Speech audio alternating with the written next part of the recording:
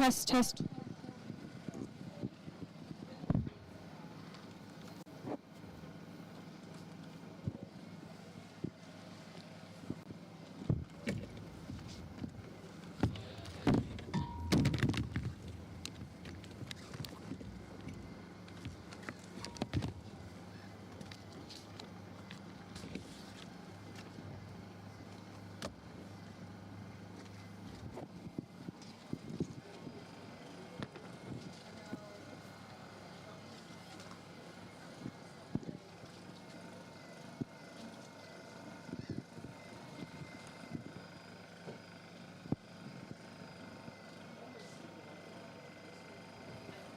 Good morning, everyone, and welcome to the 2025 1K.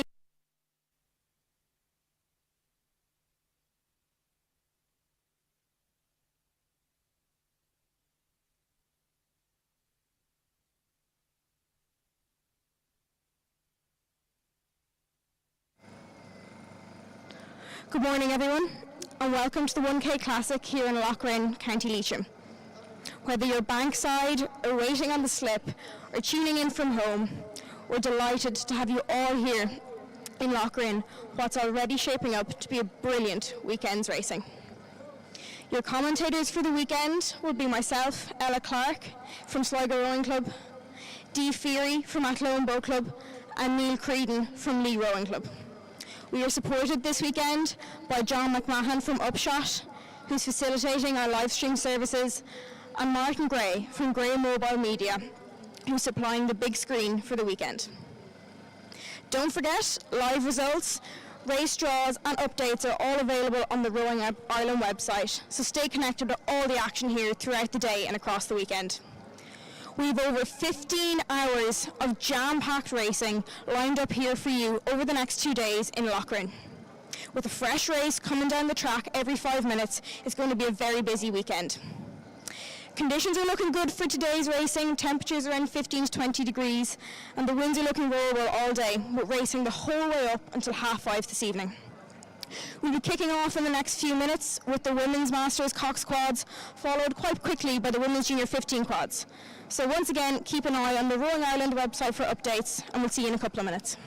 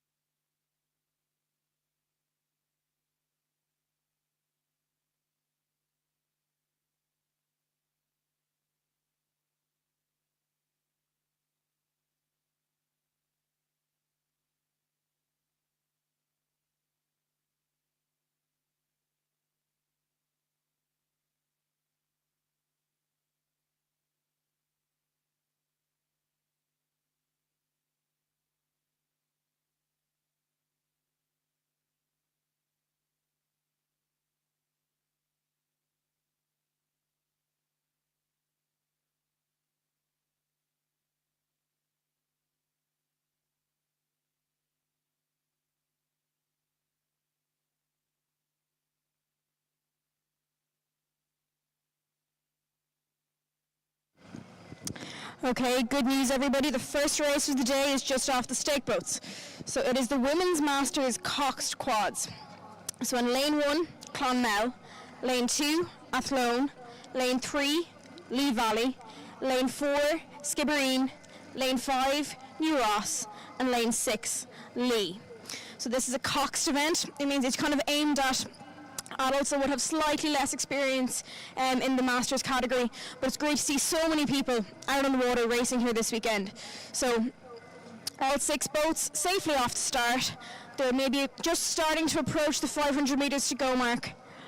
There's boats in all 6 lanes, and we'll catch up with them as they get slightly further down the course.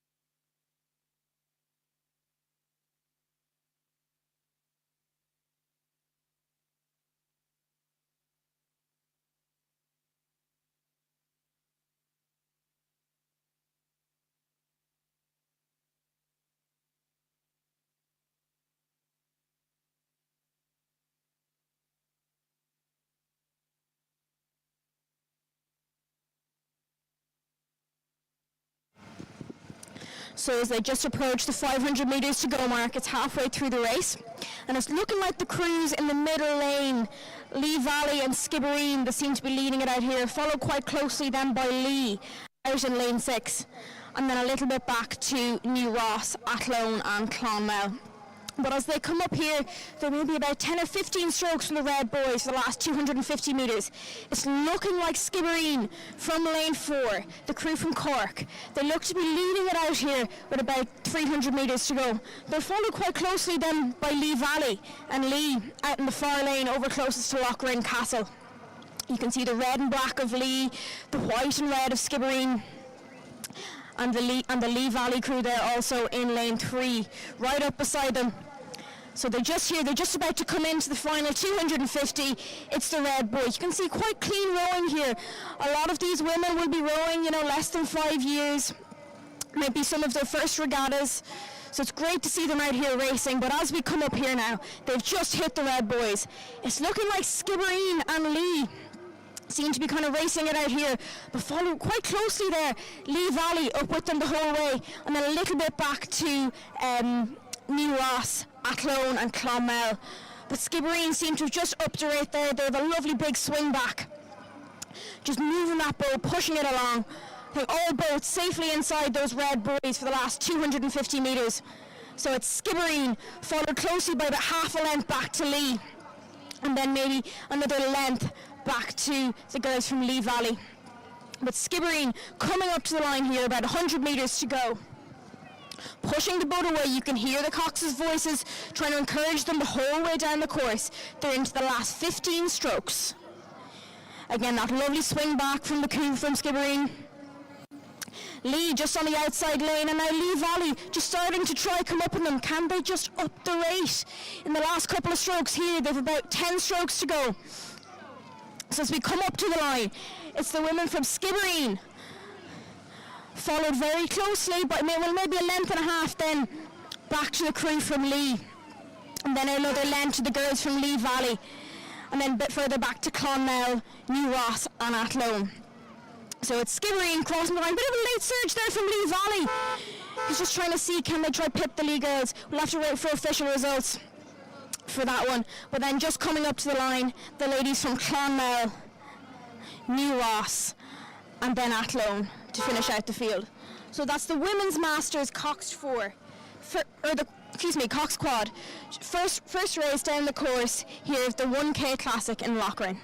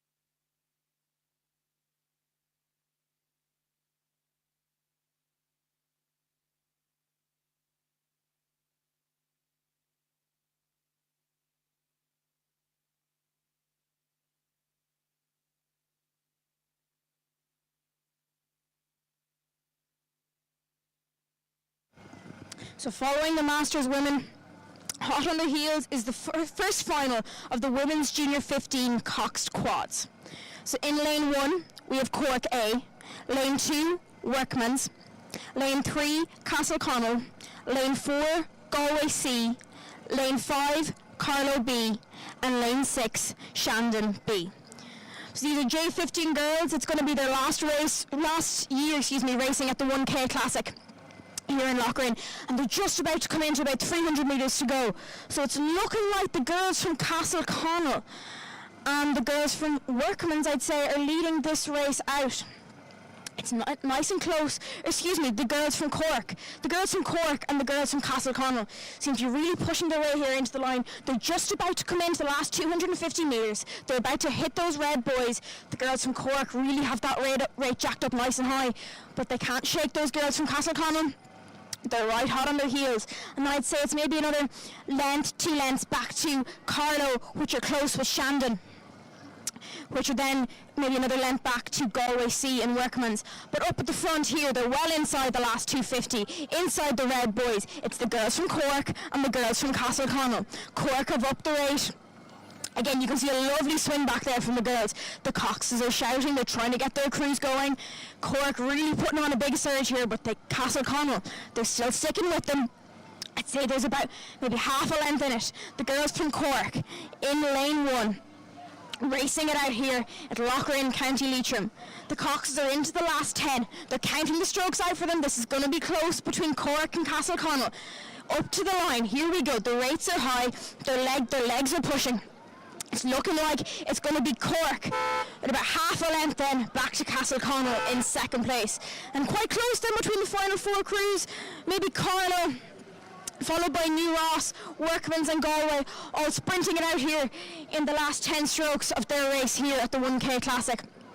I think it's going to be Carlow that just come up to the line. So Cork, Castleconnell and Carlow are the 1, 2, 3 for this race. We'll just have to wait for official results. But really close race there for the last 3 boats. That's the first race of the Women's Junior 15 quads.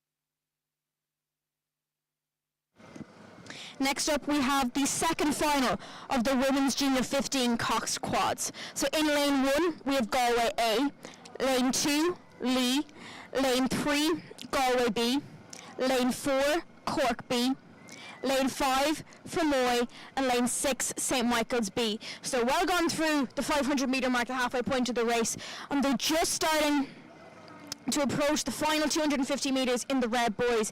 As we pick them up here, it's looking like the girls from Lough that are leading this one out, followed quite closely by the girls from Galway. Galway B, they're in lane 3.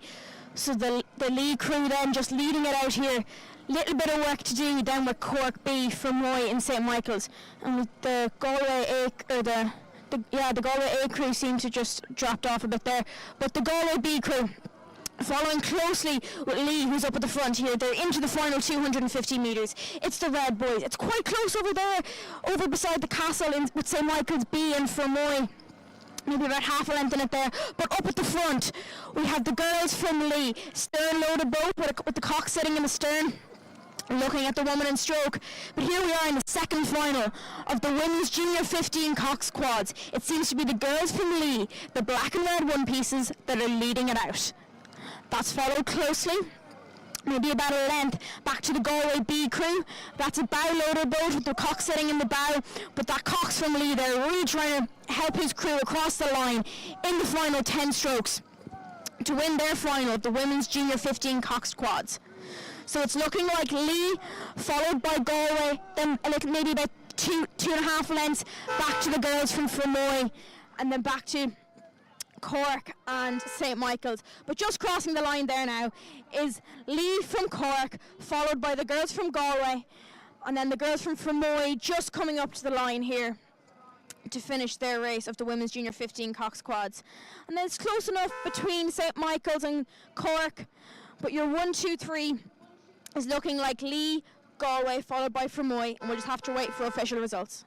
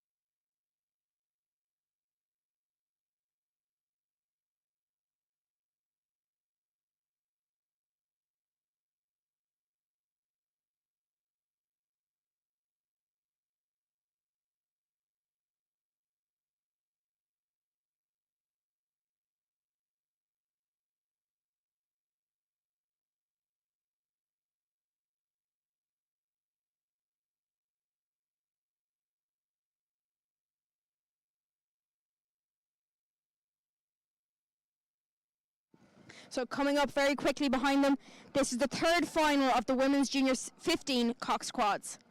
Lane 1, Muckross A. Lane 2, Carlow A.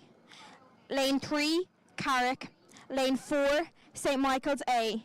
Lane 5, Shandon A.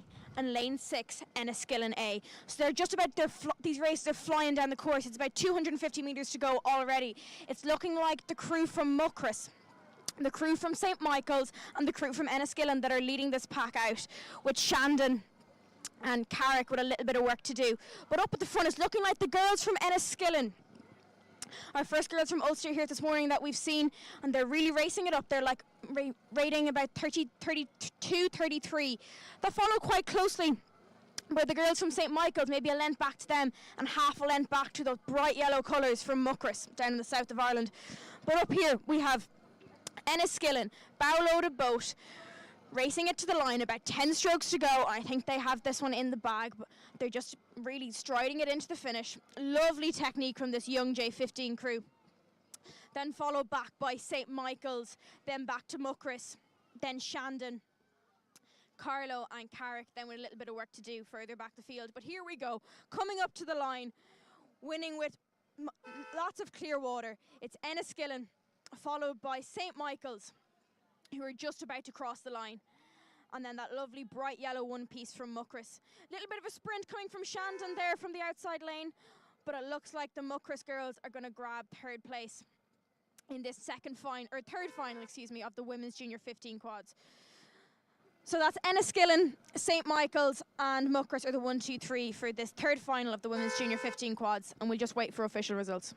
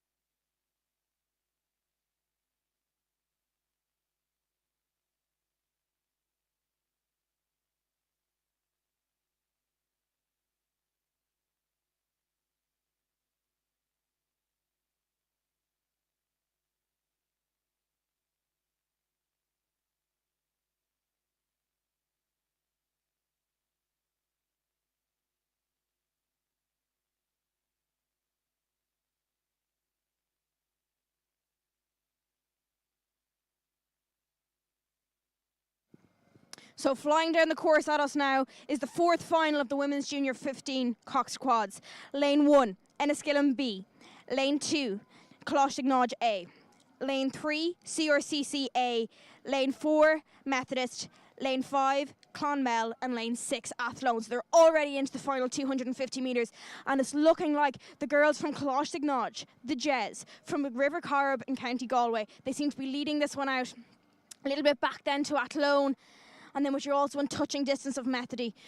But you can hear the crowd roaring here behind me. It seems it's the girls from Jez. Some fantastic rowing, some lovely gradual squares coming on there now as they come into the last 15 strokes of this race. The rates come up a little bit. They're still rating around 30, nice and controlled. You know, all four heads looking down the boat, coming in here to the finish, where they're about to claim their medal of the Women's Junior 15 coxed quads. And then it's getting close over on the far side there between Athlone and Methody. I'd say there's only a canvas in it there. Methody have upped the rate, or Athlone are trying to respond. But up here at the front, we have Jez, who have just crossed the line. And then coming up behind them, it's a close race between Methody and Athlone here. Methody, again, the rate up nice and high. Technique still looking really clean. Sprinting for the line in the last 5 strokes here. I think Methody may just grab the second place. We'll have to wait for official results. But it's looking like Jez 1, Methody 2, and Athlone 3.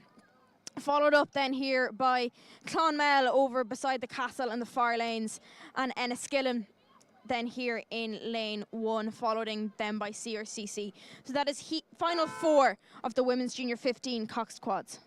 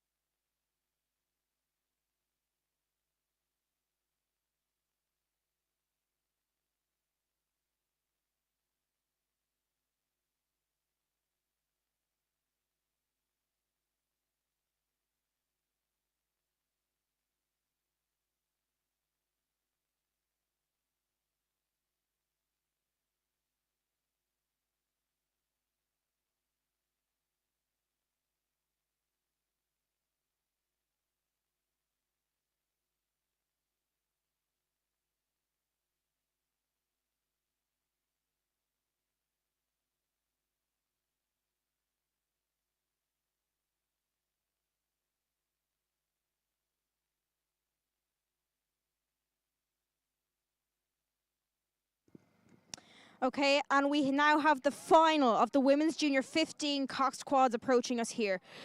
This is the final heat, or the final, excuse me. Lane 1, Coxless B. Lane 2, CRCC B. Lane 3, Leigh Valley. Lane 4, Skibbereen. Lane 5, Muckross B. And lane 6, Neptune. So there's about 300 metres to go here in this race. And it's looking like our front runners here are all quite tightly bunched up. It's looking like Neptune out there in lane 6 seems to have good technique and are leading it out there. But that's followed quite closely by Skibbereen also up there. Leigh Valley up in the mix right beside Skibbereen, and then out in lane 1, Coxless B also up there. These front runners are all quite closely bunched up. But I think Neptune may just have a slight lead on them. Skib are still trying to chase them, followed by the Jez. But it looks to all be going. Neptune seem to have just crept out there now in lane 6. They're rating nice and high, looking like rating 35, 36. Really pushing the boat away from them. They're into like maybe the final 15 strokes here now in Lough, and Neptune and, or excuse me, Skibbereen and Leigh Valley seem to still be trying to stay with them. Jez dropping back slightly with CRCC, but Muckross with a little bit of work to do there. But Neptune, here we go, they seem to have broken away from the pack. That is Skibbereen and Leigh Valley. They're coming up to the line here now. About 5 strokes to go. You can hear their cocks trying to egg them on, encourage them. They're nearly at the line. And as they cross the line here, it's going to be Neptune. And there's maybe a length, 2 lengths then to Skibbereen and a length back to Leigh Valley. But as we just come up to the finish line here, it's Neptune followed by Skibbereen, and then Leigh Valley is the 1, 2, 3. We'll have to wait for official results. But that's going to finish out the Women's Junior 15 quads here.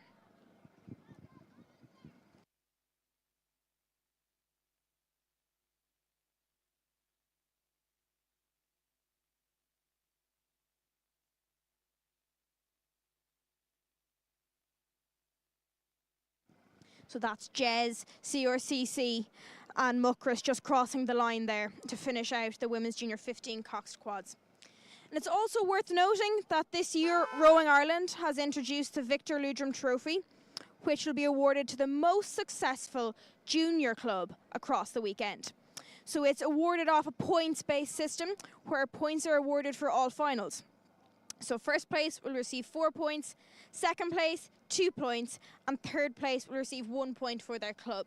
So each club's points total is added up, and it's a great way to keep the friendly competition going. So any junior rowers that are racing this weekend, keep that in mind as you row your heart out down the course here in Lough. There's points up for grabs for first, second and third place.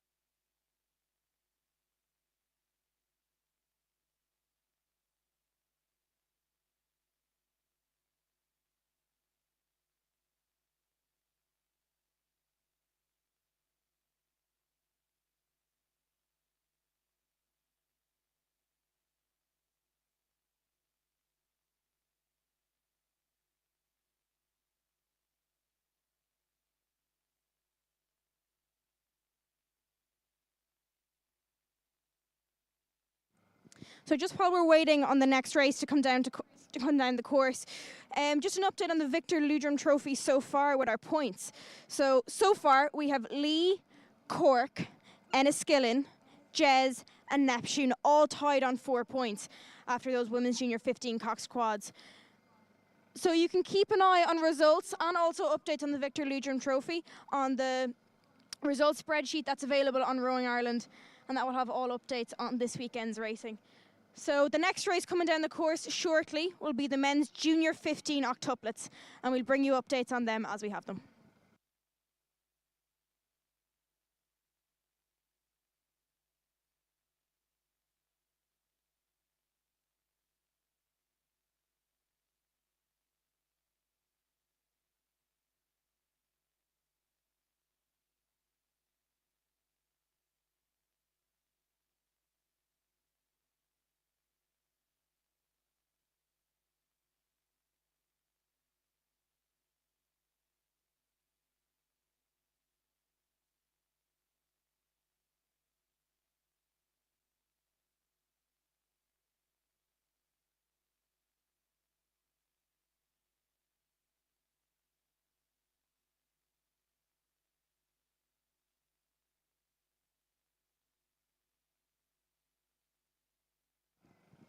So before we continue, we'd just like to say a big thank you to Leitrim County Council for their continued partnership in hosting this event here in Lough.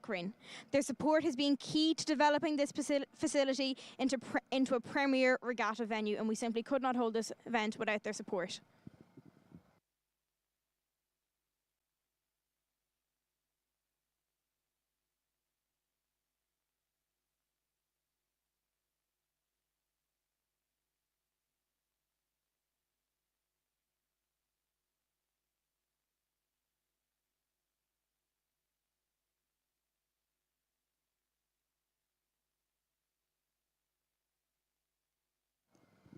So next up, storming down the course towards me now, is the Men's Junior 14 octuplet. So it's a 4-boat race. In lane 2, we have Enniskillen B. Lane 3, Shandon. Lane 4, Galway. And lane 5, Athlone. So this is an octuplet. That means all 8 rowers have 2 blades. That's a total of 16 oars flying down this course now in each boat. Coming towards me. So right now what's standing out is Athlone out in lane 5 and Shandon in lane 3. They seem to be our front runners here. You can see the lovely blue of the Shandon one pieces and the green and red of Athlone. Little bit back then to Galway, and with Enniskillen B with a little bit of work to do. But it seems to be now about 300 metres to go. Looking like the Athlone crew, looking all very uniform here, rowing excellently down this 1 kilometre course. But Shandon seem to be right up alongside them.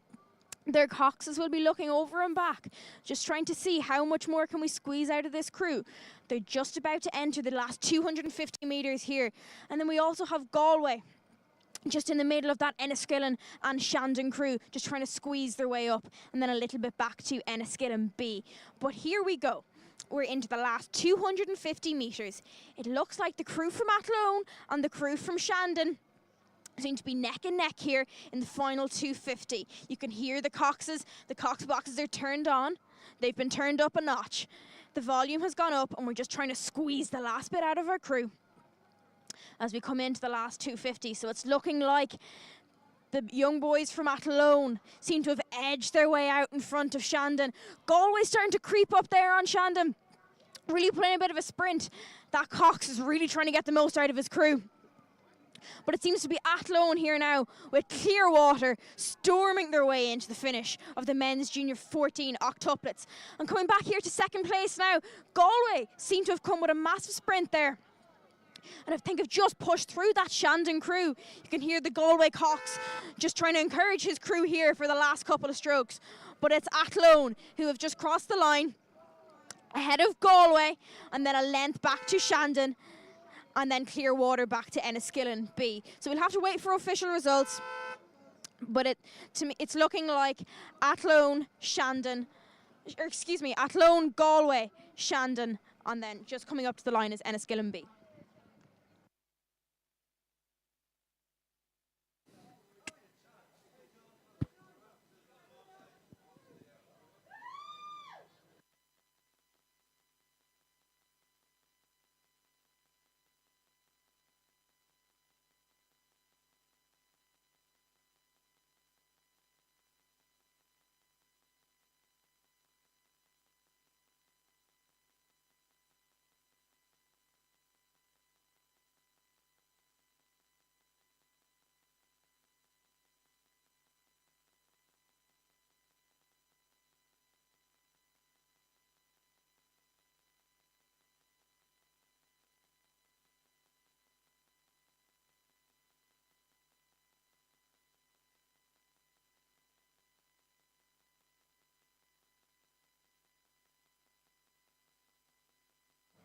So there's plenty more racing still to come here in Lough. So thanks to everyone for being part of our 1K Classic here for 2025.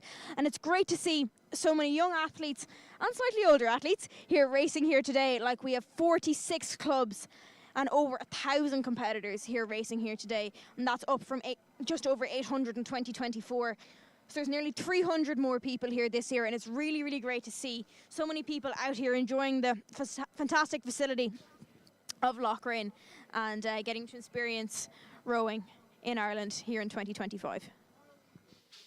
1, 2.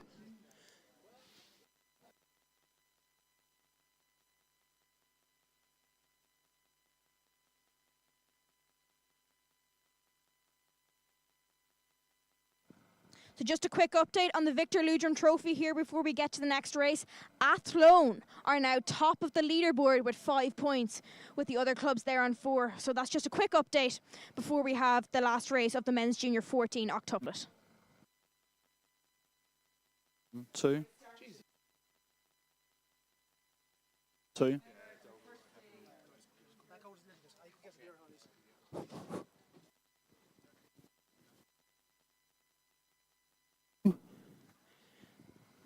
So next up down the course, we have the men's junior 14 octuplet final 2. So again, 4-boat race. Lane 2, Enniskillen A.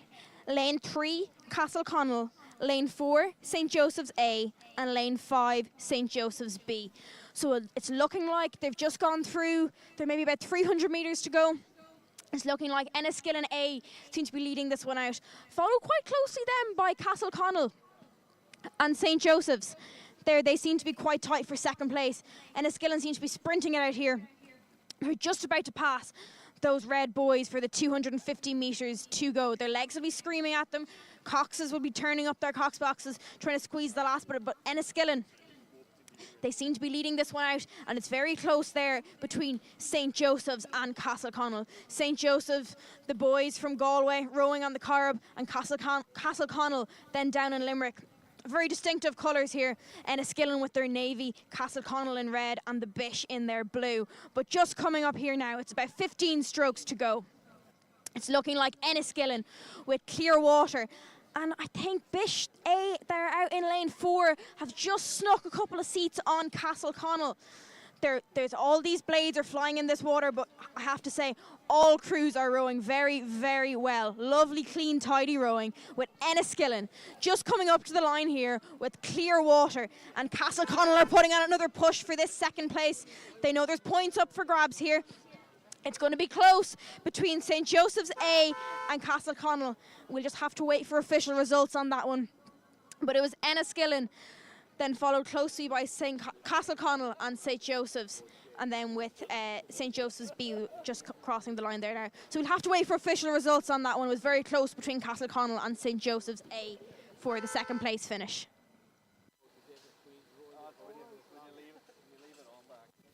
One, two.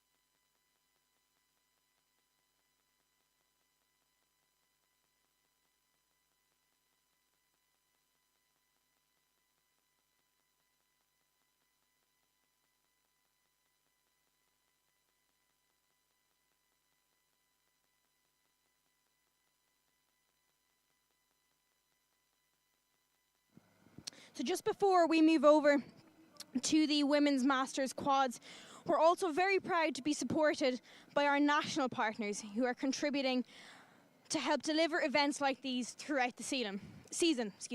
So these include Sport Ireland, Sport Northern Ireland, and the Federation of Irish Sport. These have really helped develop rowing in Ireland, both here at the domestic events and also to our international athletes who are actually this weekend competing in World Cup 3. So it's great to have the support of all these national bodies to help us make rowing in Ireland a success.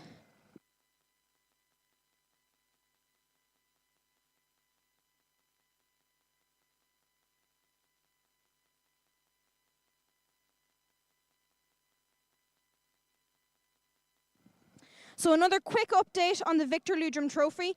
Enniskillen are now in the lead with 8 points after their win there in the men's junior 14 octuplets. So that's the Victor Leitrim Trophy, and results and updates on that are also available on the Rowing Ireland website on the live draw.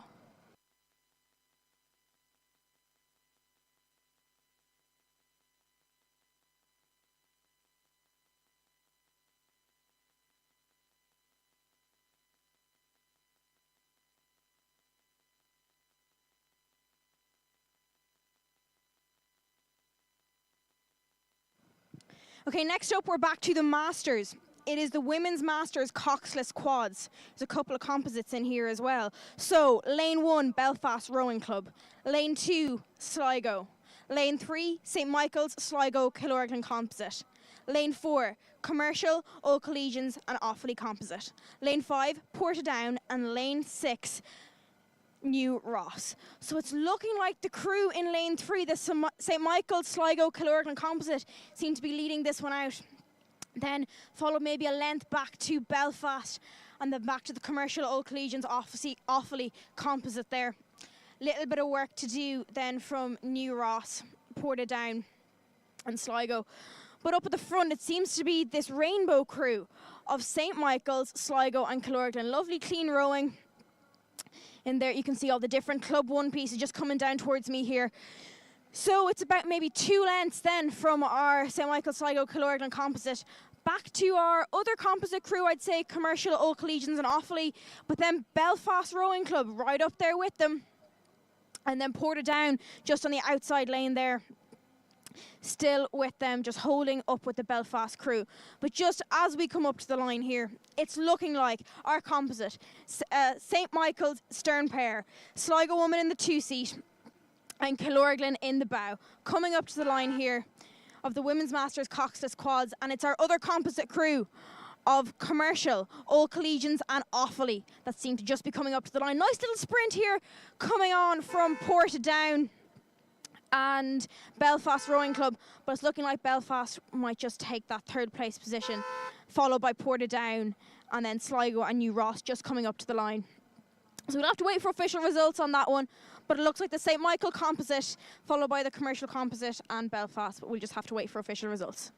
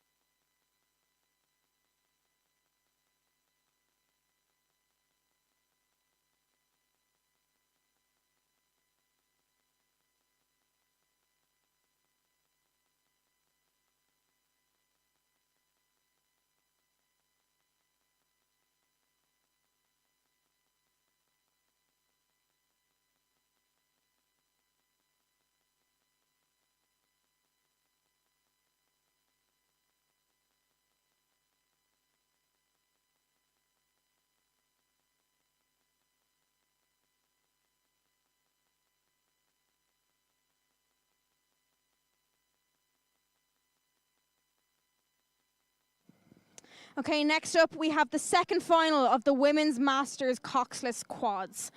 Lane 1, we have Tribesmen A. Lane 2, Skibbereen. Lane 3, Belfast Rowing Club A. Lane 4, Castleconnell A. Lane 5, Clonmel Tralee Composite. And Lane 6, Portora. So they've just gone through the 500 metre mark.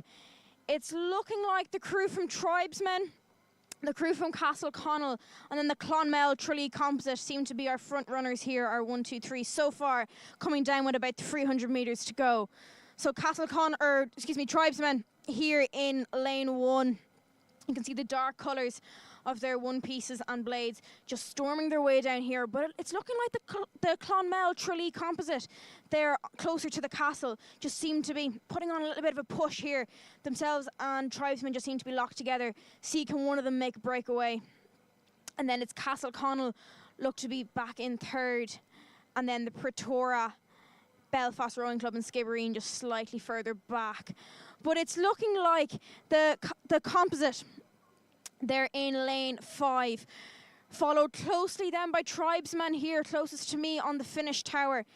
But then Castleconnell playing a bit of a sprint there, and they're now back up with our Portora crew out there in the far lane. This composite crew, you have 2 Tralee ladies in the stern and 2 Clonmel ladies as bow pair. Just rowing nice and calmly into the finish here, rate nice and high. Just clipping the boat along. And we've got quite close here now. Tribesmen, I think, are just starting to pip a little bit closer to that composite, then followed quite closely by Portora. And Castleconnell then maybe about half a length off Portora there. But just crossing the line there, it's the Clonmel Tralee Composite, followed by Tribesmen A. And quite close there between Portora and Castleconnell. I think Portora may have just clipped for 3rd spot. And then we have Skibbereen and Belfast Rowing Club just coming up to the line there now. So we'll have to wait for official results on that again. but that's looking like your 1, 2, 3 for the Women's Masters coxless quads second final.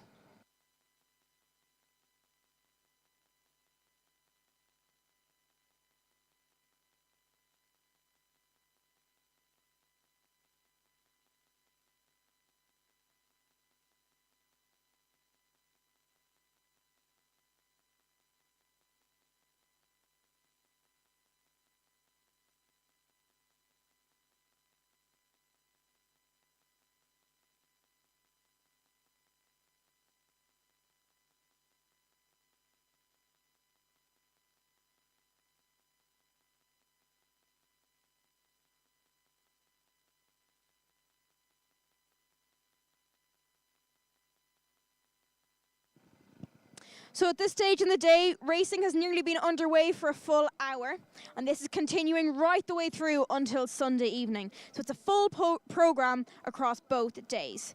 It's a great sign of just how popular this event has become with clubs all across the country, from Belfast right the way down to Cork. We have 46 clubs from all across Ireland with us this weekend, and well over 1,000 athletes racing everything from single sculls and sweep eights. Even looking out here now at the boat park, there's boats absolutely everywhere. The place is packed full of eager rowers ready to race their hearts out here in Lough. So the third heat of the Women's Masters coxless quads is just on their way down the course towards me. So we have Lough in lane 1.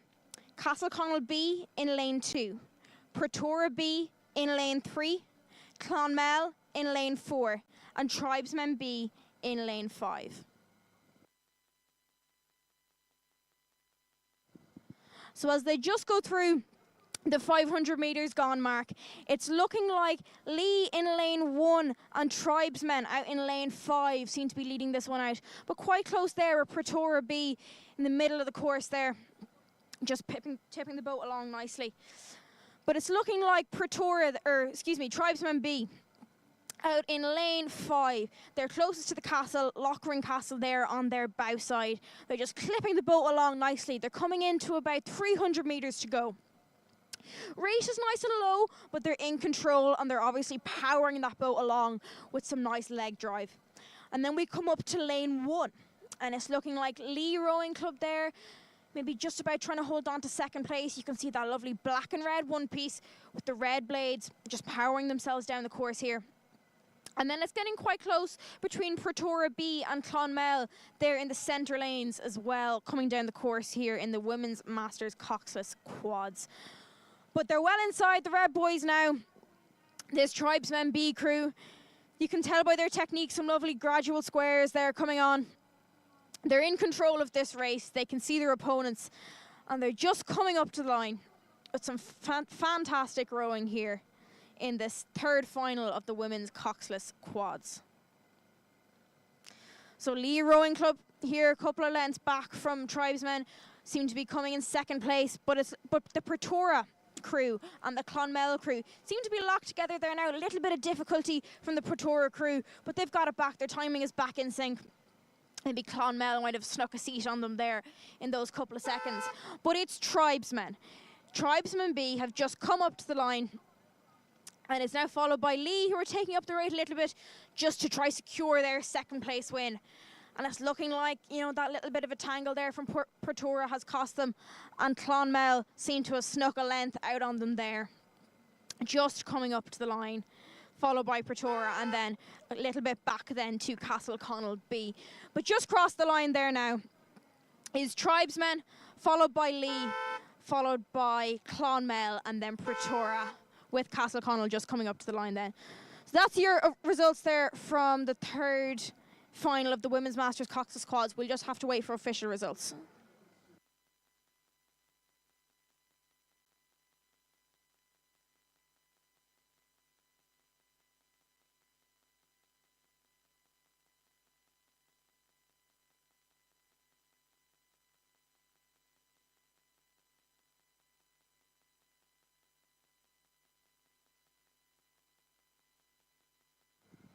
So coming hot and heavy on their heels is the first final of the Men's Masters single. So in lane 1, Sligo Patterson. Lane 2, Wicklow Collard. Lane 3, Sligo Mahoney. Lane 4, Tralee Cuddy. Lane 5, Carlo Ayres. And lane 6, Defence Forces Diffley. So it's looking like Glenn Patterson of Sligo in lane 1 seems to be leading this one out, but he's followed quite closely now by the sculler from the Defence Forces out there in lane 6. So they are on opposite sides of the course, but I'm sure they're very much aware of each other. But I think that Sligo sculler in lane 1 is just maybe a length on the other sculler there in lane 6. And then it's a couple lengths back too. You can see the T there on that Tralee sculler in his yellow M-Packer. And then it's Tralee, Sligo, Mahoney and Wicklow there following up behind them. But it's getting pretty close here now between Sligo Patterson and the Defence Forces Diffley here as they come up to the line. This has to be difficult. They're on ones in lane 1 and ones in lane 6. So they're far enough away from each other, but they have to be aware. Sligo sculler is up to his rate. He's just trying to get a grip on this Defence Forces sculler on opposite sides of the course. But here we are just coming up to the line. I think it's going to be the Sligo sculler by 3/4 of a length. And then back to the Defence Forces sculler. And our Tralee sculler, Cuddy, there in lane 4 seems to have just snuck out on that Carlo sculler. So as they come up to the line, Sligo Patterson, followed by Diffley of the Defence Forces, and then Tralee Cuddy just coming up to the line, followed by Carlo and followed by Sligo Mahoney. So we just have to wait for official results on that, but that's our first final of the Men's Masters Scull, all nearly safely down the course.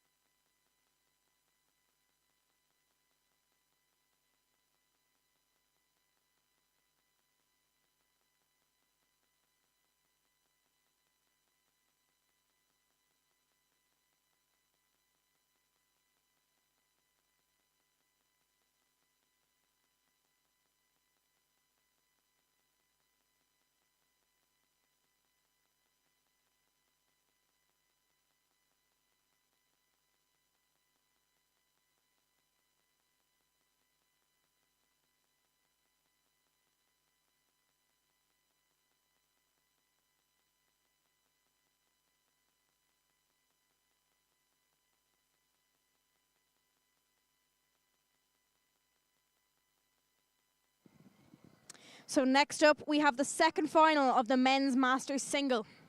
Lane 1, Bantry. Lane 2, Athlone. Lane 3, Wicklow. Lane 4, Offaly. Lane 5, Neptune. And Lane 6, Galway. So all these scullers, except the sculler out in Lane 6, Galway, would have started at the same time.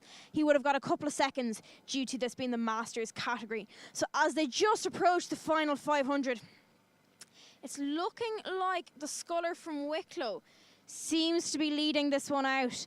And then followed by that sculler from Galway. So the sculler of Wicklow will have been tracing this Galway sculler down the whole way down the course. So he's just looking to see, can he get this last 250 metres? Can he squeeze his legs a little bit more? So it's Wicklow and Galway up at the front, seems to be battling it out. And then I think we're looking over at the Athlone sculler. Then you can see the green of Neptune there out in lane 5 as well, just back in 3rd and 4th place. But I think this Galway sculler, dare I say, he might just hold on to his lead here out in lane 6. You can see the Wicklow sculler, he's starting to go for it, he's starting to wind it up. Galway looks a little bit more relaxed. I think there's a sprint coming here from Wicklow. He's the rate right up there in the 30s. Trying to sprint for this Galway sculler. But I think Galway, the line might just come soon enough for that man. Galway, Divney. Coming up to the line in the second heat of the Men's Masters single. The Wicklow sculler maybe about 2 lengths off him in the end. And then it's getting quite close here between Neptune and Athlone for the 3rd place finish. Quick look to the left there from the Athlone sculler, just to see how far he has to go. About 5 strokes here as he comes up to the line.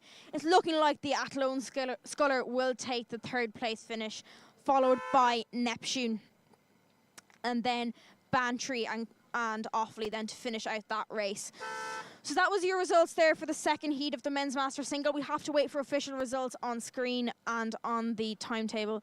But don't be afraid to keep up with all official results and updates, especially with our juniors Victor Leitrim Trophy, all available on the live spreadsheet on the Rowing Ireland website.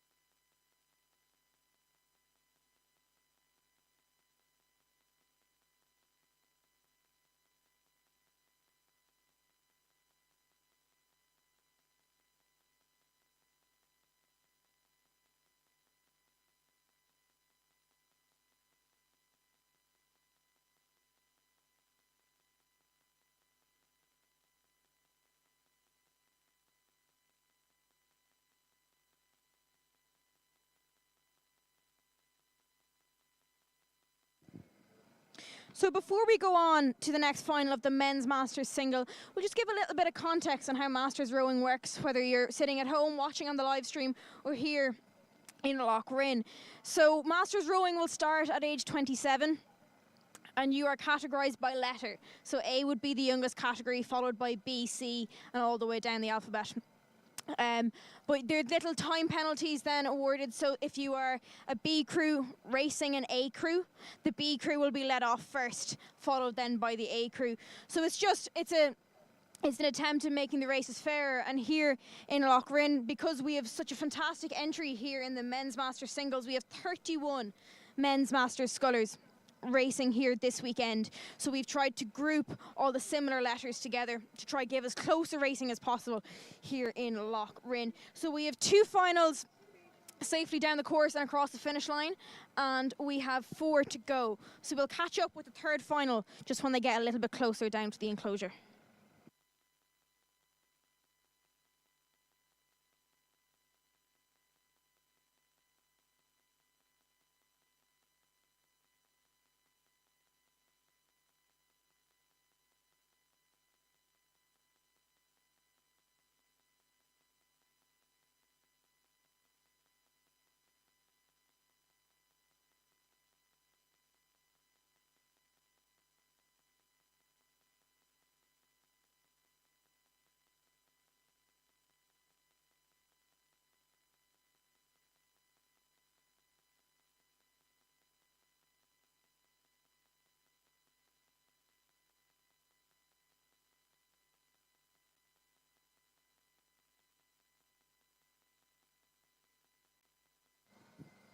So storming down the course now is the 3rd final of the men's Masters singles. So in lane 1 we have Neptune Kenna, lane 2 Ban Lynch, lane 3 Tralee Breen, lane 4 Neptune O'Neill, lane 5 Shandon O'Neill, and lane 6 Athlone Cronin. So it's looking like the sculler there from Neptune O'Neill seems to maybe have a little bit of lead on the field. That's followed quite closely then by Shandon and Tralee either side of him. That sculler from Athlone also up with the pack. A little bit back then to the Neptune sculler, Kenna. And then with Ban with a little bit of work to do, just going through the 500 metre mark there. But it's looking like our Neptune sculler from lane 4, Neptune O'Neill, seems to just have a little bit of an edge on the field here. I think his pal there in lane 3, Tralee Breen, seems to be following him closely. And also does his fellow sculler there from Neptune Kenna, seems to be keeping him following hot on his heels. But the rate has just come up there now from Neptune O'Neill. He's really powering it down. We're well inside the last 250 now. About 20 strokes to go. Pushing the boat away from him. Nice, lovely gradual square. Really starting to come on there nice and early in the stroke. And he's catching lovely and pushing walls of water away from him. That Tralee sculler then following about a length behind him. And then our other Neptune sculler, Neptune Kenna, quite close there with Shandon O'Neill for 3rd place. And then Athlone Cronin, maybe about a length off the Shandon and other Neptune sculler. But just coming up to the line here with about 10 strokes to go. It is Neptune in lane 4, Neptune O'Neill, coming up to the line here with maybe about 2 lengths of clear water on the Tralee sculler. Quick look over the shoulder there from Neptune Kenna in lane 1. He's nice and close there with that Shandon sculler out in lane 5. But that was Neptune Kenna just after crossing the line, followed by Tralee Breen. And I think it's going to be our 2nd Neptune sculler. Neptune Kenna there crossing the line 3rd, followed by Shandon with Athlone Cronin following there with Ban just coming into the line as well. So that was your results there for the 4th final of the men's Masters single, and we'll just have to wait for official results.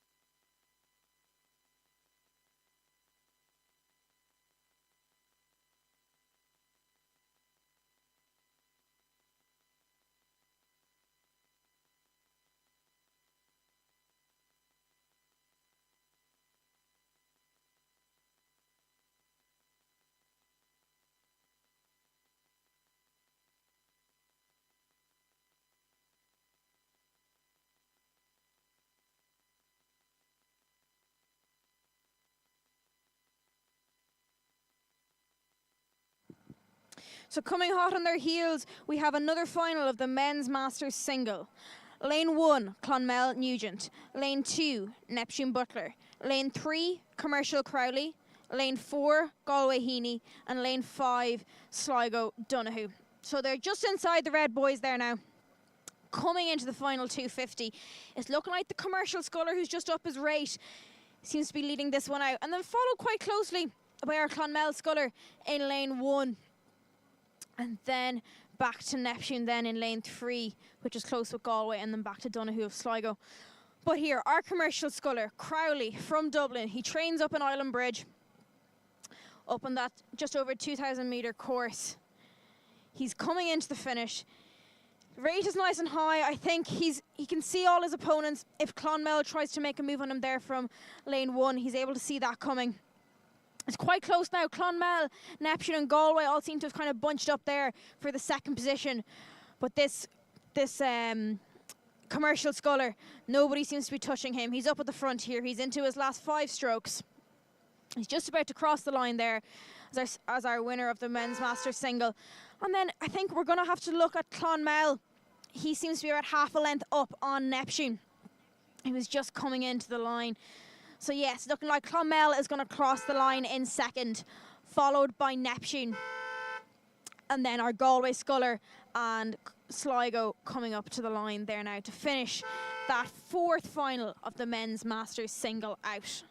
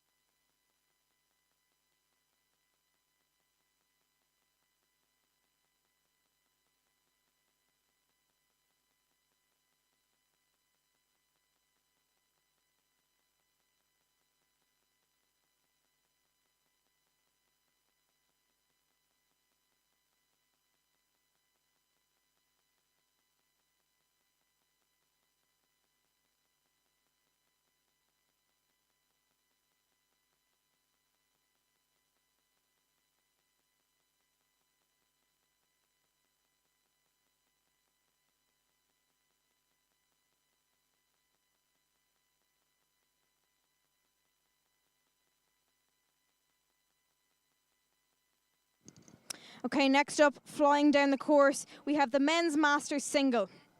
It's a 4-boat race. Lane 2, we have City of Derry.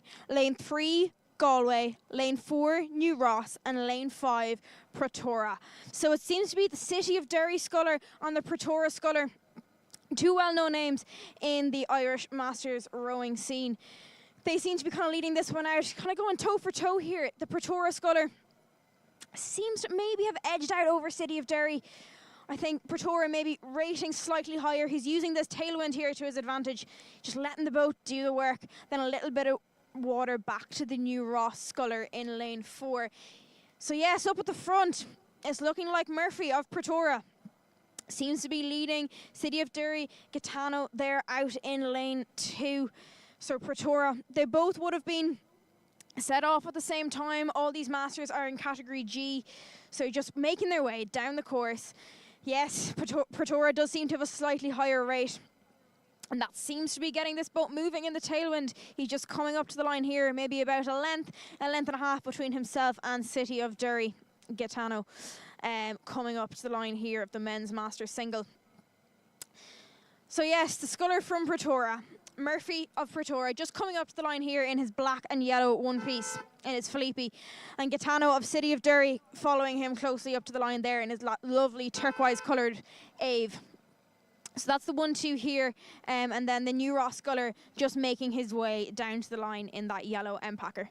And that is the 5th heat of the Men's Masters single, all nearly safely down the course with one more to go.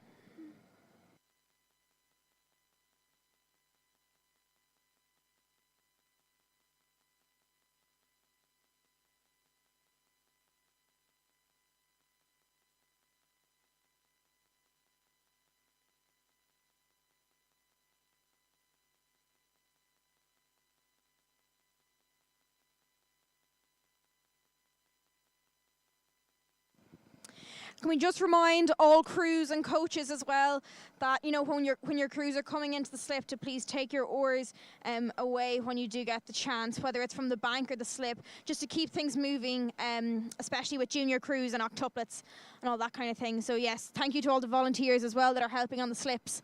But yeah, if coaches and any helpers could help take oars and boats off the slip as quickly as possible, it'd be greatly appreciated.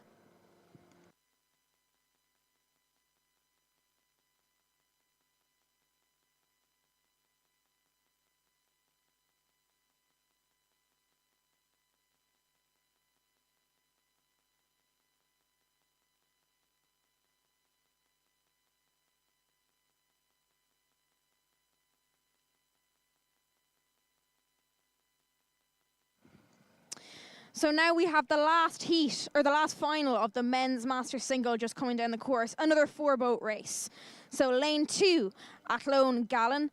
Lane 3, Carlo Keating. Lane 4, Lee Valley Corcoran. And lane 5, Carlo Dooley. So they're well gone through the 500 metre mark now. Just about to make contact with those red boys for the final 250 metres.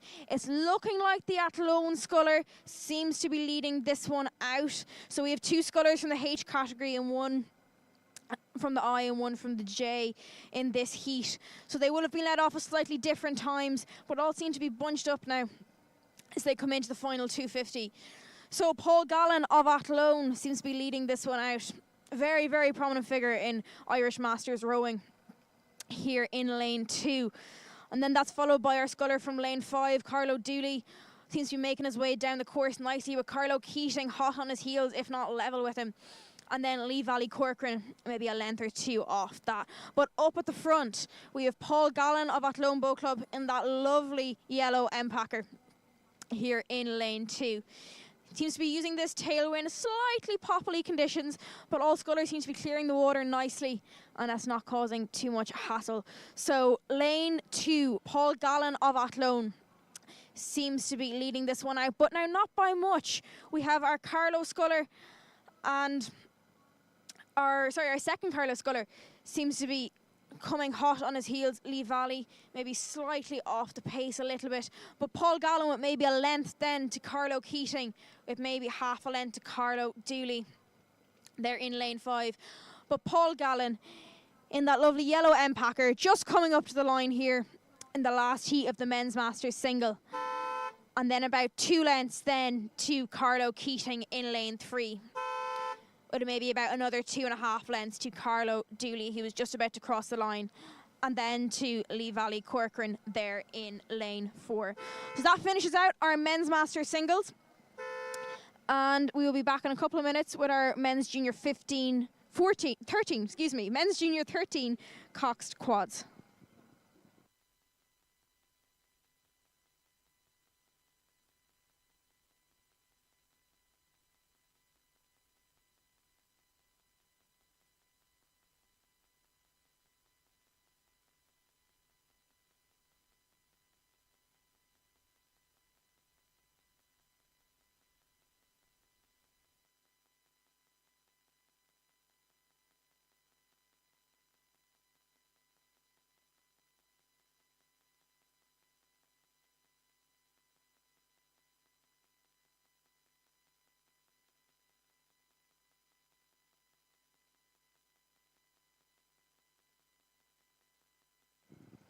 So before we head back to some junior racing, we just like to take a moment to thank a few more of our key sponsors who are helping to make this event possible and supporting the broader mission of Rowing Ireland in general. So a special thank you to MG Motors, Kinetica Sports and Powerhouse Sport. We're so proud to be working with these partners who share the same vision as Rowing Ireland.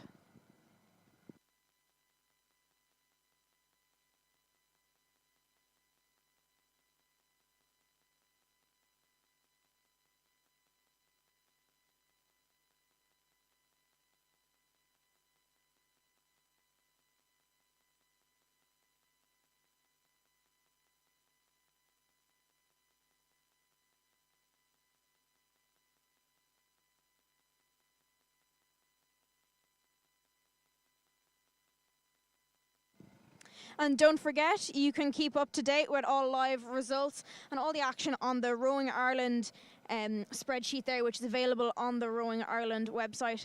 It will have all updates of official results available throughout the weekend.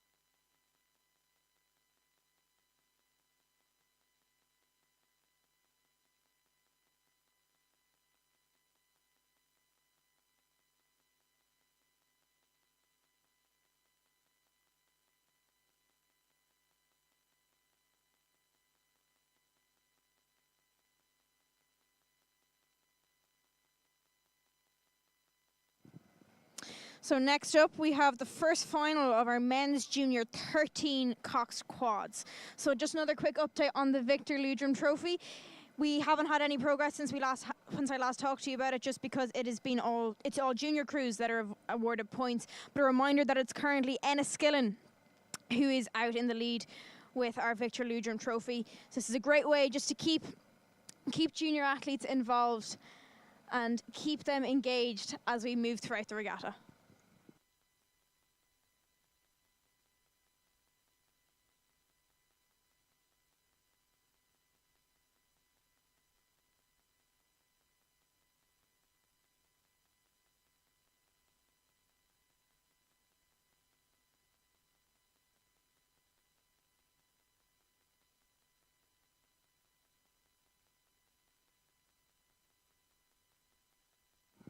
So storming down the course now, just gone through the 500 metres to go mark, is final one of the men's junior 13 coxed quads. So lane 1 is Shandon, lane 2 Bantry, lane 3 Muckross B, lane 4 St Joseph's and lane 5 Athlone. So it's looking like our middle lanes Bantry and St. Joseph seem to be kind of in a toss-up here for our first place, with Muckers in between them, not out of the fight either.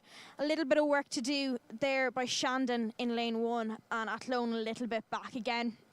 But it's looking like you can see that white stripe across the navy one piece of Bantry there in lane 2, and Muckers in St. Joseph's in lane 4 seems to be battling this one out for first place. You can see the blue t-shirts and the white writing of St. Joseph's powering it down there in lane 4.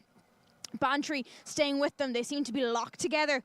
You can see they're just coming up. They're inside the red boys. It is the last 250 metres.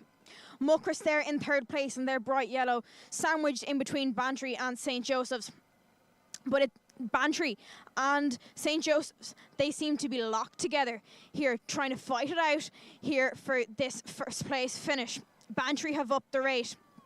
They're using this tailwind. The boats are flying along. Bantry coxed from the stern and St. Joseph coxed from the bow. St. Joseph, you can hear the shouting of the cocks. St. Joseph's really putting a push on here. This is going to be a close one. The men's junior 13 coxed quads. This will be a lot of these young boys. It'll be their first junior championships here. I think Bish may have just snuck out by a canvas. Bantry are really putting on a surge here, getting so close to the line. Lane 2 and lane 4, we'll have to wait for official results on that one. I think it's too close to call. That's Bish and Bantry safely across the line, followed by Muckers there in third place, picking up a point for their club in the Victor Leitrim Trophy. And then Athlone just coming into the line there, followed then by Shandon to finish out that first final of the men's junior 13 quads.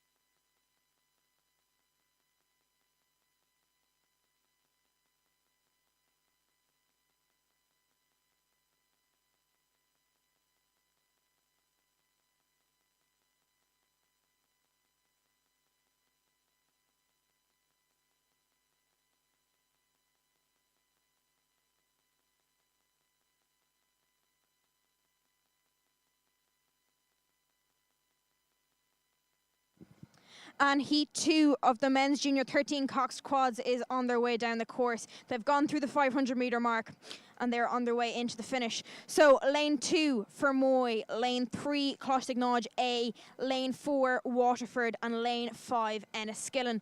So up until a couple of moments ago, it was Fermoy and Waterford were up there really closely knit, but I think the crew from Fermoy may have just caught a bit of a crab there, maybe a length off Waterford, but they're back up and running, back up in the mix for this men's junior 13 coxed quad. So that crew from Waterford, you can see their navy and white one pieces. The Cox has his arms up in the air. He's trying to get this boat moving as best as he can.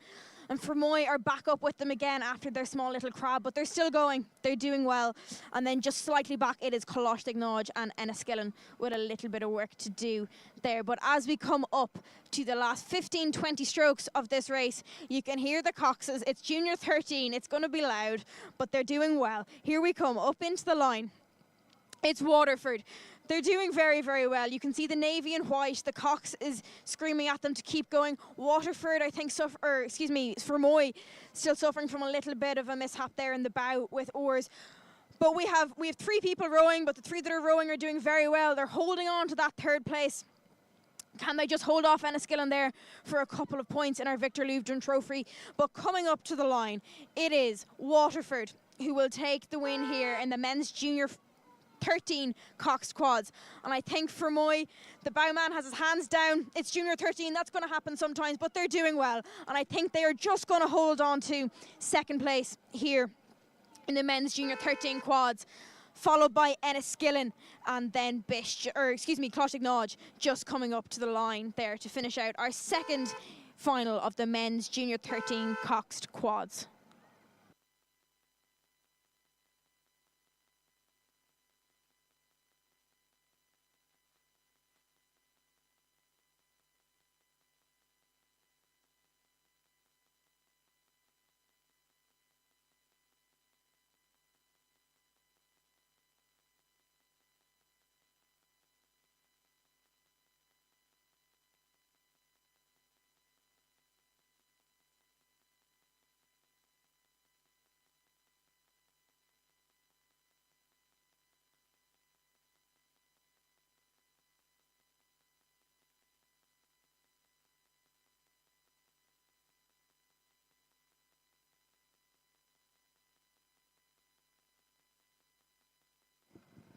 So the 1K Classic has grown year on year, and it now stands as one of the most exciting non-status regattas in Ireland.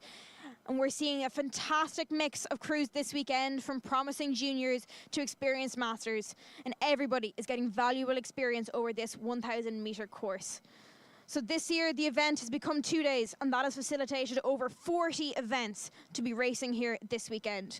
We have 174 races lined up over the next 2 days, which was only 99 in 2024 over a one-day event, and now we've managed to expand it for 2 days, which is great. So now we can offer lots of events for lots of people and get as many people as we can rowing down here in Lough for the 1K Classic.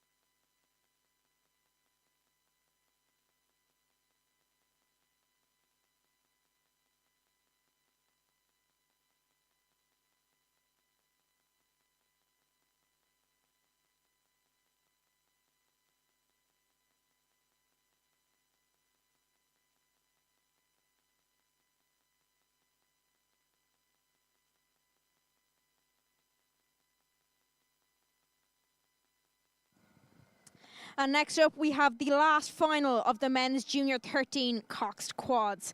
This is a 4-boat race again. In lane 2, Muckross A. Lane 3, Clontarf B. Lane 4, Castleconnell. And lane 5, Ban. So they've gone through the 500 metres to go mark. And it's looking like that crew from Castleconnell, the young boys from Limerick, seem to be leading this one out. And then followed closely by Ban over there beside Lough Castle, and Clontarf then in the middle lane, and then back to Muckross A. So it looks like Castleconnell in lane 4. A lot of these boys, this will be again their first 1K Classic, hopefully the first of many. This is a 1K course, so it's some great experience, one of their first times racing on a 6-lane course. But here they are in Lough doing their club and themselves very, very proud. You can see the red of Castleconnell just storming down this track. And then it's looking like Clontarf and Ban, then it's a toss-up for second, third place. I'd maybe put Clontarf in second and Ban in third. But then Muckross also up with Ban there in lane 2. So actually the second, third and fourth position are all fairly bunched up close together here. A little bit of a timing issue there in the Jez boat, but they're back on track again and they're moving nicely. But it's Castleconnell. You can see a tall sculler there in the 3-seat and a slightly smaller sculler there in the 2-seat, but they're rowing well together and that boat is moving nicely. Look, it's looking like Ban there may have jumped up into second place with Jez in third, but it's very tight between those two quads. God, there's a lot of roaring here going on from all these coxes, but they're getting their boats moving and that's all part of the fun of it. So it's Castleconnell up here in lane 3. all the way from Limerick. They're coming up to the line here now. Cox is giving them every bit of encouragement he can. They're just about to cross the line, and they will get that third final of the men's junior 13 quads. There seems to be a little bit of a timing issue there in the band boat, and can Jez just make a comeback on the line?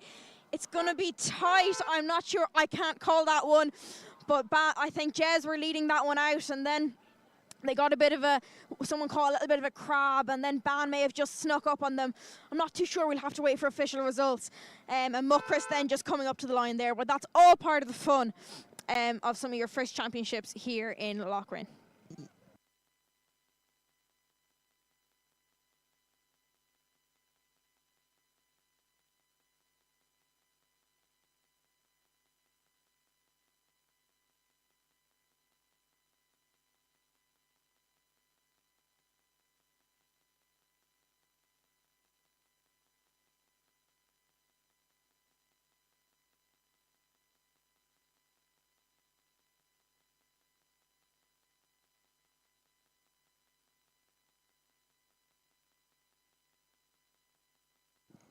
Storming their way down the course now, hot on their heels, is the men's junior 15 singles. This is our largest event here in the 1K Classic this year, with 69 entries. So we have 12 finals to bring to you here now in the next couple of minutes, the next hour really, of the men's junior 15 sculls. So heat 1, Shannon Long, or that lane 1, excuse me, Shannon Long. Lane 2, Galway Clark. Lane 3, Blackrock McLaughlin. Lane 4, Lee Hickey. Lane 5, Cork Magali, and lane 6, Shandon O'Loughy. And it's looking like our scullers in lane 1, lane 2, and lane 6 that seem to be leading this one out. Shannon, Galway, and Shandon. So 2 scullers from Munster and 1 from Connacht leading it out here. Some fantastic racing. These scullers, this is going to be their last year race in the 1K Classic at J15. And they're really giving it their all here. You could throw a blanket across these front 3 scullers. It's Galway, it's Shannon, it's Shandon. If anything, Galway and Shannon, they're in lanes beside each other. They can feed each other. That Shandon sculler out there in lane 6, slightly removed from the action, but he's giving it his all. It's going to be tight between Shannon and Galway. Shannon going for a sprint. Quick look over his right shoulder there. See how close he is to the line. I think he may just, yeah, I think the Shannon sculler is going to cross the line there ahead of the Galway sculler. And then Shandon just crossing the line next. You can see the delight on that Shannon sculler's face. It's going to be his last 1K Classic. And then just coming up to the line there, we have Blackrock McLaughlin in lane 3, followed by Lee Hickey and Cork Magali just coming up to the line there to finish out their single sculls race of the men's J15 sculls. So we'll just have to wait for official results. It was a great first race of the men's junior 15 singles.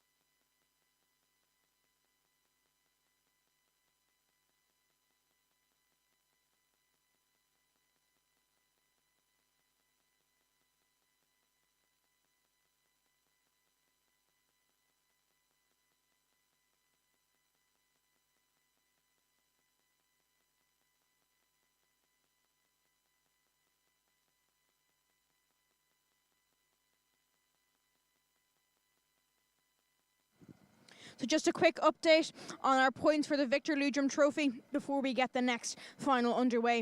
So Enniskillen seem to be leading us out with 9 points, followed closely by Castleconall with 8 points and Galway with 6. So it's really all up for grabs here. We're only just over an hour into racing, so it's all to play for this weekend at the 1K Classic.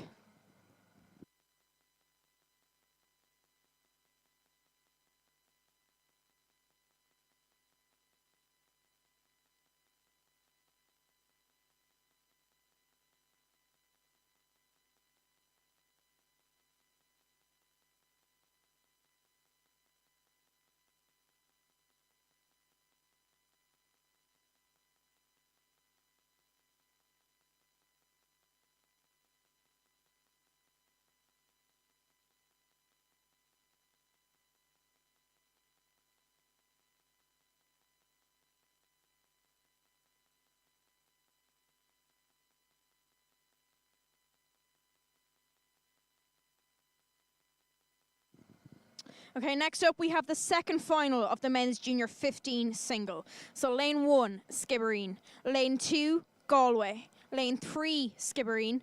Lane 4, CRCC. Lane 5, Castleconall. And lane 6, Cork. So it's looking like the sculler from Skibbereen and the sculler from Castleconall seem to be leading this one out.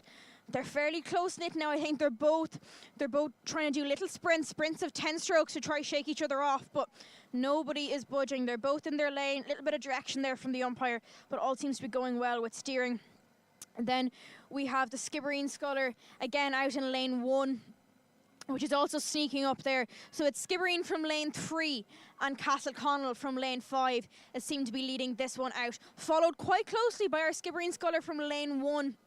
And then back to Galway, CRCC and Cork with a little bit of work to do. But it's looking like our Skibbereen sculler from lane 3, Skibbereen Ferguson, seems to have the rate up nice and high. Quick look to the right there from the Castleconall sculler just to see how is he in touching distance, how much does he have to do. But look at this Skibbereen sculler from the outside lane, Skibbereen Keane. He's really putting in a push on this Castleconall sculler. You can see another look from the Castleconall sculler over to his right shoulder just to see how much does he have to do. Can he hold on to them? Little bit of a dodgy stroke there from Skibbereen Keane in lane 1, but he got it back. And this is a close one between Skibbereen Keane and Castleconall for second place, but just about to cross the line. It is Skibbereen Ferguson from lane 3. Who's going to take the win here in the second heat. And I think our second Skibbereen sculler, Skibbereen Keane, is just going to grab that second place over Castleconall. And then followed by Galway. Close race going on there for 5th place with CRCC and Cork. But I think just crossing the line there, we had our 2 Skibbereen scullers, Skibbereen Ferguson, Skibbereen Keane and Castleconall. So we'll have to wait for official results, but that's final 2 of the men's junior 15 scull safely down the course.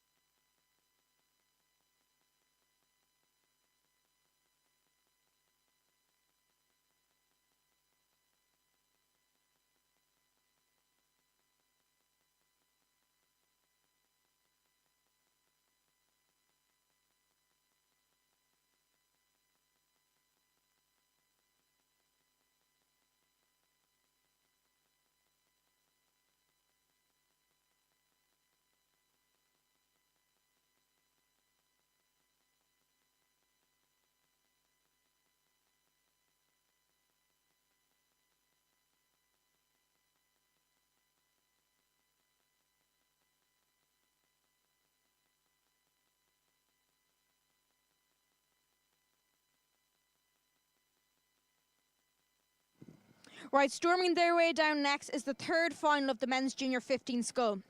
Lane 1, Offaly Lamb. Lane 2, Athlone Croghan. Lane 3, St Michael's Spooner. Lane 4, Commercial Heenan. Lane 5, Quirk O'Sullivan. And Lane 6, Carrick Lough. So there appears to be just 4 scullers here that made it to the start line of this race. And it looks like Commercial Heenan seems to be leading this one out in lane 4. And then we have our Carrick sculler, only just from up the road, out in lane 6. Seems to be hot on his tail. And then we have I think I'm going to say the Offaly Sculler from lane 1, then in third, followed by the Athlone Sculler.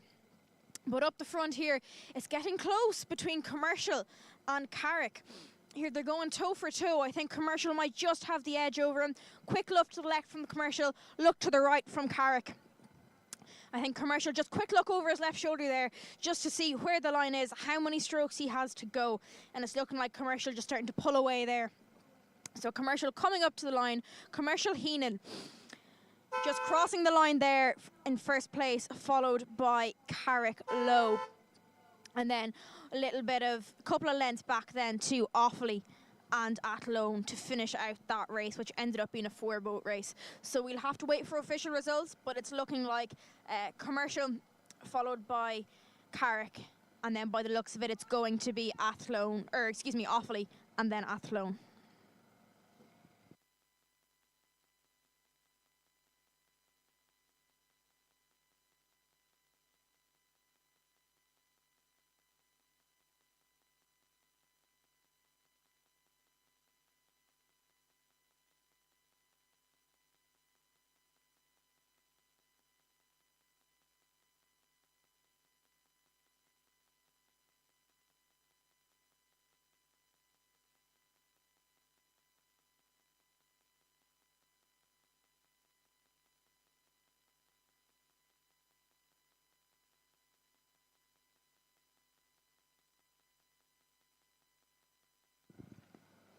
We would also like to give a really warm shout out to our accommodation and hospitality partners here in Leitrim.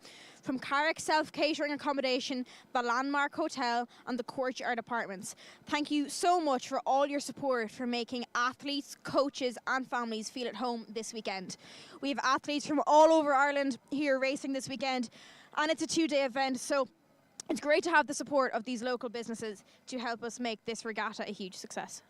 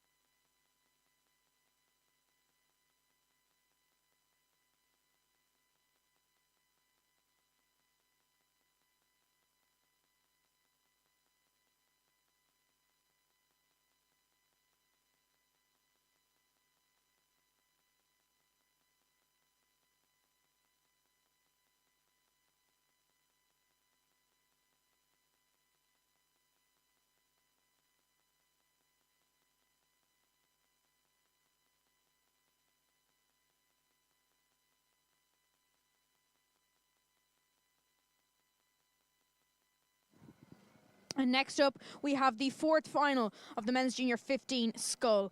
In lane 1, St. Joseph's Fuller. In lane 2, Workman's O'Connor. In lane 3, Athlone Collins. In lane 4, New Ross Crotty. In lane 5, Bam McLaughlin. And in lane 6, Lucris Gallagher. So they're gone through the 500 metres to go mark. It looks about maybe 300, 350 to go. And it's looking like the scullers in the lanes closest to the enclosure, lanes 1 and 2, St. Joseph's Fuller and Workman's O'Connor, that seem to have just slightly separated themselves from the field. And then I'd say back to Lucris then, out in lane 6, I'd say would be your 1, 2, 3, as they just approach the final 250 metres. It looks like that Bish sculler, St. Joseph's Fuller, seems to be leading this one out in lane 1, and he's got his Workman's sculler there in lane 2, hot on his heels and not letting him up at anything. He has to keep it honest here, coming into the last 20 strokes. He's in a yellow M packer. You can see the blue one piece of St. Joseph's from Galway. He'd be training on the carb now all year. This is going to be his last singles race at the 1K Classic before he moves up to J16 next year. So he's got maybe a length now on Workman's. Quick look over the right shoulder there from Workman's. Check how far away St. Joseph's is. And then third place is looking like Lucris out in lane 6. And then pretty close then between Ban, New Ross and Athlone back there for 4th, 5th and 6th place. But up at the front, it's looking like Bish, St. Joseph's Fuller, is going to cross the line about a length and a half ahead of Workman's. And then possibly, I think now, that Lough sculler is going to be threatened for third place by the Athlone sculler. There as he comes up to the line.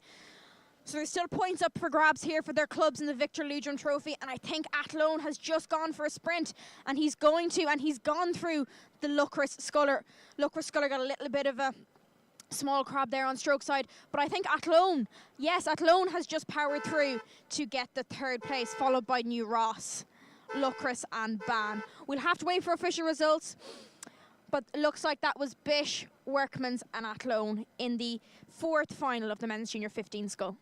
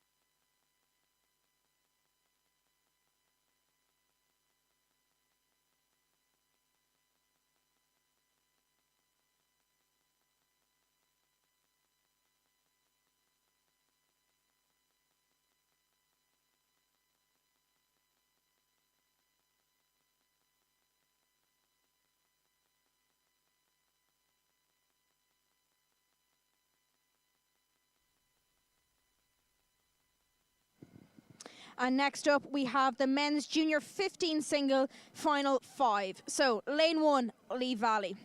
Lane 2, Clonmel. Lane 3, Cork. Lane 4, Fermoy. And Lane 5, Garda Duggan. Lane 6, CRCC. So, as they come down the course here now, they're just about to enter the final 250 metres. It looks like our sculler from Lane 1, Lee Valley, seems to be leading this one out. Then followed by Garda Duggan, and I'd say maybe Cork closely after him. Garda Duggan rowing out of Island Bridge there in Dublin. His sister would have done very well at junior 16 and junior 18 level as well, but here he is making his way down the course here in Lough. And back up to our Lee Valley sculler in Lane 1. You can see the black and red again of Lee Valley.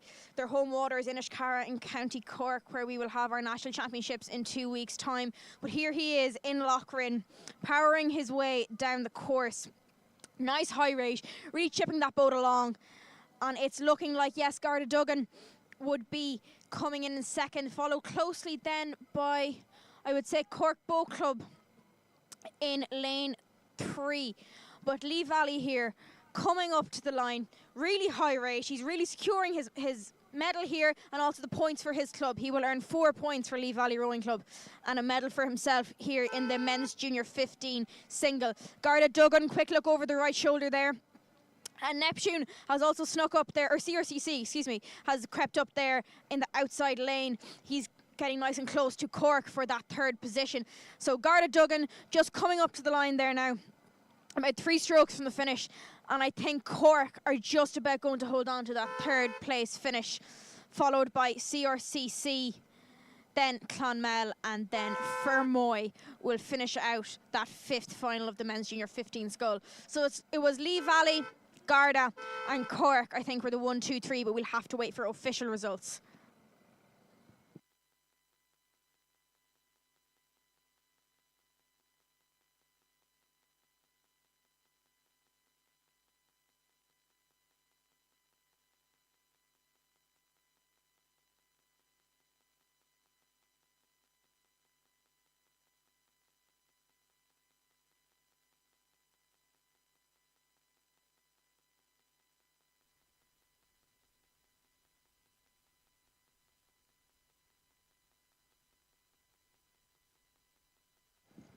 And following hot on their heels is the sixth final of the men's junior 15 single. So lane 1, St. Michael's. Lane 2, Portadown. Lane 3, Workman's. Lane 4, Commercial. Lane 5, Clonmel. And lane 6, Ban. So it seems to be our middle lanes seem to be leading this one out. Clonmel over there on the Lough Castle Bank seems to be up the front, followed quite closely by Workman's. There seems to be a bit of a sprint going on there, just trying to see, can they shake each other off? Can one pull away? Can one be able to dictate what the other does? And that follows back to Commercial there in lane 4, with Portadown also fighting it out there for the third spot. And then a little bit of work to do with St. Michael's and Ban. But up at the front, I think this Clonmel sculler has maybe started to shake this Workman sculler. He's about a length out in front. I think he's just going to hold on to it. The line is just going to come at the right time. Really clean sculling from that Workman sculler and that Clonmel sculler. Really, really good rowing for J15s. So that's Clonmel just across the line with Workman's, followed by Portadown, and then Commercial coming in fourth for the sixth final of the men's junior 15 single.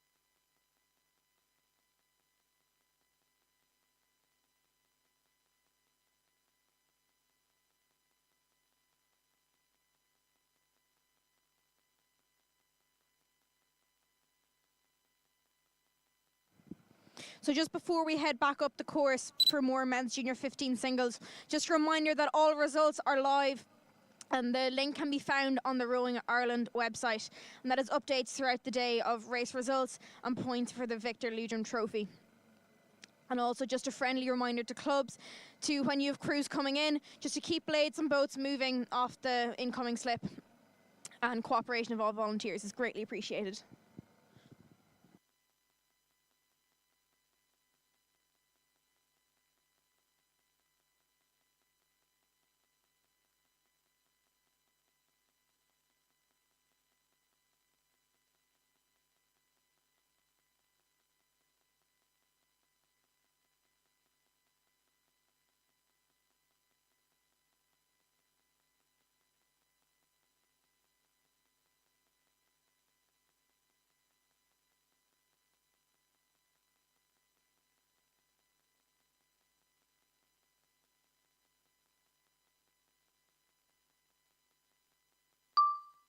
Just before we head back up the course, a quick update on the Victor Leitrim Trophy. So we now have Enniskillen, Castleconnell and St. Joseph's all joined first place with equal amounts of points there. So it'll be interesting to see how this pans out throughout the day. So now heading back up the course, it is the seventh final of the men's junior 15 scull. Lane 1, Skibbereen. Lane 2, St. Michael's. Lane 3, Carlow. Lane 4, Commercial. Lane 5, Lee, and lane 6, Skibbereen, O'Regan. So it's looking like Skibbereen in lane 1, Wheeler O'Brien seems to be leading this one out, then followed by Lee McGrath, I'd say out there in lane 5. But it's looking like this, Skibbereen, Wheeler O'Brien in lane 1. He seems to be in league of his own here now. Up, it looks like he's in a Fleepy. You can see the white and red of Skibbereen powering their way down the course here now. I think all scullers are safely inside the final 250 metres. So it's looking like Skibbereen, followed by Lee, and then close enough between Carlow, St. Michael's and Commercial, and the other Skibbereen sculler out there in lane 6. Sorry, there was a bit of a wobble there from the Lee sculler for a minute, but he's back on track. He's powering his way down to the finish.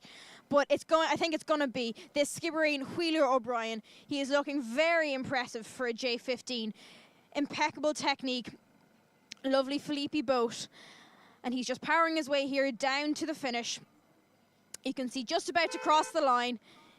He's delighted. And next thing we have the Lee sculler, Lee McGrath there from lane 5, just making his way down into the finish. And it's looking like Carlo, followed by Skibbereen and St. Michael's, them making up the 3rd, 4th and 5th place in this race. I'd say the Carlo sculler now just putting on a little bit of a push just to secure his 3rd place finish, then followed by St. Michael's and Skibbereen from lane 6. So that's the 7th final of the men's junior 15. We're now over halfway through these 12 finals of our 69 entries in the men's junior 15 single.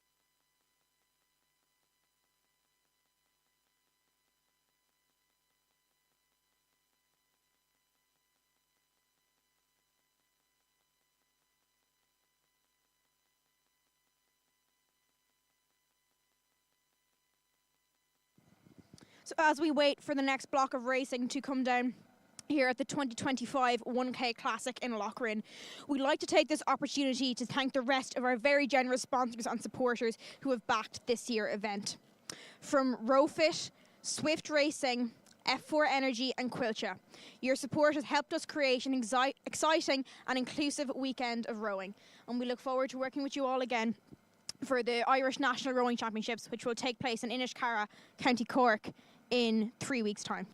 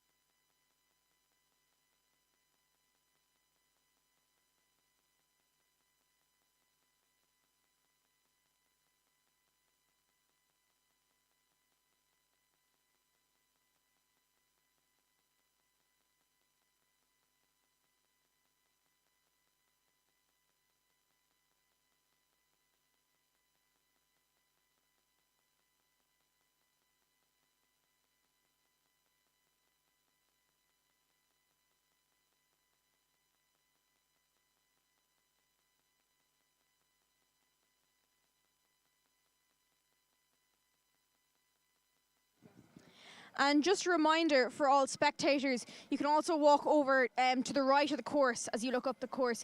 There are 2 slipways and a tent set up over in the spectators area. It's a great place to be able to watch some of the racing. You're right down in the last 250 metres of the race. So if you do get some spare time during the day, whether you're coaching, you might be racing later on, or you're here spectating and supporting, there's plenty of room and space available over to the right-hand side of the course if you follow the path around. You have an excellent view of the last 250 metres of the racing here in Lough.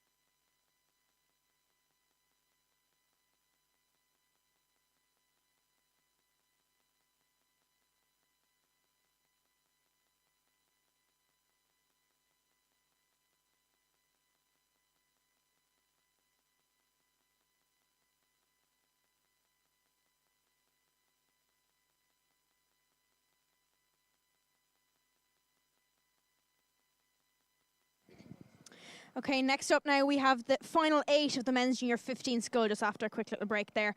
So, lane 1, Cork. Lane 2, Blackrock. Lane 3, St. Joseph's. Lane 4, Muckross. Lane 5, Waterford. And lane 6, Blackrock. So it's looking like the sculler in lane 2, Blackrock Kingston, seems to be leading this one out, but followed quite sharply by the Waterford sculler there in lane 5. So they're about 300, 350 to go. And it's looking like it's a toss-up there between Blackrock Kingston and the Waterford sculler from lane 5. Then a little bit of work to do for Cork in lane 1. Muckross and Blackrock then out in lane 6. But it's Blackrock Kingston in lane 2. I think that is leading this one out, and then about a length back to the Waterford sculler from lane 5. Waterford have been featuring a lot in a lot of these last races, a lot of junior boys races. It's great to see so many up from Waterford here for the 1K Classic. But back to Blackrock here in lane 2 from Dublin. It's looking like he's leading this one out. You can see the stripes there, the blue and white stripes of Blackrock powering their way down the course, but that Waterford sculler is not letting up. You can see the navy and white, the diagonal stripe across the back of his one piece. His rate has come up. Quick look from the right there from the Waterford sculler just to see how much he has to do. But I think, dare I say, the Blackrock sculler might just be hanging on, but Waterford is still charging. Quick look to the left, quick look to the right. Coming up to the line with about 3 strokes to go. It's going to be close, but I'm thinking the Blackrock sculler by about 3/4 of a length then to the Waterford sculler, who will grab second. And then up for third place, you could throw a blanket across these 3 now. It's Muckross, Blackrock, O'Reilly there from lane 6, and Cork in lane 1. I think Cork now maybe putting on a little bit of a push there, just trying to secure that third place. Quick look over the shoulder there from the Muckross sculler. Tight enough here between all these scullers, but it looks like it's going to be Cork O'Connor there in lane 1. That's going to grab that third place finish, followed by Muckross, and then followed by Blackrock O'Reilly in lane 6 to finish out that 8th heat of the men's junior 15 scull.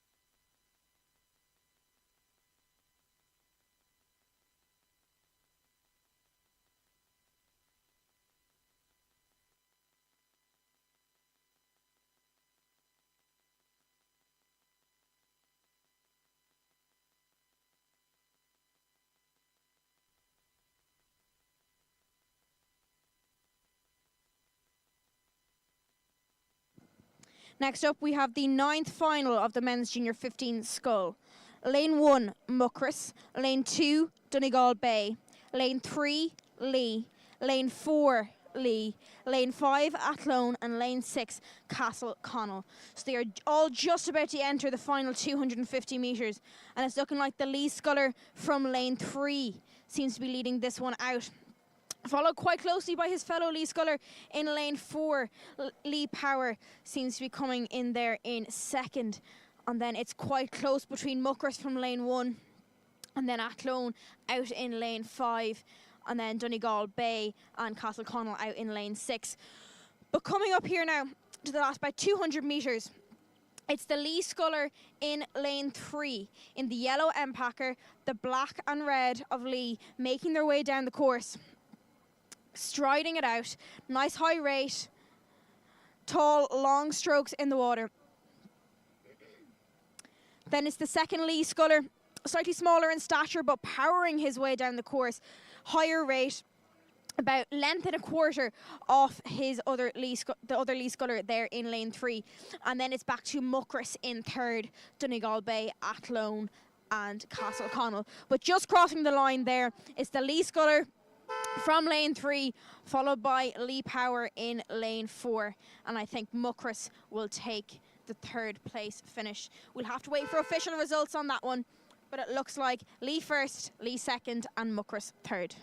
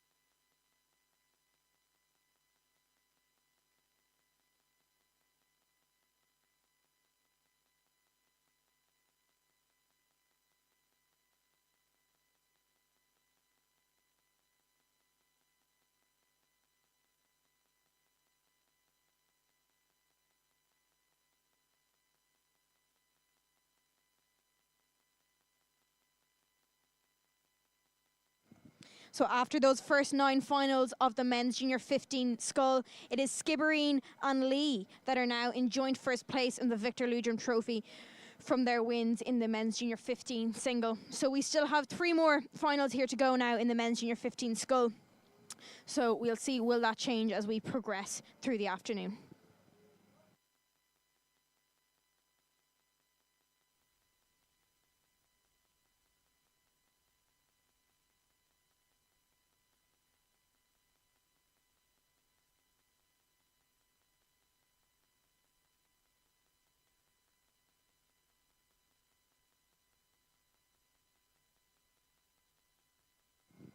Okay, next up we have the 10th final of the men's junior 15 single. Lane 1, Commercial. Lane 2, Waterford. Lane 3, St Michael's. Lane 4, Ban.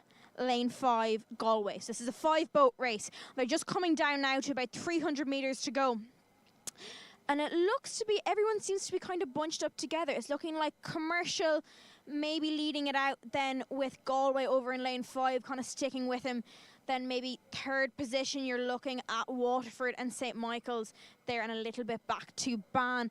But it's looking like it's close between Commercial in lane 1 and Galway out on the far side in lane 5. I think these scullers are on separate sides of the lake, so they don't have the noise of each other beside each other, but they're aware of each other. So the Galway sculler has started to bring up the rate a little bit. Commercial also bringing up the rate, going for the sprint. They've both seen the red boys. It's about 15-20 strokes to go.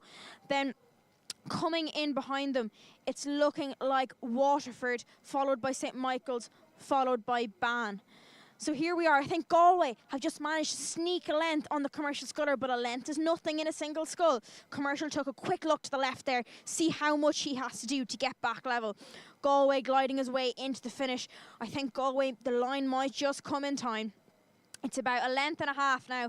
Galway from Commercial, and then it's looking like Waterford will take the third spot, but not without challenge from St. Michael's. So that is the Galway sculler who's just crossed the line, followed by Commercial, and then Waterford just coming up to cross the line in third, with St. Michael's following him closely, and then Ban will finish out that 10th final of the men's Junior 15 single sculls.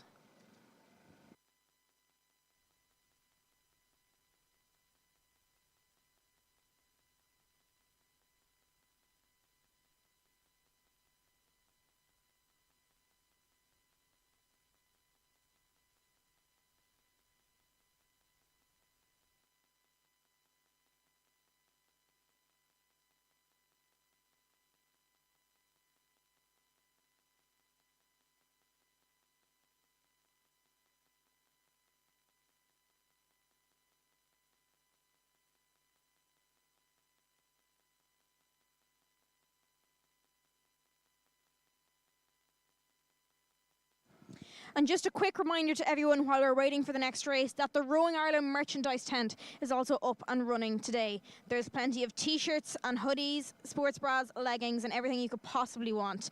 There's participant names on the back of some tops and club names also. So this is a great chance if you want to remember these championships. I know I still have my hoodie from 10 years ago at this stage.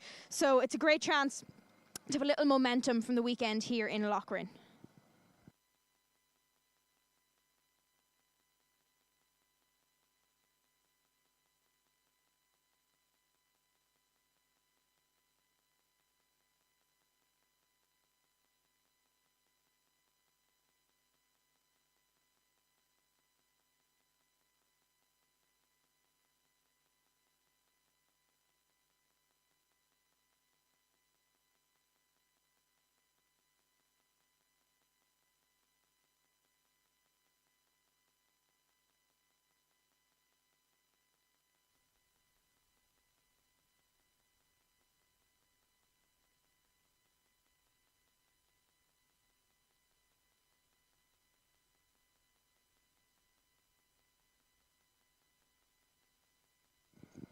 Okay, and next up we have our second last final of our men's Junior 15 sculls. So, lane 1, CRCC, lane 2, CRCC, lane 3, Fermoy, lane 5, Lee, and lane 6, Enniskillen.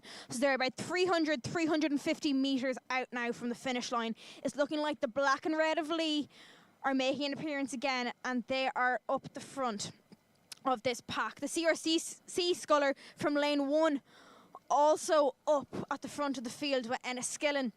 It's looking like a bit of a triangle there now with the outside lanes and Lee in the inside lane. So it's looking like Lee from lane 4 followed by Enniskillen and CRCC then, who are neck and neck, and then back to Fermoy and the other CRCC sculler there in the centre of the course. But it's looking like up the front, the Lee sculler, the black and red of Lee, yet again making an appearance down this 1K course here in Lough Rynn. He's pushing it away. His rate is nice and high. Nice gradual square coming on, and this will more than likely be his last 1K champs here racing at the 1K Classic, but he is, I would imagine, looking forward to next year stepping up to the Irish Rowing Championships to race J16. But here he is as he comes up to cross the line, and now it's going to be close between the CRCC sculler from lane 1 and our Enniskillen sculler out there in lane 5. Quick look across to the left there from CRCC to see can he do enough to just pip Enniskillen. It's going to be close. I can't quite call it. You're going to have to wait for official results there for second and third place.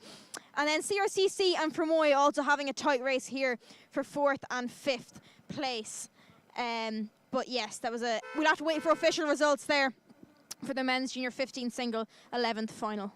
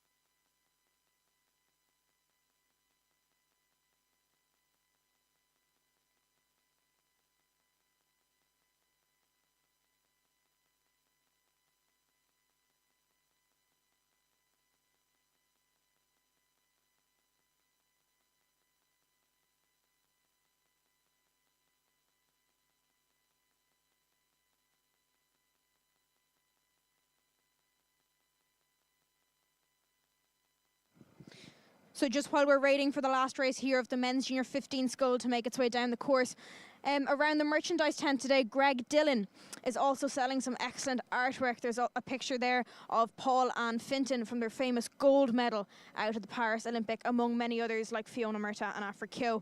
So don't be afraid to make your way down there to the tent, have a look at some of the fantastic artwork on offer. Brendan Wall is also around the merchandise tent there today. He has his own tent, you will notice as you walk by. So don't be afraid to pop over there around the regatta enclosure and pay a visit.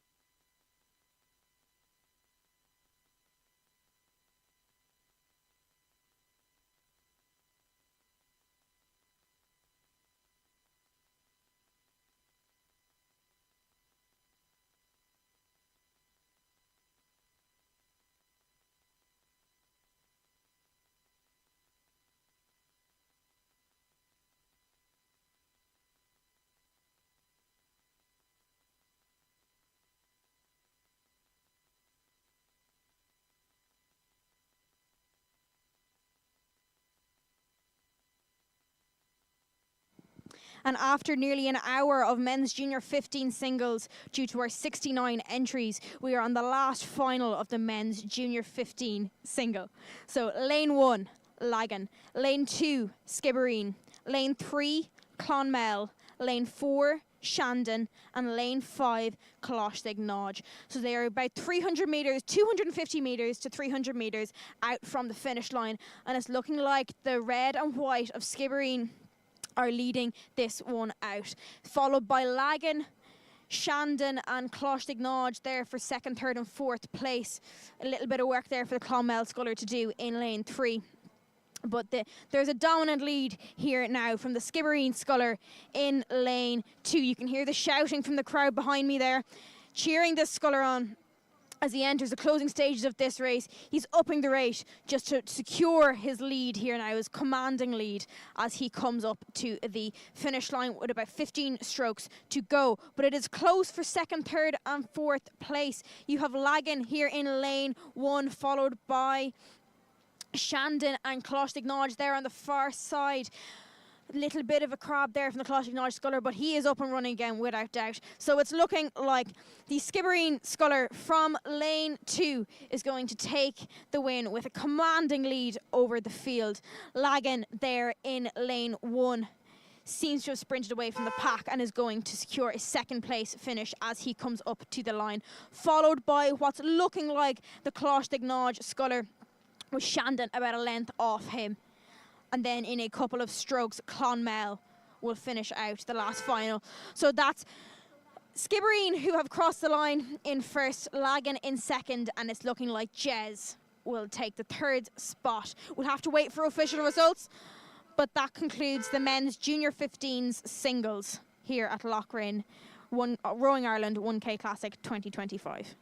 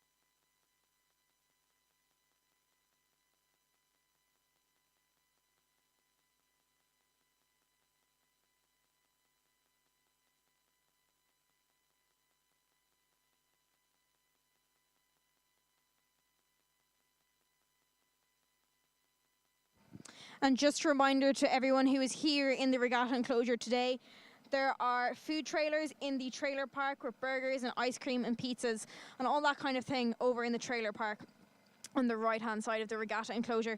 And there is teas and coffees being served in the boat bay as well. So if anyone's starting to feel peckish at this stage of the day, don't be afraid to drop by.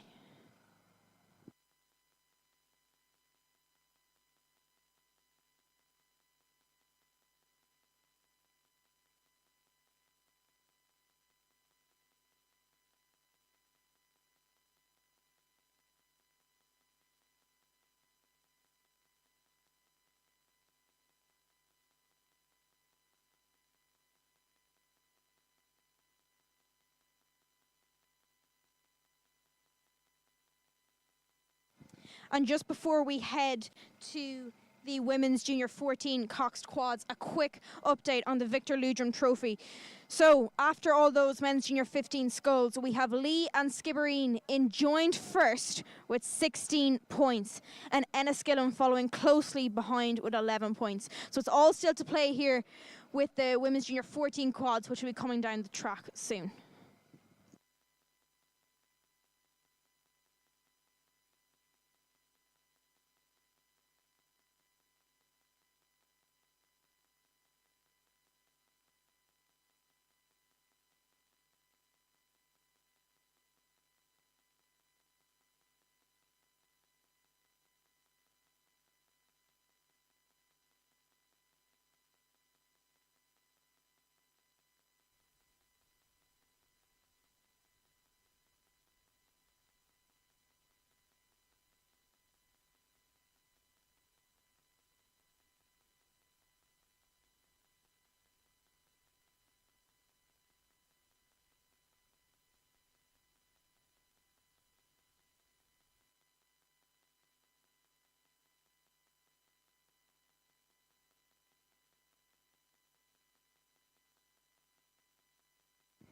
And coming down the course at me now is the women's junior 14 coxed quads. So we have 5 finals here to bring you now in the next half hour.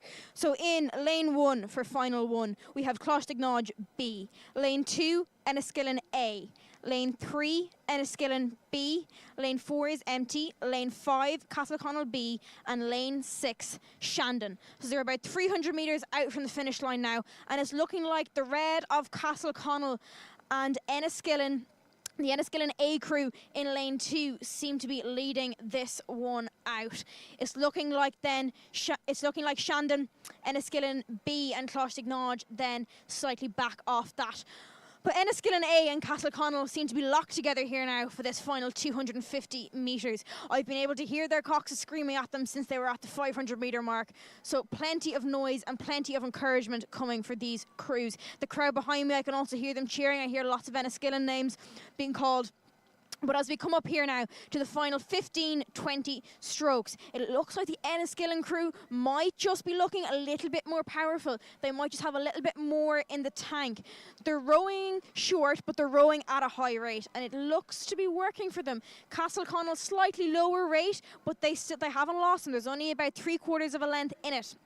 As they come up to the line, it's about 10 strokes to go. This is going to be close, I think. Enniskillen A, lane 2. Castleconnell B out in lane 5. They are locked together. Enniskillen with their red canvas on the boat and Castleconnell in their red one pieces. This is going to be a close race, but I think Enniskillen's higher rate might just have pulled through as they come up to the line. It's going to be Enniskillen that cross the line, 3/4 of a length ahead of Castleconnell. And then it's looking like the Enniskillen B crew might just claim 3rd spot, followed by Shandon and Clochtignodge. We'll have to wait for official results on that one, but it's looking like Enniskillen A, followed by Castleconnell. Then with Enniskillen B just crossing the line there now in 3rd place, with Shandon and Jez finishing out that first final of the women's junior 14 quads.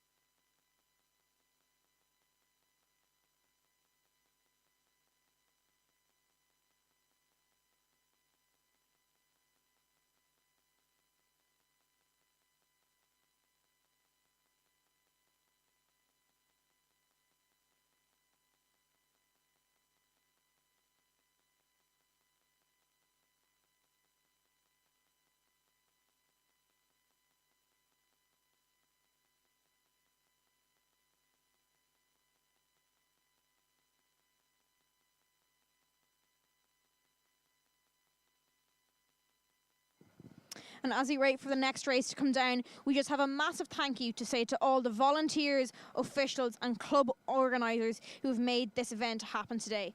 Thank you for your time, energy and dedication. We simply could not run this event without you.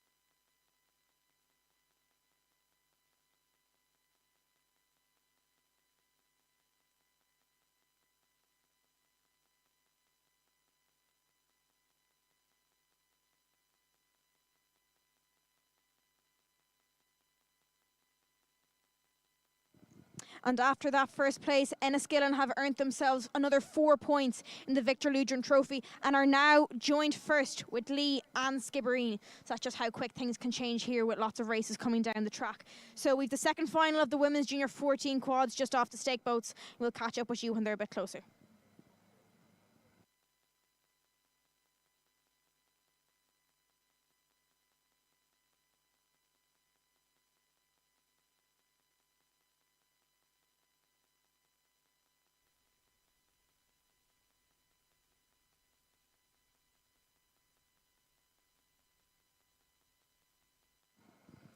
Okay, and we're going to pick up the second final of the women's junior 14 quads. So, 4-boat race. Lane 1, CRCC. Lane 2, Coxless C. Lane 3, St. Michael's A. And lane 4, Muckross. And as they just come into the last 250 metres, it looks like the bright yellow of Muckross seem to be leading this one out. Then about maybe 2 or 3 lengths back off that, we're looking at St. Michael's A, then followed by Coxless C and CRCC from Galway. But as they come up here to the last 250 metres, all crews are nearly safely inside those red buoys of the last 250 metres of this race. It's the Muckross crew that are leading this one out in their distinctive yellow one pieces. You can see their yellow blades, nice clean strokes through the water. J14 girls really giving it their all here now. They're using that tailwind. There's a nice tailwind out on the course. Conditions are still nice, but nice tailwind to just help them down the course. They're rowing quite short, but their rate is quite high, and that's obviously doing the trick for them. They're clear water with numerous lengths back to the rest of the field.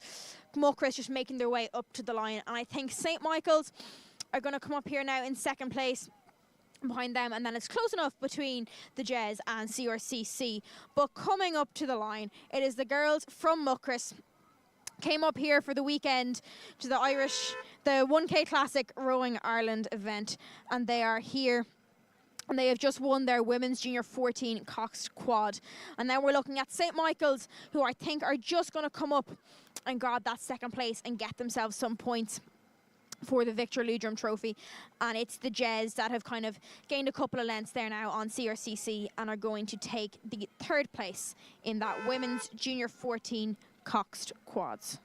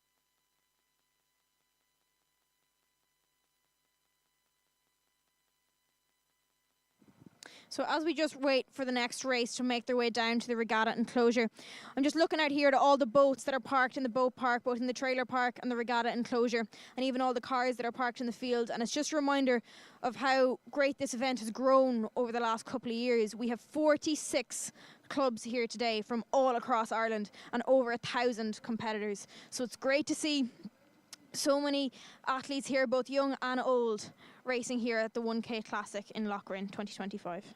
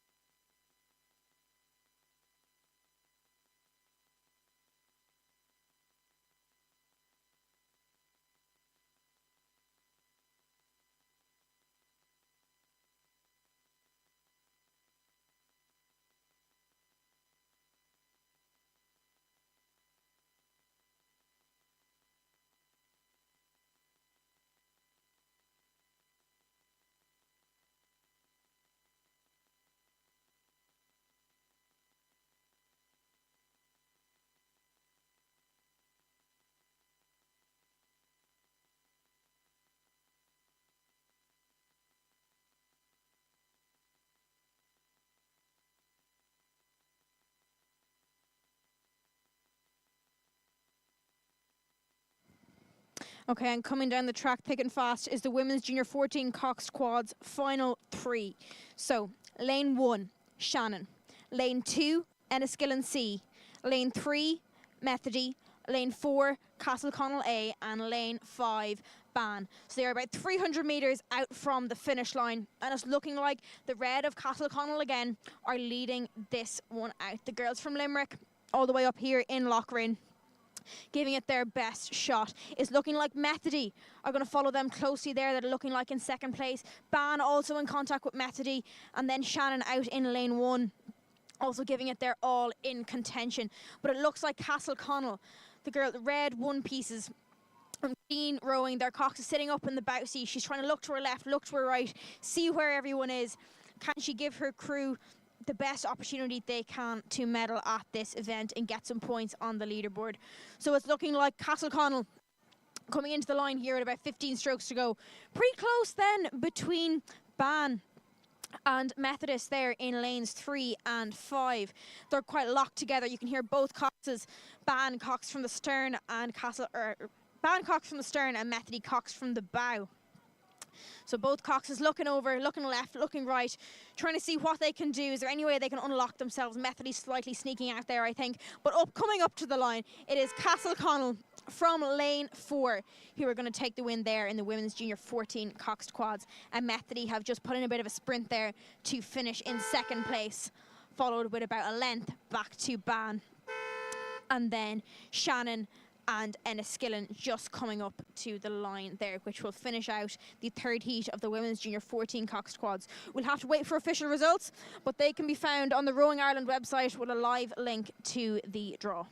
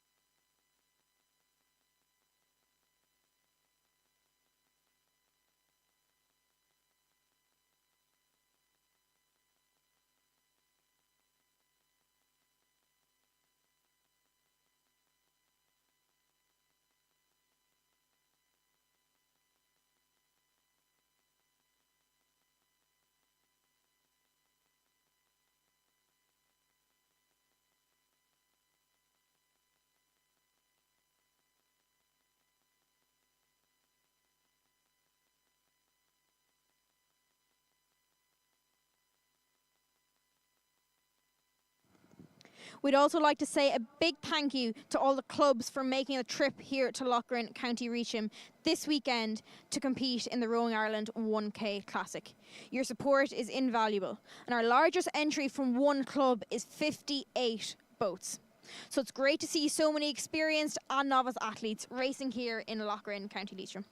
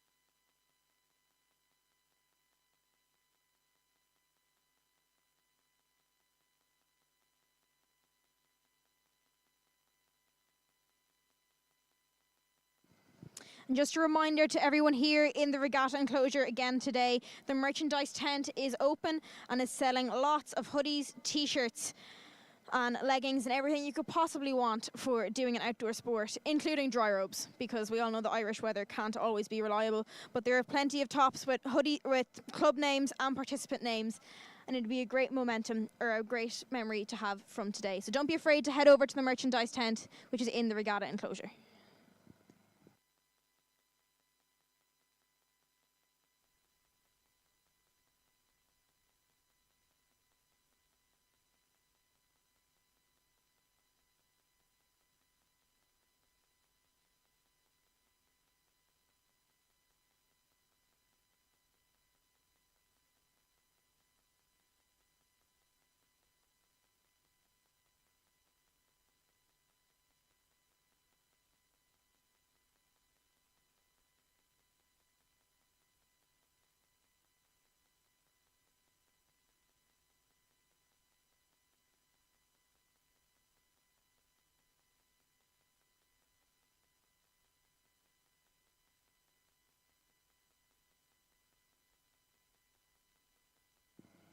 Next up, coming down the course bang on time, is the Women's Junior 14 coxed quads. In lane 1, we have Lough. Lane 2, Lough A. Lane 3, Galway B. Lane 4, Enniskillen E. And lane 5, Athlone. So we're about 300 metres out from the finish line, and it's looking like our crews in the outside lanes are leading this one out. So Lough in lane 1, the black and red of Lough yet again making an appearance. And Athlone out in lane 5, following them closely, I'd say in second position. And then it's looking like our Lough and Enniskillen E crew are a toss-up there for third and fourth place, with Galway B with a little bit of work to do in lane 3. But it's looking like Lough in lane 1. Yet again, you can see their red blades. There's no splashing of the blades. The blades are going in at the catch and coming out nicely then at the finish. Then you can see the red and black of Athlone over there in the far lane, doing some fantastic work as well, pushing the boat away from them with strong power, and the rate is nice and high. Lough again, coxed from the stern. This cox can see where the other crews are, and he can see his crew. I can hear all coxes shouting. I think the volume has just been turned up in the Lough boat to tell them to up the rate a little bit and really secure their win here in the Women's Junior 14 coxed quads. But it's looking like a little bit of a challenge there coming from Athlone, but I think Lough are just going to hold them off. Their rate is nice and high. Nice clean puddles pushing away from the stern of the boat. So Lough just coming up to the line. Lough Rowing Club from County Cork, followed then by about 2 lengths back to Athlone Boat Club there, and another 2 lengths back to Enniskillen and Lough. Maybe about half a length there between Enniskillen and Lough. But Athlone Boat Club coming up to the line there now in second place, which is going to be followed by Enniskillen Boat Club from County Fermanagh, with Lough just coming up behind them. And the Galway B crew just coming into the line, finishing out that 4th final of the Women's Junior 14 coxed quads. We'll have to wait for official results again, but don't be afraid to check them out on the Rowing Ireland website. There's a link to a live draw which has been updated as every race passes through the finish line.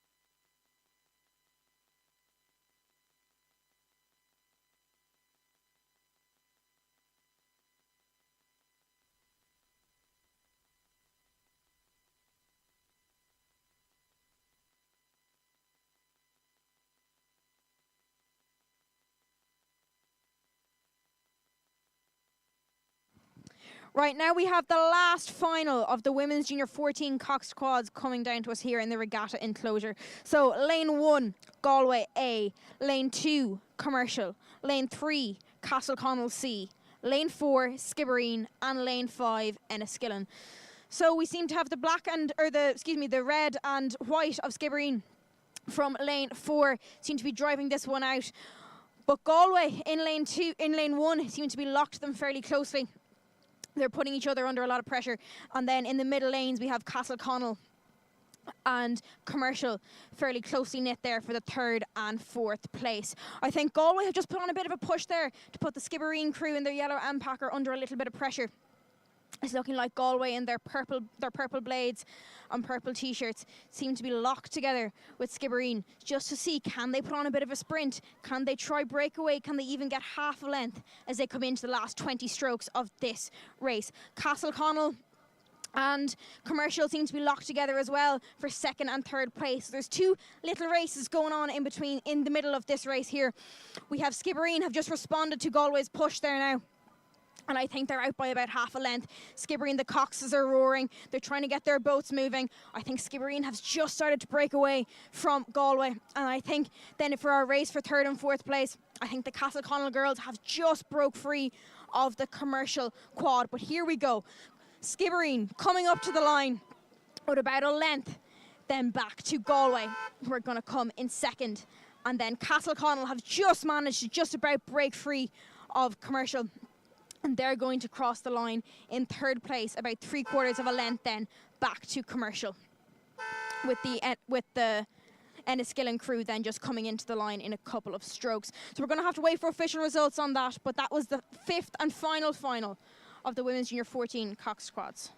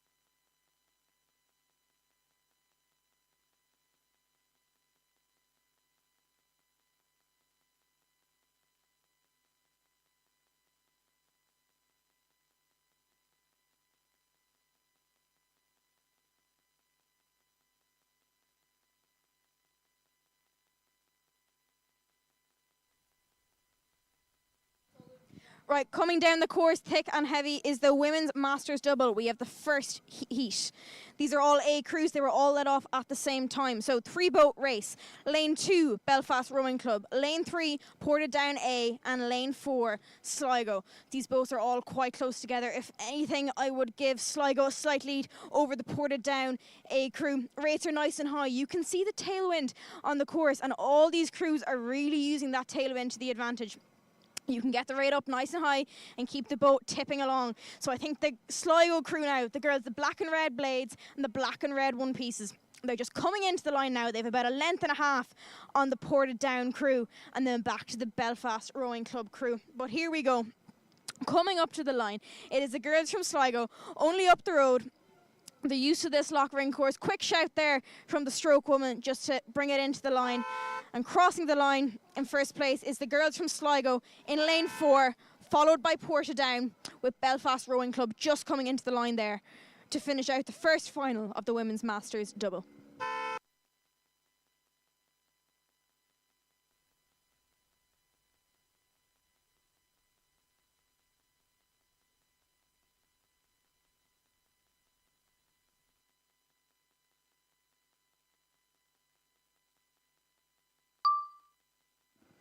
And just another quick update on the Victor Leitrim Trophy after our Women's Junior 14 quads there. So we now have Lee Rowing Club and Skibbereen Rowing Club, both from Cork, tied on 20 points in first place. Enniskillen following quickly behind them with 17 points, and Castleconnell with 16 points. So that's after our Women's Junior 14 coxed quads, and as more of our junior races progress, we have men's junior 14 singles coming up shortly. That will all change again, I'm sure.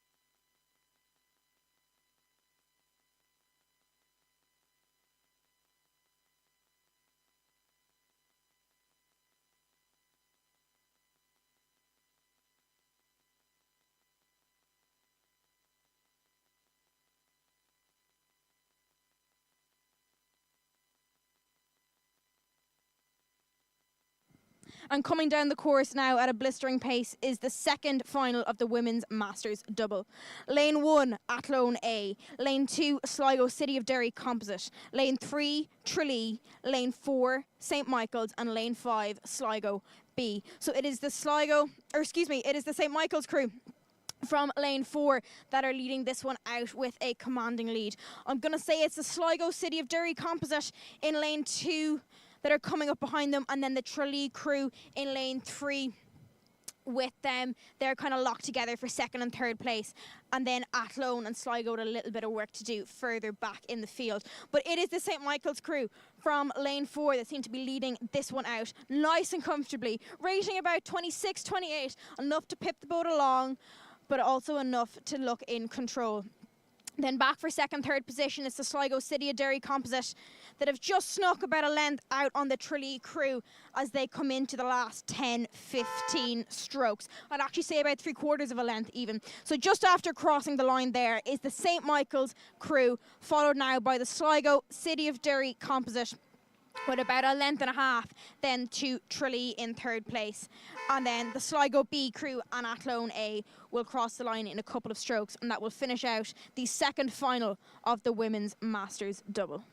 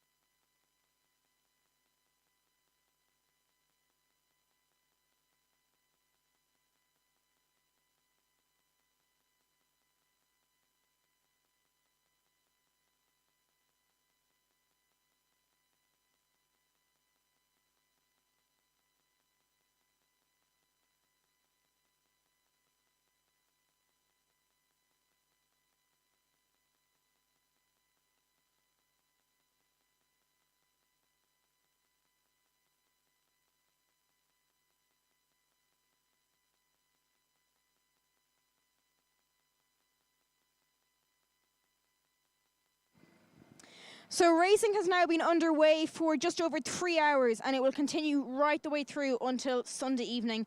And we have a full programme of events across both days. And it's fantastic to see just how popular this event has become with clubs all across the country. As I said before, we have 46 clubs from all across Ireland here with us this weekend, and well over 1,000 athletes racing everything from single sculls to sweep eights. So it's fantastic to see Lough Rynn come alive with people and boats for the Rowing Ireland 1K Classic here in Lough Rynn.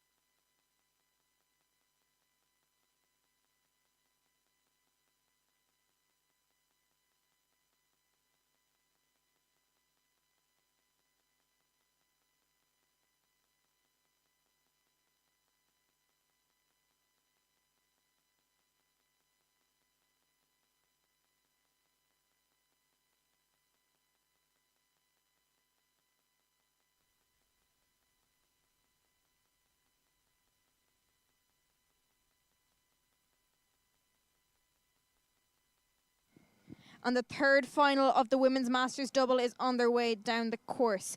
So in lane 1, Skibbereen. Lane 2, Athlone B. Lane 3, Lee A. Lane 4, New Ross. And lane 5, Athlone C. So they're about 300 metres out from the finish line, and it's looking like the Skibbereen crew have just broken away from the pack. I'd say then the Athlone crew falling behind them in second, and then New Ross coming in third. Still all to play for here though. It's at 250 metres to go. A lot of sprinting can happen between now and the finish line. So all of these crews are in the same category, so they would have been let off the stake boats at the same time. But coming towards me, it is the white and red of Skibbereen Rowing Club in lane 1. Powering their way down the course. Nice controlled rate, but well able to let the boat do the work and move that boat along. So they're about 15 strokes now out from the finish line. Clear water back to the rest of the field. Athlone there tipping along nicely in second place with New Ross coming up behind them. And then the Lee crew with a little bit of work to do in lane 3.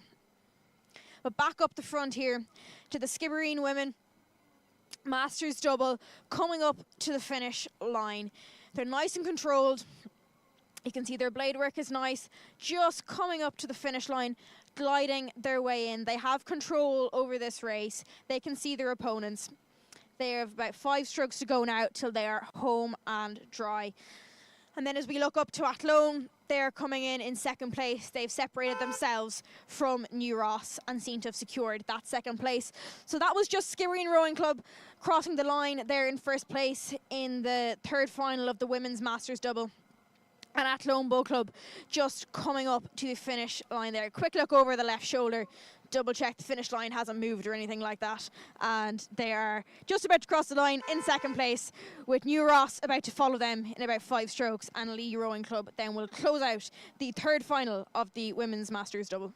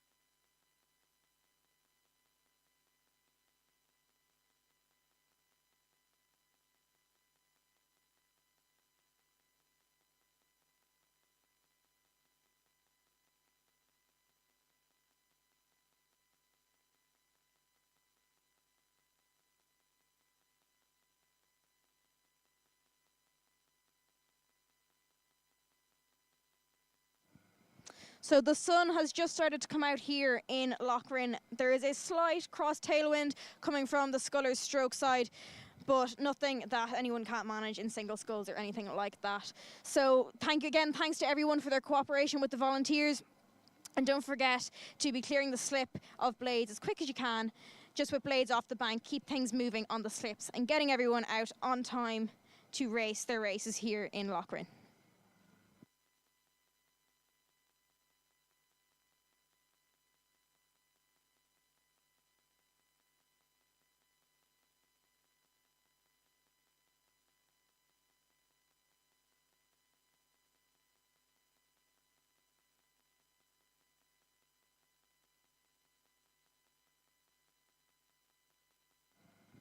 Now, making their way down the course is the fourth final of the Women's Masters Double, another four-boat race. So, in lane 2, we have Portadown B.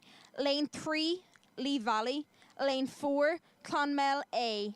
And lane 5, Castleconnell A. So it seems to be our two crews in the outside lanes, Portadown B and Castleconnell A, that are leading this one out, with Portadown B seem to have a little bit of water there on Castleconnell.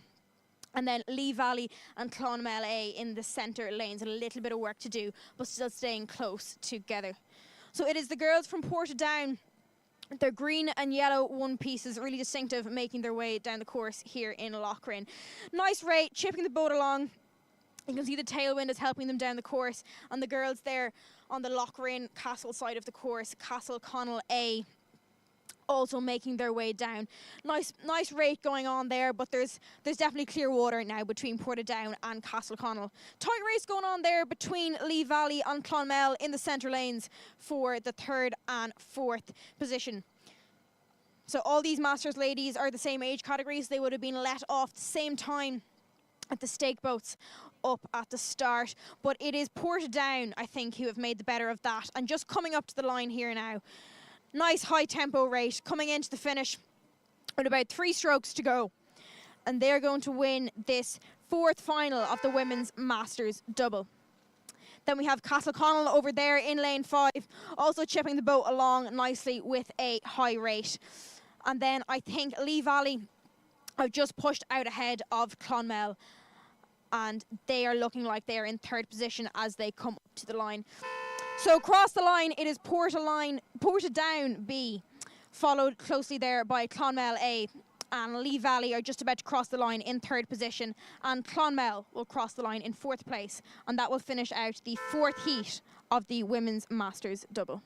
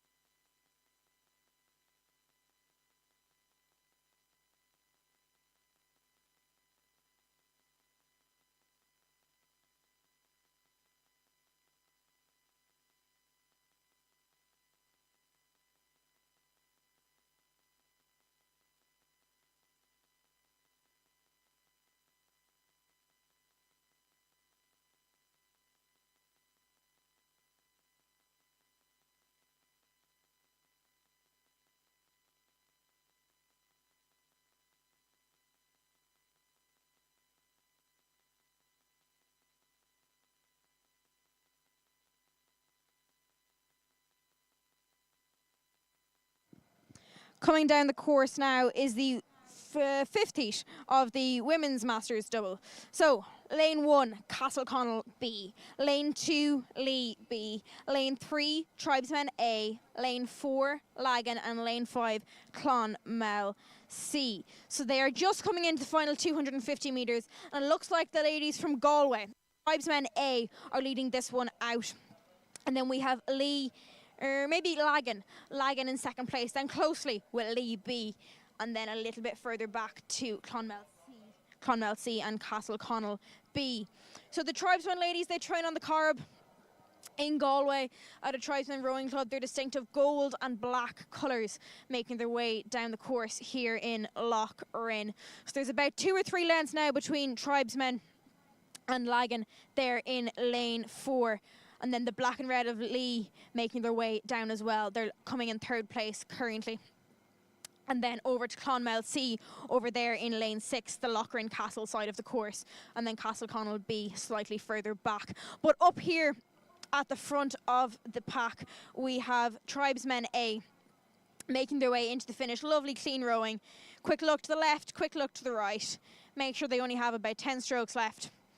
And they're just gliding their way, making their way into the finish here with no major stress. So all these ladies in the same age category, so would have been led off the stake boats at the same time. So Tribesmen A just crossing the line in 1st position, with Lagan then from Belfast. Lagan crossing the line in 2nd position, with just ahead of Lee from Cork. And then coming up behind them will be Clonmel C and the Castleconnell B crew. So we'll have to wait for official results on that once all scullers have crossed the line. But don't be afraid to keep up with all results on the Rowing Ireland website. There is a link to a live spreadsheet which is updated as we speak in the finishing tower.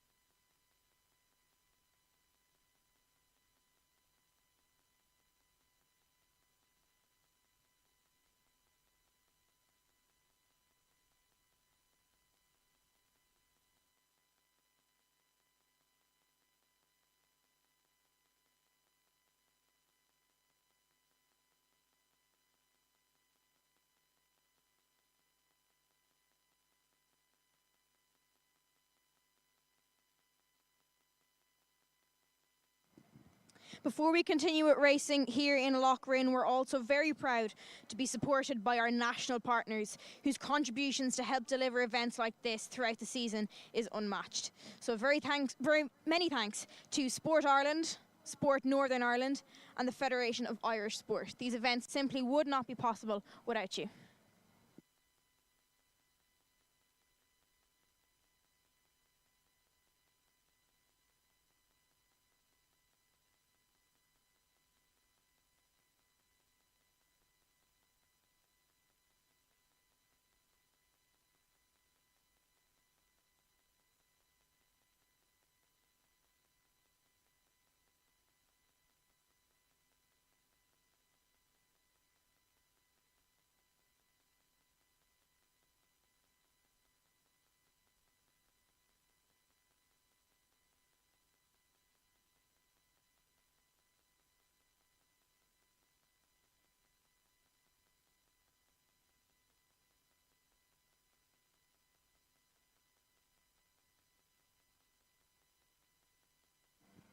We'd also just like to thank all the clubs and coaches for their continued support and cooperation throughout the day.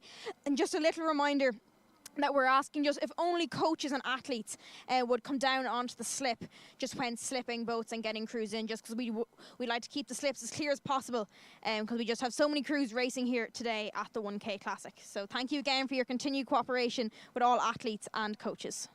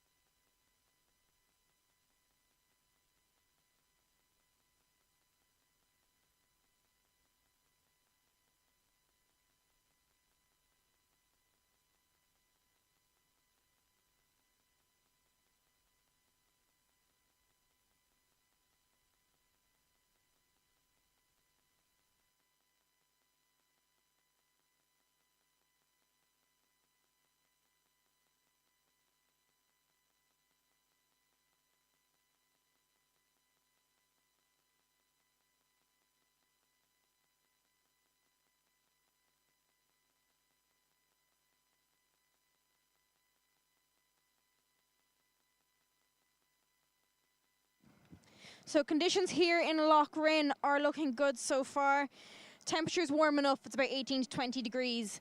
Slight tail crosswind coming from stroke side, but we seem to be sheltered from the bank on the right hand side there. So conditions looking good for the rest of the day. All scullers should be able to manage. But yes, hope everyone's enjoying their day here in the regatta enclosure of the 1K Classic, or whether you're joining us online via the live stream. We hope you're enjoying watching the 1K Classic run by Rowing Ireland here in Lough Rynn.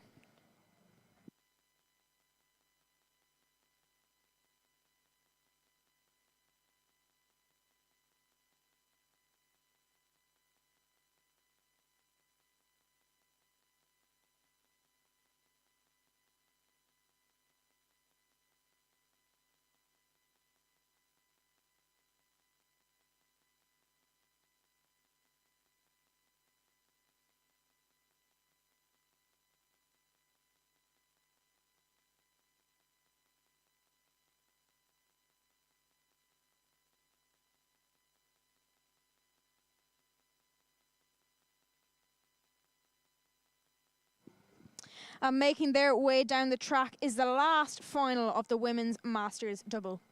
So in lane 1, we have Leigh C. Lane 2, Clonmel B. Lane 3, Neptune. Lane 4, Tribesmen B. And lane 5, Offaly. So some of the boats in this category are in a slightly different. Lanes 4 and 5 will have been let off slightly before the pack, but they seem to have spread out a little bit here. We have Tribesmen out in lane 4, seem to be leading this one out, then followed by Leigh C and Clonmel B there in lane 2, seem to kind of bunched up at the front. And then it's looking like, I think, the Neptune double from lane 3 slightly further back. But the Tribesmen B crew there in lane 4 seem to be Leigh C there in lane 1. But quick look across there, quick look left, quick look right, just to see where they are. They're at about 200 metres to go now, less, probably about 150. And Tribesmen and Leigh seem to be locked together here in the Women's Masters double. So both these crews would have been let off at slightly different times. So would the Leigh crew be chasing down the Tribesmen crew the whole way down the course? I think they might have been, and the Tribesmen look to have about half a length on Leigh, if even, but Leigh are still coming. With Tribesmen, I think their rate is slightly higher. Then we have Clonmel in lane 2 in the middle lane.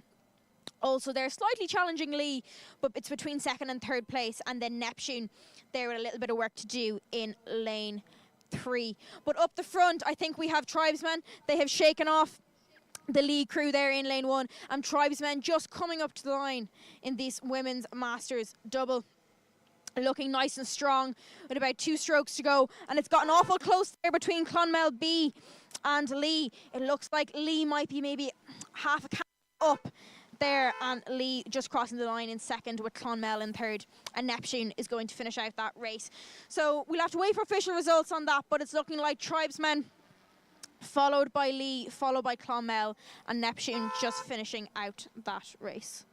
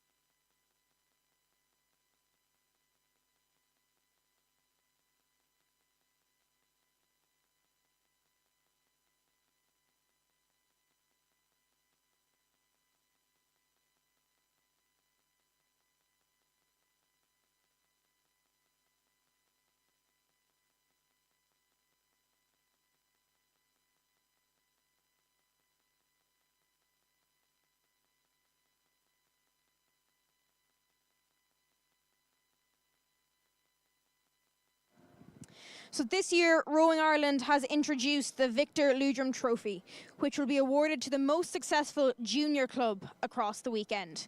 It is awarded off a points-based system, where points are awarded for all finals.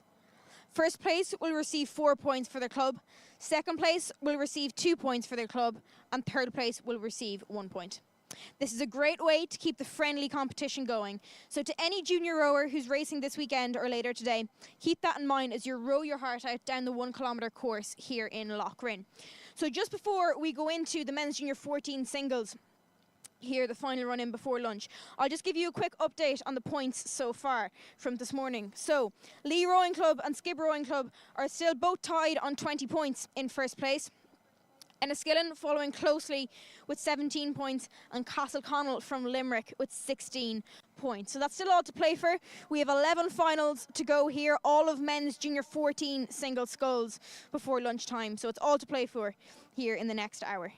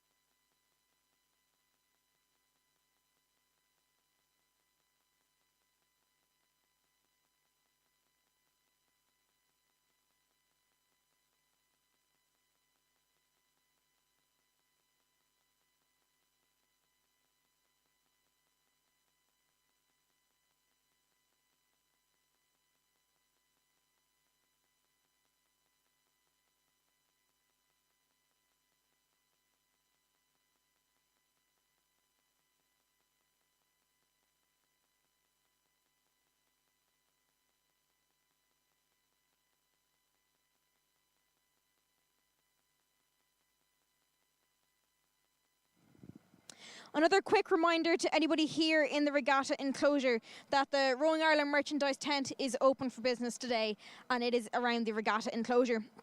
So there is plenty of t-shirts, hoodies, tops, leggings, sports bras and dry rubs, anything you could possibly want here at the Rowing Ireland merchandise tent. So it is €70 for both sports bras and leggings, or they're €40 each. So there's a bit of a deal there if you buy both at the same time. So whether it's for yourself or if you have friends or anything racing, or if there's somebody watching on the live stream at home that couldn't make it and you want to bring them back a little momentum, the Rowing Ireland merchandise tent is open today.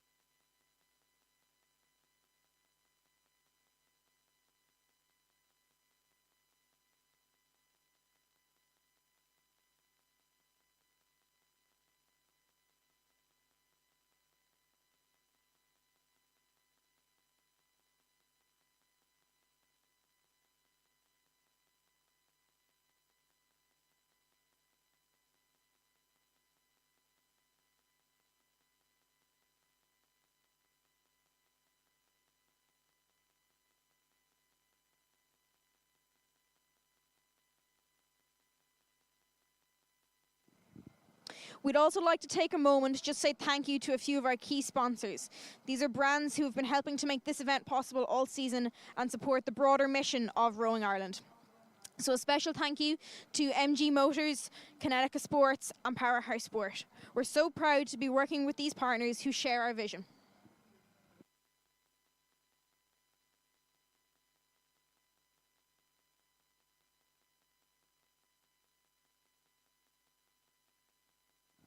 So next up, just off the stake boats, is the men's junior 14 singles. Another really big entry in this category. 61 scullers here racing over the next 45 minutes to an hour. So the first final is just off the stake boats. We'll give you a quick update on them when they get closer down towards the regatta enclosure.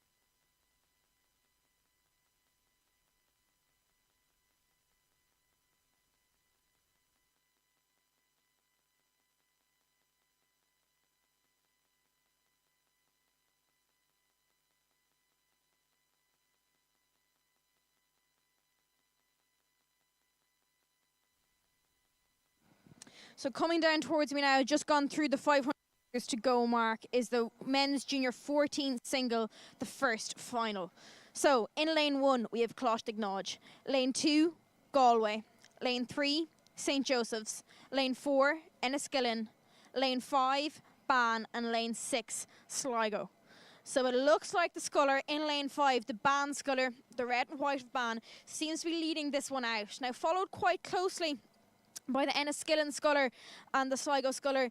They seem to be all out in lanes 4, 5 and 6 there on the Lough Castle side of the course. So Ban kind of leading it out there. A little bit of pressure coming from Enniskillen there on his stroke side, and Sligo tipping along nicely. And then over to lanes 1, 2 and 3, it's looking like coxed, Galway and then St. Joseph's. But up at the front, it's looking like Ban. Ban, he's a white stripe there across the back of his one piece, red blades, red one piece and a nice white boat. He's just coming into the finish there now at about 15 strokes to go. He's really using that tailwind. You can tell the tailwind is helping these scullers along. A little bit of a wobble there from the Enniskillen sculler. Sligo may have managed to sneak about half a length on him there, but he's back up and running again. With Ban, clear water now to Ban there. Enniskillen back with a bit of a sprint. Sligo trying to use Enniskillen's a bit of a wobble to his advantage, but I think Enniskillen may just have about half a length on the Sligo sculler. So coming up to the line, it looks like the Ban sculler is going to cross the line in first place. Lovely long strokes, nice high rate, really securing his win. And then Enniskillen just coming up to the line, and then maybe about a length and a half back to the Sligo sculler, who's really going for it with a sprint there. And then as we look back here, we look at coxed, seems to be coming up in fourth place with the Galway sculler just coming up behind him, and Bish following in behind that. So that's your first final of the men's junior 14 singles safely down the course.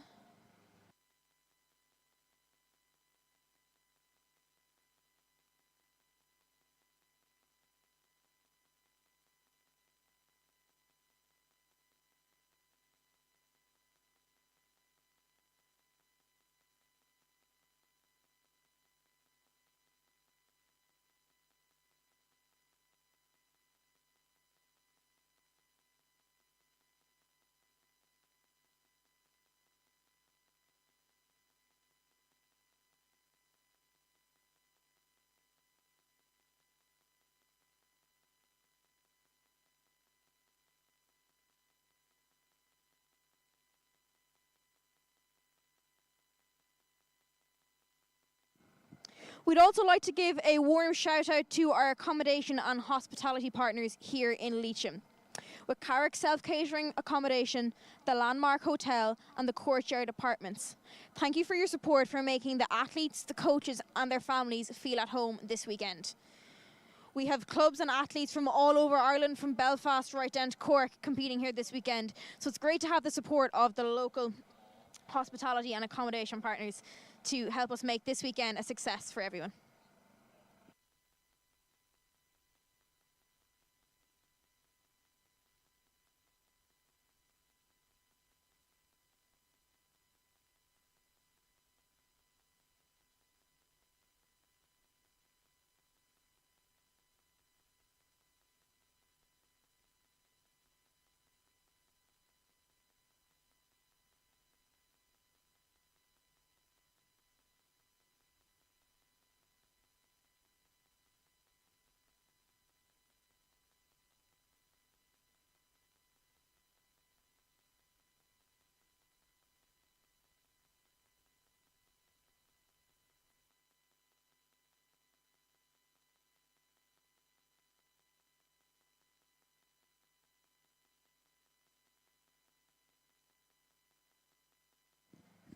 So racing down towards the regatta enclosure now is the second final of the men's junior 14 singles. So in lane 1 we have Skibbereen, lane 2 Skibbereen, lane 3 Athlone, lane 4 Closhtignodge, lane 5 Athlone and lane 6 Lee Murphy. So they are just about to come into the red boys, maybe about 300 metres out from the finish line. Like the sculler from Lee out in lane 6. Right over beside the Lough Castle Shore over there. He seems to be leading this one out, but he's actually quite close there now with sculler Skibbereen Ferguson in lane 2. I'd say it's a toss-up now between them for first and second. And then our other Skibbereen sculler in lane 1, I put him in second, and then followed by the Athlone sculler then in fourth. But it's close now between this Lee sculler and our Skibbereen Ferguson sculler in lane 2. They're quite far apart from each other. One is in lane 6 and one is in lane 2. So they can't hear each other in the both, but they have a quick look to the left, quick look to the right, and you know exactly where your opponent is. So if I was going to give it to anyone here now in the last 15 strokes, I'd maybe be saying Lee, but Skibbereen seems to be on a bit of a surge here. Some good clean rowing from Skibbereen. Quick look to the right, just trying to see where he is. Skibbereen Ferguson here coming up to the line in lane 2. Lee also coming up to the line. This is going to be a tight one. Men's junior 14 singles, the second final. Quick look to the left there from the Skibbereen. Quick look to the right. Make sure the finish line is still there. Look from Lee. I think Skibbereen is just going to come up to the line about a length ahead of Lee Rowing Club. And then just coming up to the line in third place, we're looking at our second Skibbereen sculler from lane 1, and our Athlone sculler will follow in shortly. So celebrations there from Skibbereen and Lee as they cross the line in first and second place in the men's junior 14 singles. We'll have to wait for official results, but that looks like what they will be for the second final of the men's junior 14 sculls. So official results, as I said, are available. There's a link on the Rowing Ireland website which will bring you to a live spreadsheet with all updated results.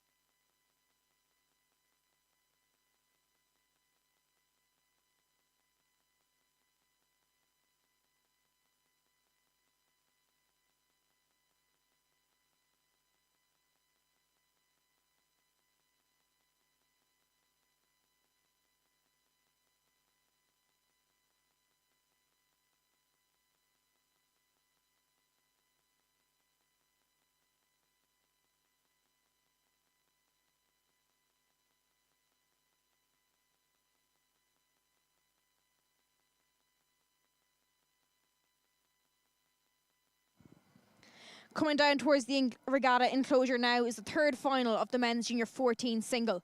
So in lane 1 we have CRCC, lane 2 Ban, lane 3 Cork, lane 4 St Michael's, lane 5 Shandon, and lane 6 Donegal Bay. So our front runners so far seem to be Donegal Bay over in lane 6 with Shandon beside him, and then our Ban Sculler in lane 2 seems to be up there with him as well. But Cork also putting on a push there from lane 3. But it's looking like they're over in lane 6. It seems to be the Donegal Bay Sculler in that distinctive turquoise one piece. It seems to be a red boat. Quick look to the right there just to see where Shandon is and also where Ban is. But a sprint on there from Cork Boat Club, but I think Ban might be just out ahead of him in front. But up at the front, it seems to be a sprint on here between Donegal Bay and Shandon. Donegal Bay looks like he's seeked out a bit of a length there on Shandon. Ban still in the mix. Ban needs to keep an eye on Shandon just to make sure he knows where he is in the pack. But Donegal Bay seems to he's just out-sprinted that Shandon Sculler there over on the far bank in lane 6, closest to Lough Castle. So it looks like the Donegal Bay Sculler has clear water now, clear water lead as he comes into the finish with the final 2 strokes. That's going to be followed closely then by Shandon with the Ban Sculler then coming in behind Shandon. Cork Boat Club putting in a little bit of pressure there on the Ban Sculler, a bit of an overlap there, about 3/4 of a length between Ban and Cork. And then back to St Michael's and CRCC. So that was Donegal Bay, followed by Shandon and then Ban. We'll have to wait for official results on the Rowing Ireland website. But that is the third final of the men's junior 14 scull down the course.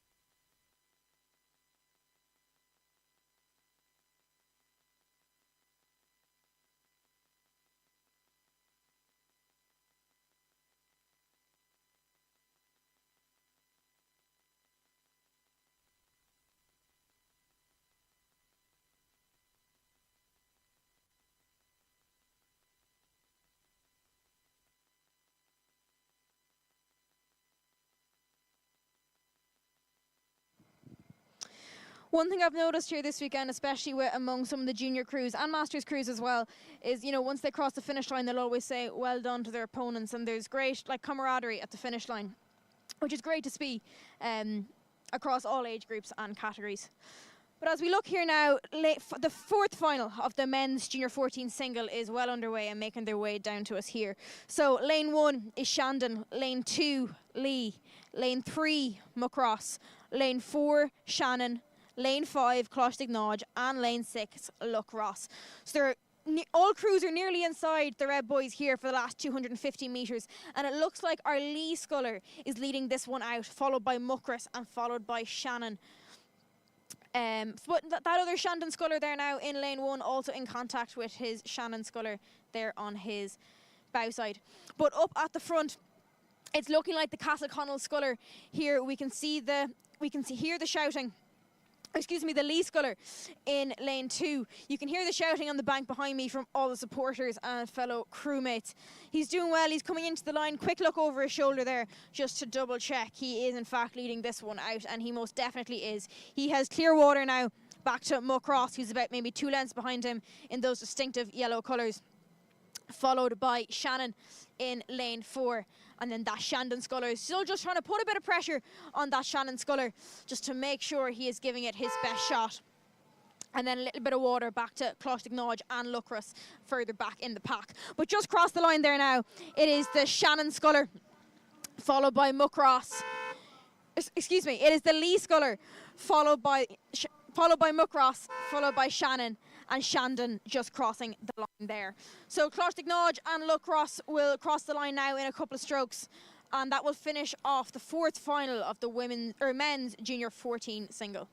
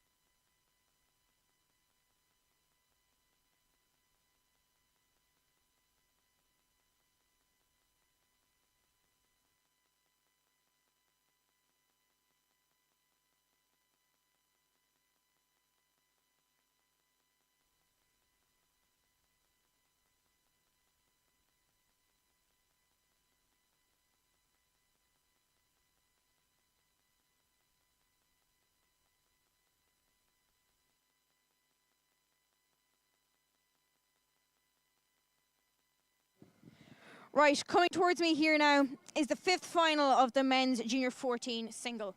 So lane 1, Athlone, lane 2, Enniskillen, lane 3, CRCC, lane 4, Castleconnell, lane 5, Ban, and lane 6, Castleconnell.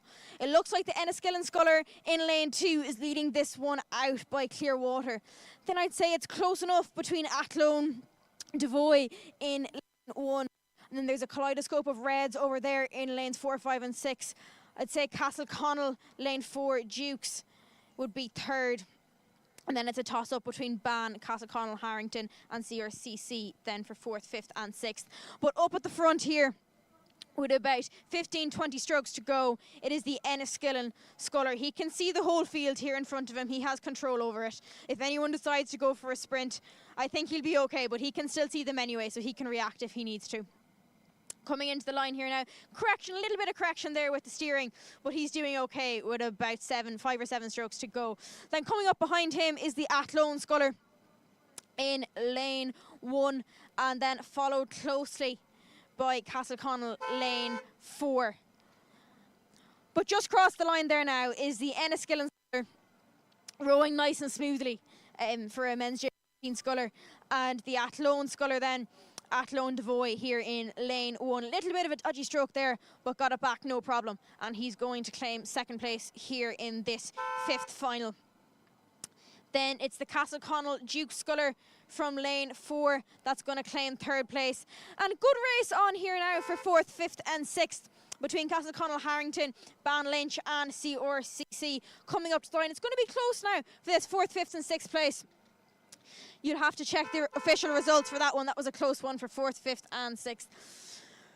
But, the CRCC sculler had a close one there at the finish, but he's okay, don't worry, after a very good race. Also, I'm very pleased to let you all know that our Rowing Ireland, some of our international athletes are racing out at World Cup 3 this weekend. And in the last couple of minutes, our PR3 mixed double of Sive and Tiernan have won bronze out at World Cup 3. So very well done to them, and it's great to see Ireland performing both on a domestic events level and at an international level.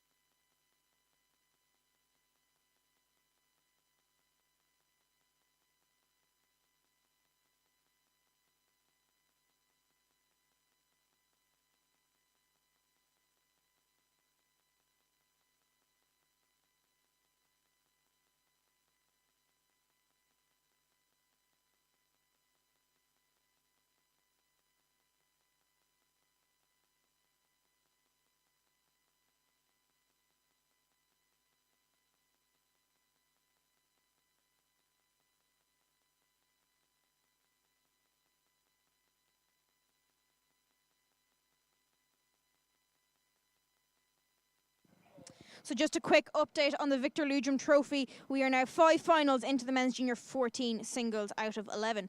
So Lee Rowing Club from County Cork is on 26 points. Skibbereen Rowing Club on 25 points. And Enniskillen on 23. So that is after 5 out of the 11 men's junior 14 singles here before lunch.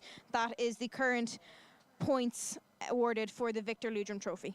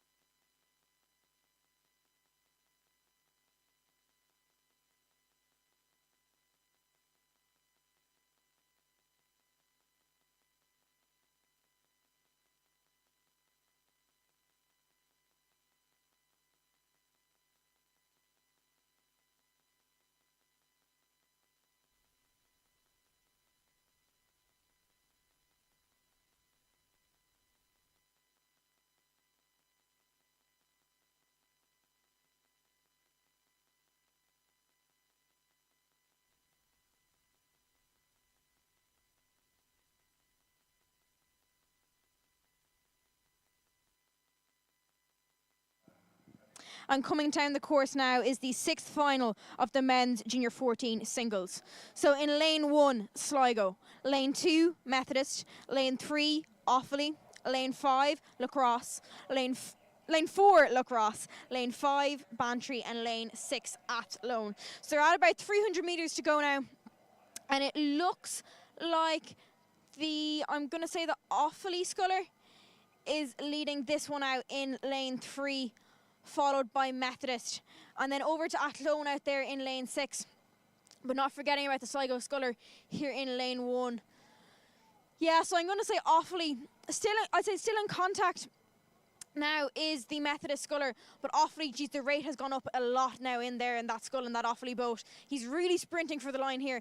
Methodist just trying to keep him honest. I think there's maybe about half a length in it, maybe a length between Offaly and Lacrosse, and they're out in lane 6. Athlone also putting in a good push here, and the Sligo sculler also putting the Athlone the sculler under pressure. But up here at the front, it is the Offaly sculler, Offaly Coleman, lane 3, that seems to be leading this one out. Maybe about a length and a half now between Offaly and Methodist in lane 2. Nice little race going on there between Sligo in lane 1 and Athlone in lane 6, but I think Athlone may have that's Bantry in lane 5 there, that's looking like coming in 3rd place. But just across the line is the Offaly sculler, followed a length and a half then to Methodist, and it looks like it's going to be the Bantry sculler in lane 5 that's going to claim the 3rd place. That's followed then by about 2 lengths back to the Sligo sculler, and then Lacrosse and Athlone will finish that race out in a couple of strokes. We'll have to wait for official results on that one, but that will be the 6th final of the men's junior 14 singles down the track safely.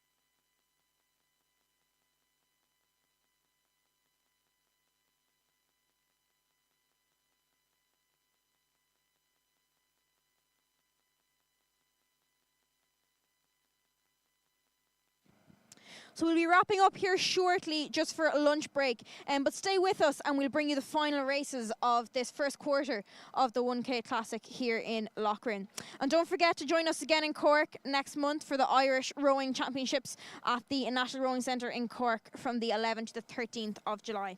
We still have about 4 or 5 finals here left to race before we have a quick break for lunch. And we'll be back again then in the afternoon.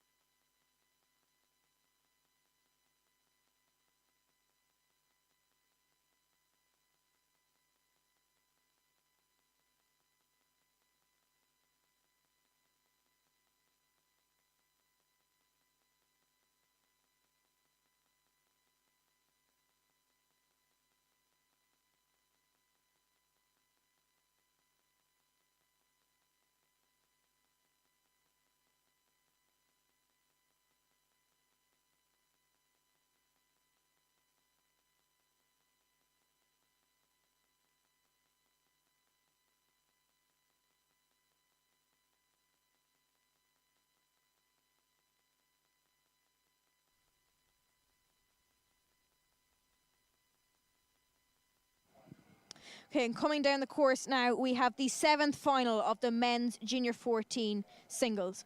So in lane 1, Shannon. Lane 2, Muckross. Lane 3, Ban. Lane 4, Carrick. So this is actually a 4-boat race here. We also have Athlone Mitchell, which has joined us in this race in lane 5. So it's looking like the Muckross sculler and the Ban sculler are locked together here in lanes 2 and 3. If anything, I might give a little edge to the Ban sculler, but there's really nothing in it there. Then we have Shannon in lane 1 here also on this side, with Carrick also pretty tight with Shannon, and then Athlone Mitchell also there in lane 5, closest to Lough Castle. But up at the front, we have Ban and Muckross that are locked together. It's Ban, Woods and Muckross Darrell here battling it out in the final 20 strokes. I'm going to give the edge to the Ban sculler, I think, but this is going to be close.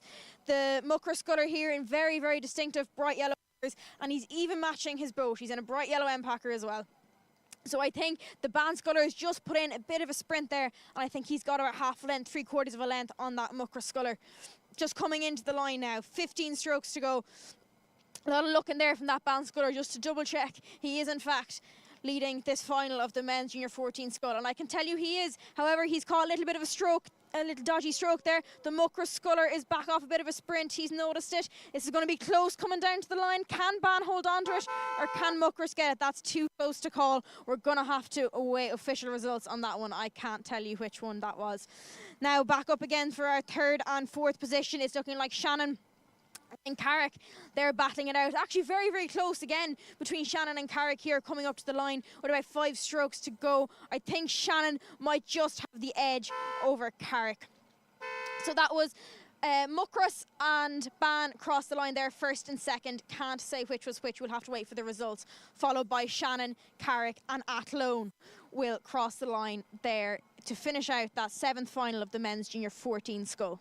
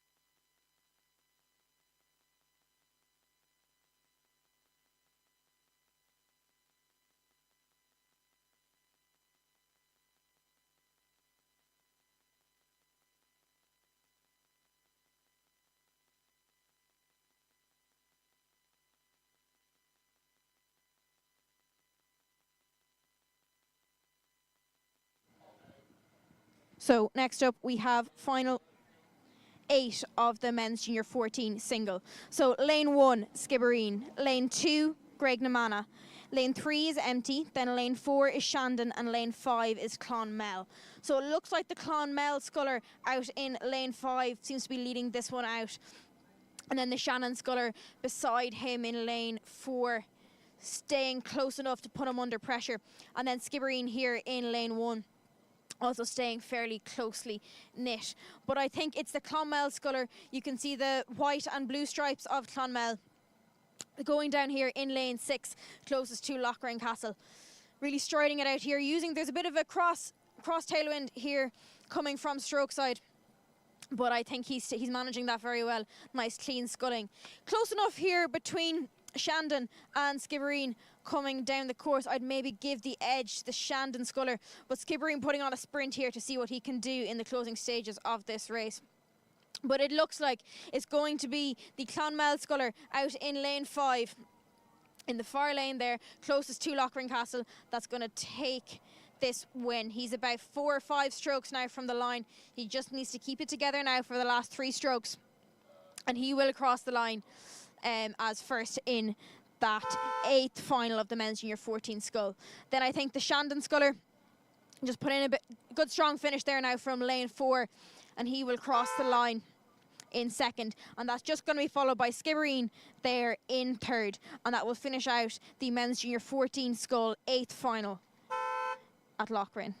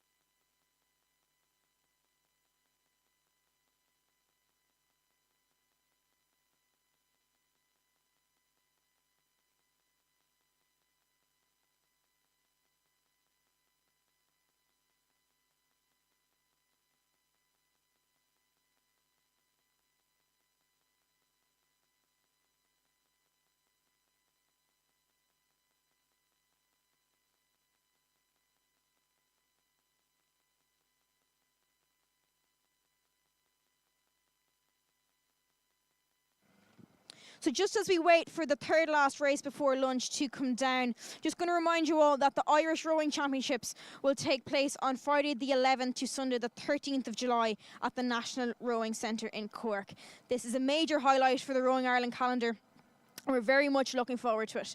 We'll have Upshot with us again, bringing some top-class video footage and drone footage that will be live streamed on the Rowing Ireland YouTube channel. And TG Cahir will also be with us each day, and we'll bring a highlights show on TG Cahir each evening, highlighting some of the best bits of the National Rowing Championships in Cork on the 11th to the 13th of July in the National Rowing Centre, County Cork.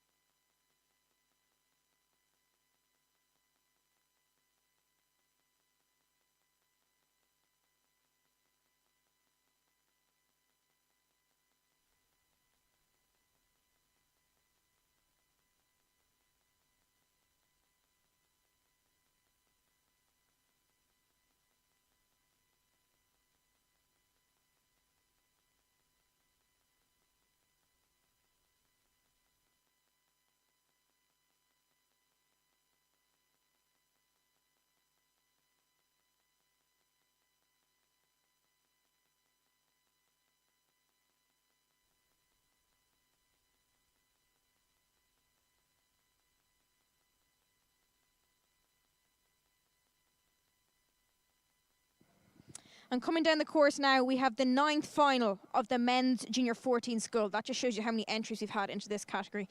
9th final, and we're still not done. So, lane 1, St. Joseph's. Lane 2, Carlow. Lane 3, Enniskillen. Lane 4, Carrick. And lane 5, Lee Valley. So, 5-boat race here. It looks like the sculler from Enniskillen in lane 3 seems to be leading this one out. And then a couple of lengths back to Carlow. And then I'd say Lee Valley there out in lane 5. That would be your 1, 2, 3 as they come into the final 300 metres of this men's junior 14 single. So Enniskillen up at the front there. You can see the dark navy one pieces racing down the course here. Men's junior 14 scull, sculling very, very smoothly here. Really good technique. And using that, there's that cross tailwind has really got a little bit stronger there now in the past couple of minutes. Still manageable for all scullers, but Enniskillen, they're really using this to their advantage. So Carlow there from lane 2 seems to be holding second position in that green one piece, and I would say Lee Valley from lane 5 then will still be hanging on to third, and then back to Carrick and St. Joseph's. But coming up in the front, It's looking like Enniskillen. It looks like he's racing in a lovely turquoise coloured boat there as well. He's even taken the rate up just to make sure he can secure this win, secure a medal for himself, and 4 points for Enniskillen in the Victor Leitrim Trophy. So here he comes, coming into the finish. The E of Enniskillen imprinted on his back as he comes into the line. Some really clean sculling, catching excellently at front stops and just letting the boat do the work and using that tailwind. And then as we look here to the Carlo sculler, who's just about 7 strokes from the line. Really, again, tailwind pushing the boat along really nicely and coming up to the line. And then you're looking at Lee Valley coming in 3rd place, which will be followed by, I would imagine, Carrick and Bish. So it was Enniskillen that crossed the line in first there, Carlo second, and it's just about to be Lee Valley. And then Carrick and Bish will more than likely finish out that 9th final of the men's junior 14 scull. We'll have to wait for official results, which as usual, the link is available on the Rowing Ireland website with a live spreadsheet, which is being updated as we speak. So we have 2 more races to go now before we break for a quick lunch, and then we'll be back soon after that.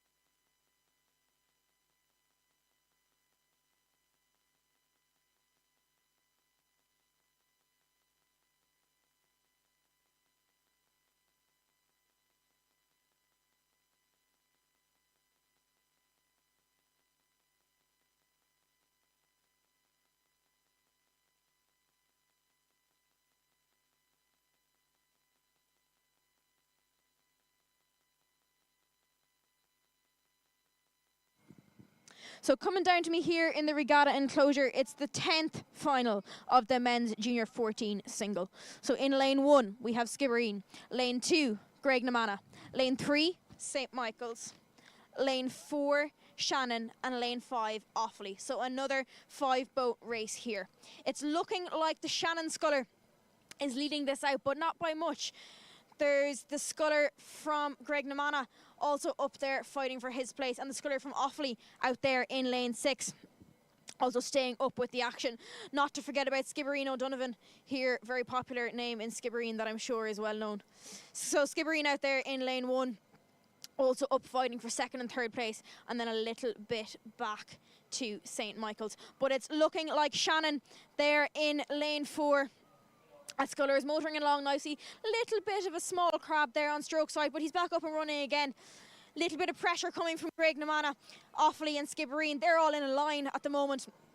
There's a lot of pressure coming on that Shannon sculler, but he's back up and running again. The rate has come up. Tailwind, or the crosswind, not really having much of an effect. He's able to go whatever direction he wants at the right speed. Very close here now between 2nd, 3rd and 4th. Shannon crossing the line. I'm going to say Skib 2nd, Graiguenamanagh 3rd, Offaly 4th, and then St. Michael's are going to finish out that 10th final. We're going to have to wait for official results, which can be found on Rowing Ireland with a live link to the spreadsheet.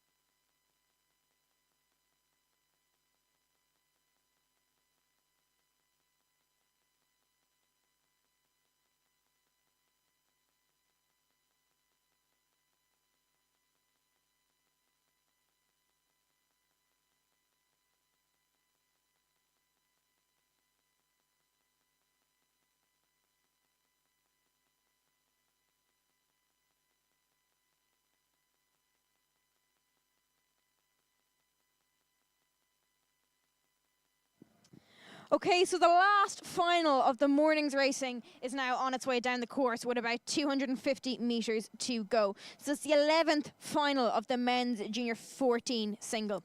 So lane 1, Skibbereen. Lane 2, Galway. Lane 3, Athlone. Lane 4, Castleconnell. And lane 5, St. Joseph's. So it's looking like the Galway sculler. They're in lane 2 has a commanding lead over the rest of the field. I'd say Skibbereen there will be touching second, and then Castleconnell there in third. St. Joseph's back another bit, and Athlone back another bit again. But this Galway sculler here in lane 2, he is in his purple one piece with that gold stripe of Galway Rowing Club. Powering down the course here. Nice controlled rate. He doesn't really have to panic. The crosswind isn't phasing him at all. You can see he's well balanced. That's hard to do in a single scull, especially as a J14, but he's getting on very, very well. Skibbereen then, there in the outside lane, lane 1. He's also motoring along nicely, dealing with the headwind as best as he can, and powering his legs through the water. But coming up to the line, it's the Galway sculler who trains on the Carb. He's now here in Lough racing. He's about to win the men's junior 14 single. So just coming up to the line behind him now, we have Skibbereen Lupton, who we can see the white and red of Skibbereen ever so prominent in Irish rowing. And he's just about to come up to the line here now and play second. So it's looking like the Castleconnell sculler will reach the line now in a couple of strokes, and he will more than likely grab the third spot, followed by Bish and Athlone. So we're just about to finish out now our morning's racing. We've had over 4 hours of racing already done this morning here at the Rowing Ireland 1K Classic. So we're going to take a quick break now for lunch, and we'll be back here with the women's junior 13 octuplets at 2:20 this afternoon. So stay with us and we'll see you in just under an hour.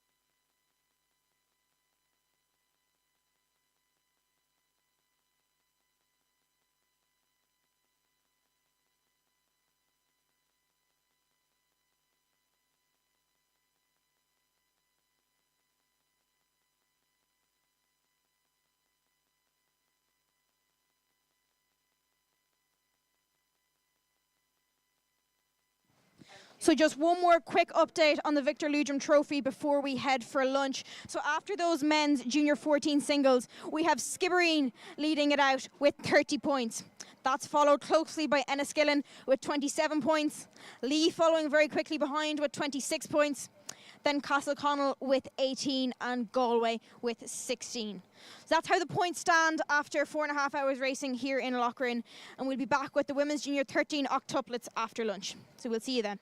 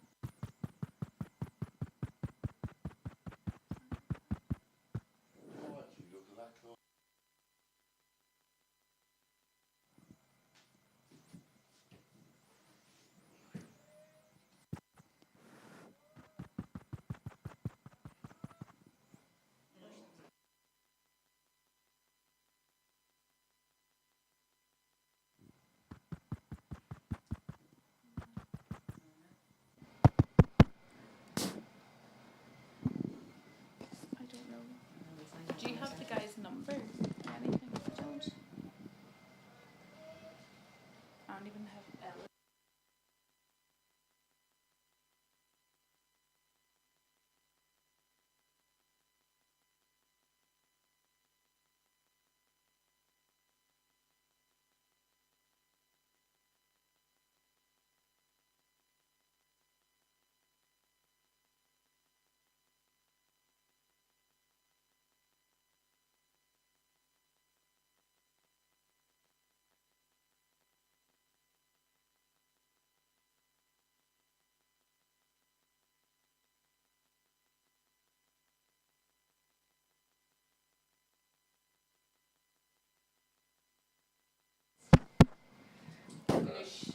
Finish judges.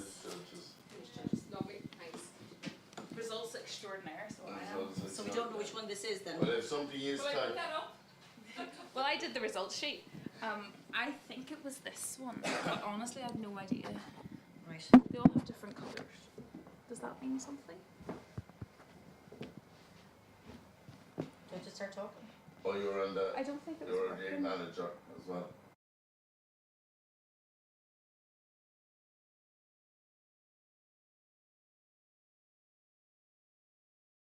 It's tough life. Is my phone over there? Where did I put it? It's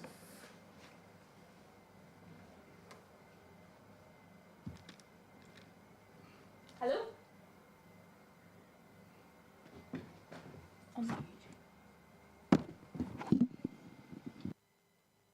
Can you still hear us talking?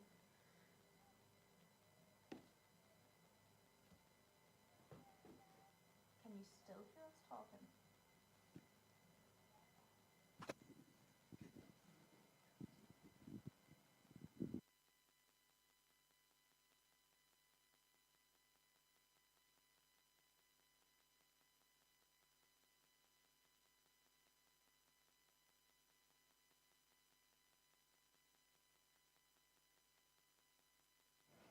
Welcome back everybody to the Rowing Ireland 2025 1K Classic here at the stunning Lough Rowing Centre in Mohill, County Leitrim.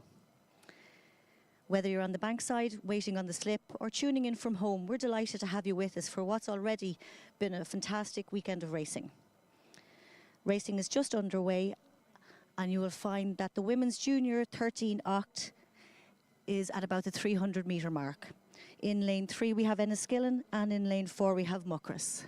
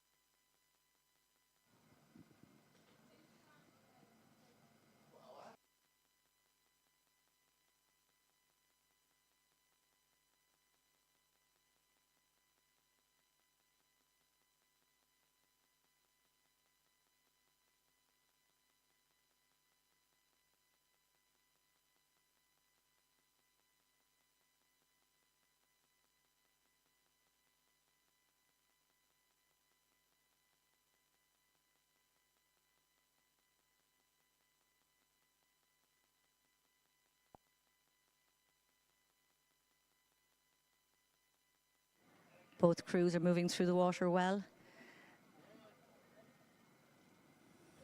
But we can see that Muckross are now starting to edge away. Enniskillen are just trying to claw back a little bit of the distance between the two boats. And I'm sure for the last couple of 100 metres they're going to give it a right push. Both coxes are urging them on to fight to the very end. And we're coming up to the last 50 metres. And we have Muckross coming up to the lead.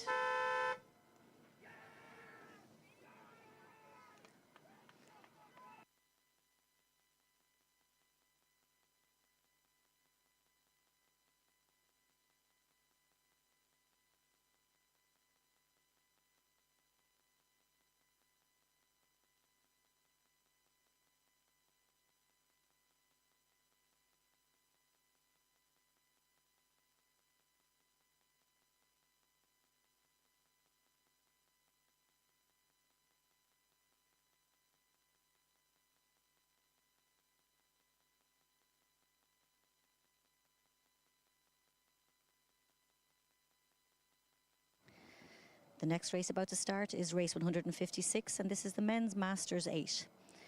This final is comprised of boats in the D, E and F category. In lane 1 we have tribesmen who are D, and that's 50 to 54 age group.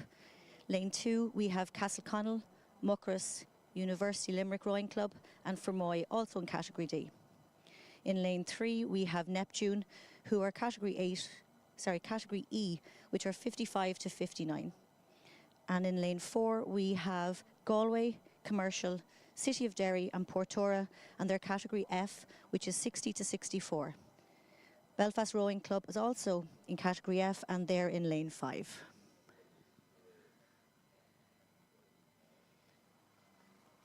Why do I think this was a good idea to do this?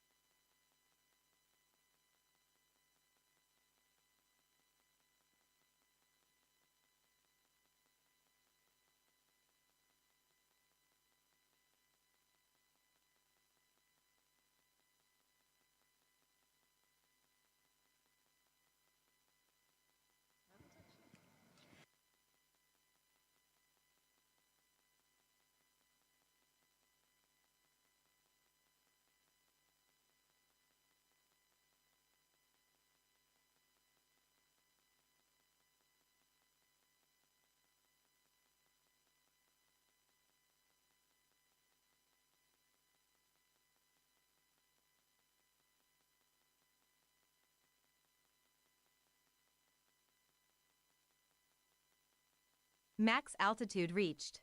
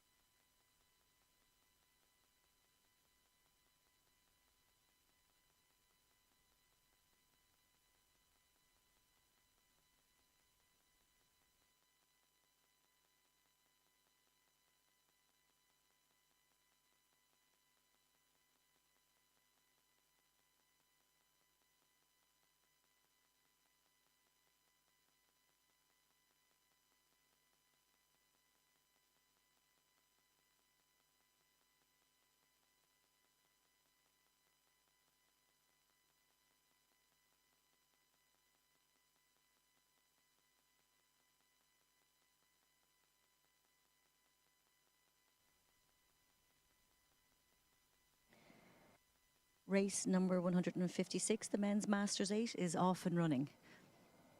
As I already mentioned, in lane 1 we have Tribesman, lane 2 we have Castleconnell, Muckross, ULRC and Fermoy. In lane 3 we have Neptune. In lane 4 we have Galway, Commercial, City of Derry and Portora. And in lane 5 we have Belfast Rowing Club.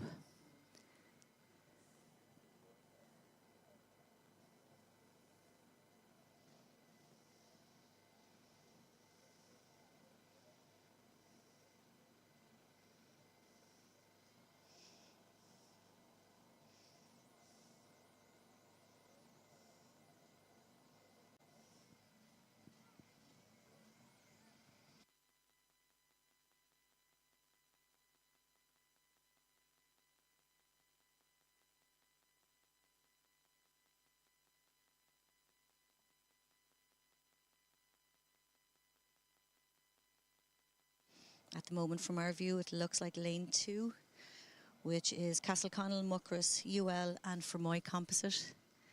They look like they're to the front of the pack, along with Galway, Commercial, City Derry and Portora.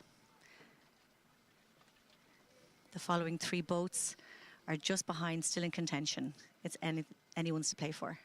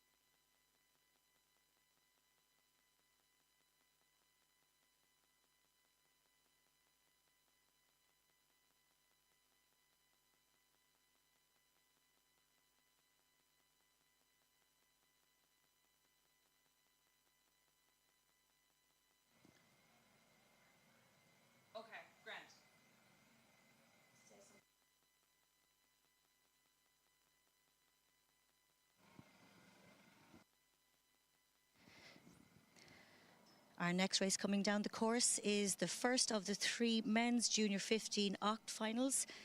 In lane 1 we have Shandon, lane 2 we have Fermoy, lane 3 we have Enniskillen A, lane 4 we have coxed, and in lane 5 we have St Joseph's A.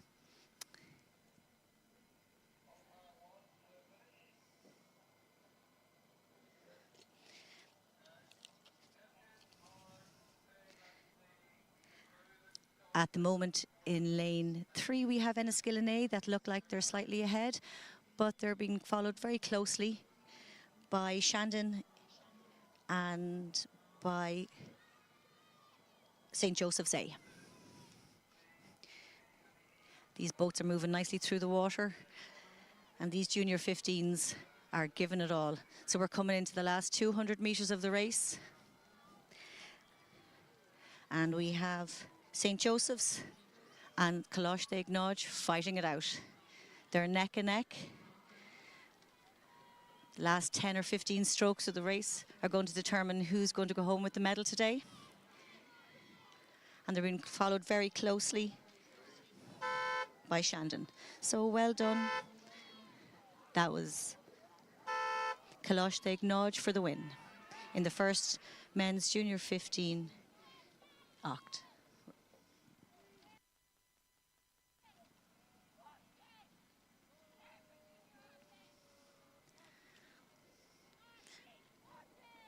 And we have Enniskillen A just coming up to the finish post. Well done, Enniskillen.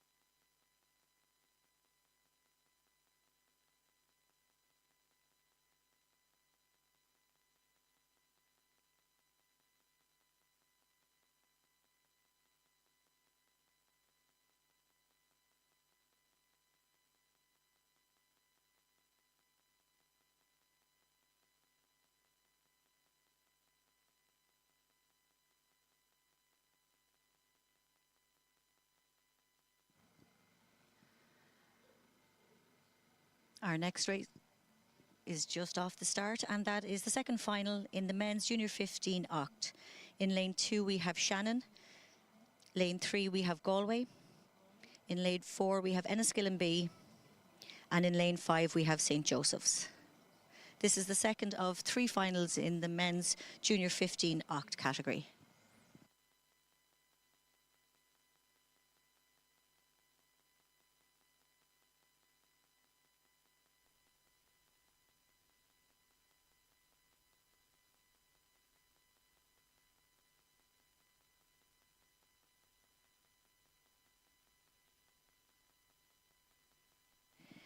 Joining the second final is coxed in lane 1.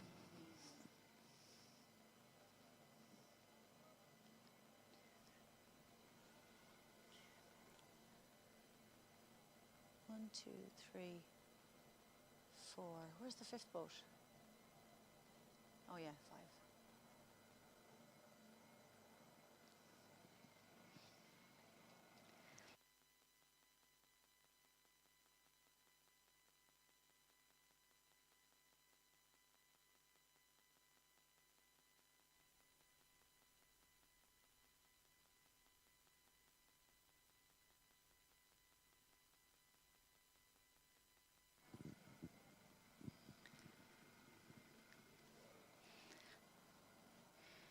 Shannon, Galway and Enniskillen are leading this race, and they're fighting tooth and nail to keep ahead of each other. We can hear the coxes roaring from our position here, and they're fighting hard to keep ahead of each other. So at the moment it looks as though Shannon is neck and neck with Galway, with Enniskillen B trying to claw back a bit of space on the water. At the back of the race we have St. Joseph's B and coxless who are fighting their own race there. So we're coming into the last couple of 100 metres of the race, and the race is being pushed up by all the boats. So Shannon looks like it just has a nose ahead from Galway, and Galway is just trying to fight back with all it has. That's it, and we're coming to the finish. So looks like Shannon over Galway, over Enniskillen. We still have St. Joseph's B and coxless fighting it out. And the next to come up to the line is coxless.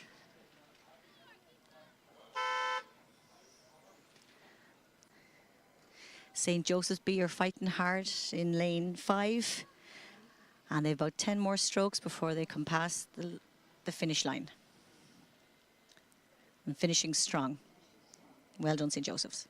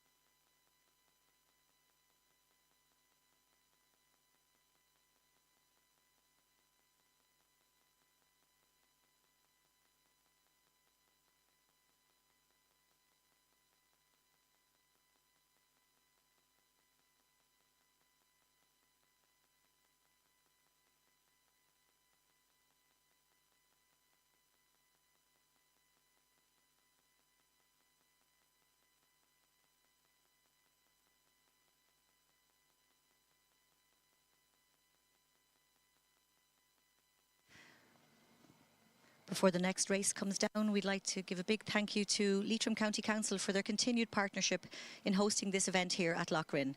Their support has been key in developing this facility into a premier regatta venue.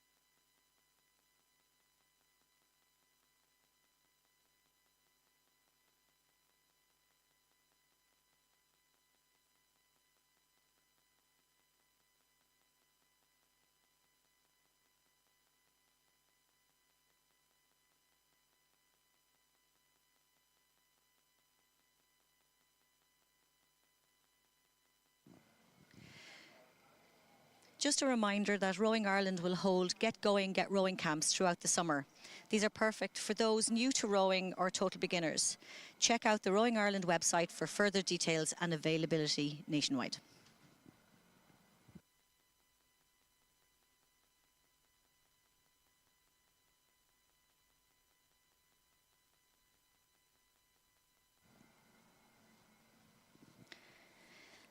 Our third final of the men's junior 15 oct is on its way.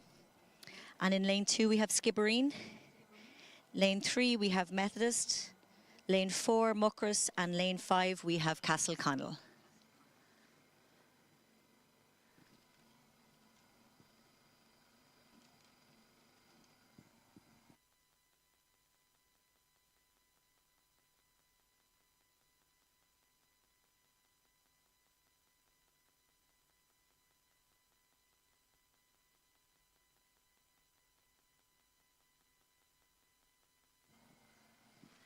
The crews are making their way to the 500-metre mark, and they all look like they're fairly level. So each of these crews will be doing its best to get out in front of the rest.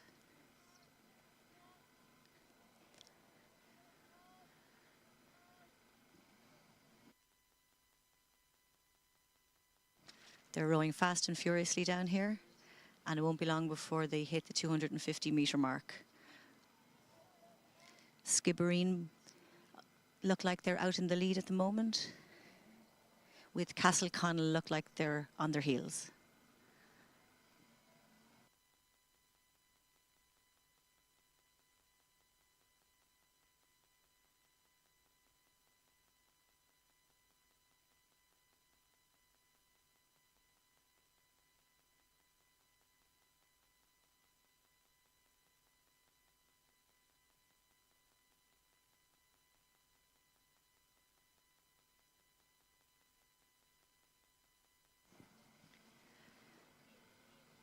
The 4 octs are coming into the 250-metre mark, and in the lead we have Skibbereen,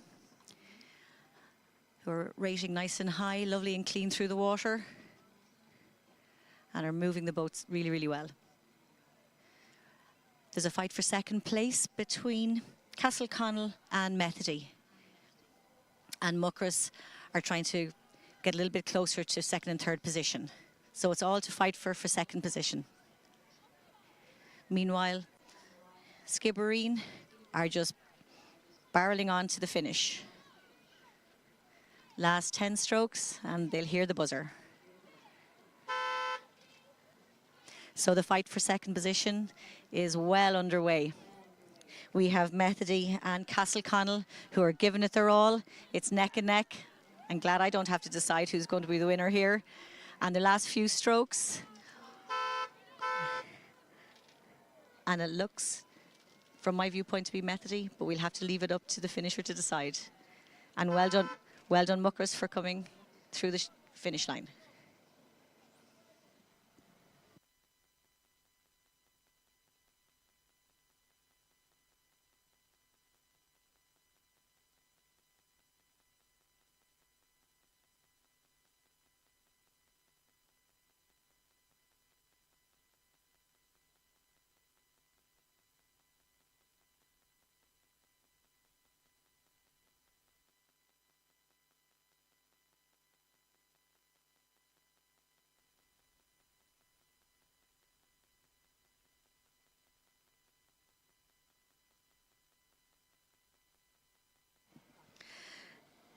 We'd like to take this moment to thank a few more of our key sponsors, brands who are helping to make this event possible and supporting the broader mission of Rowing Ireland. A special thank you to MG Motors, Kinetica Sports, Powerhouse. We're proud to work with partners who share our vision.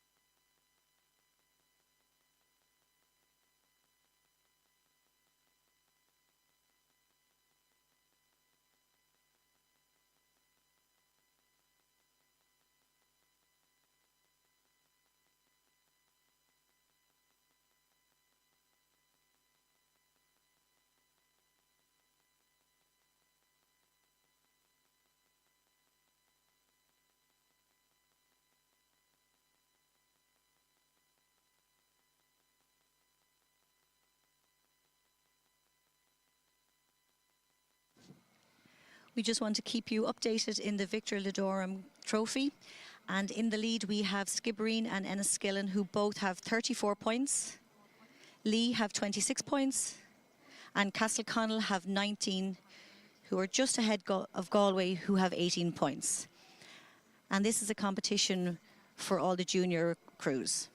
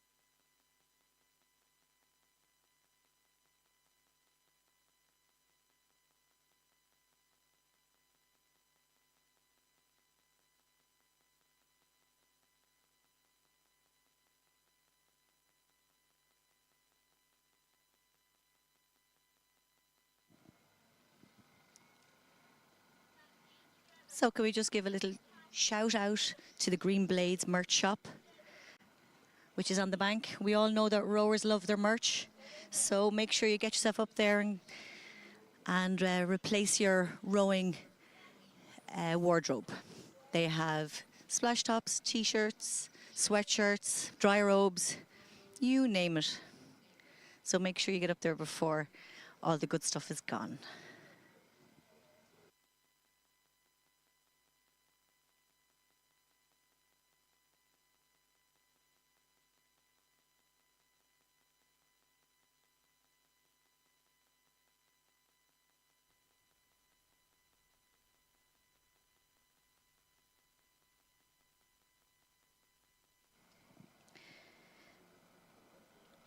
The race coming on down the course at the moment is the Women's Masters 4, and this is final one.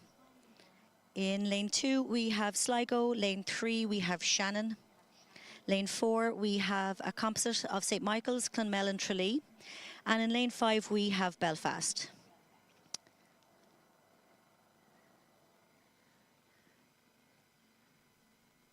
So Sligo is a B boat, and that is age 36 to 42. And the rest of the boats in this race are aged between 43 and 49.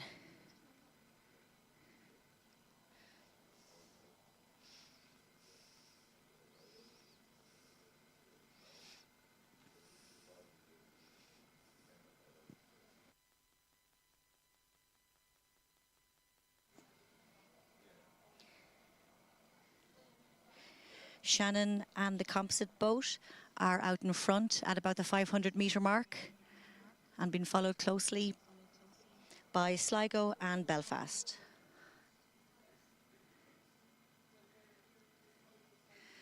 Lovely race conditions. The wind is nice and low.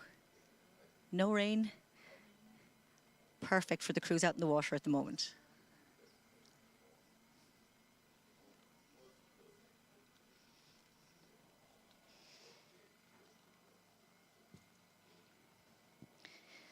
This is the first of 2 Masters 4 finals. And at the moment it looks as though St Michael's, Clonmel, Tralee composite is leading from Shannon. At the back of the race we have Sligo and Belfast fighting it out for 3rd position.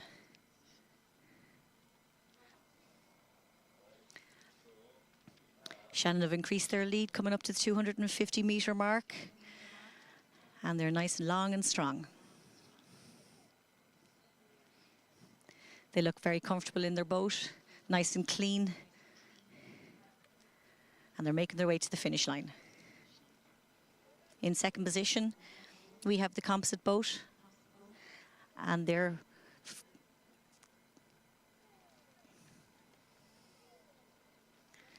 so we've about 10 more strokes to go before Shannon come across the line.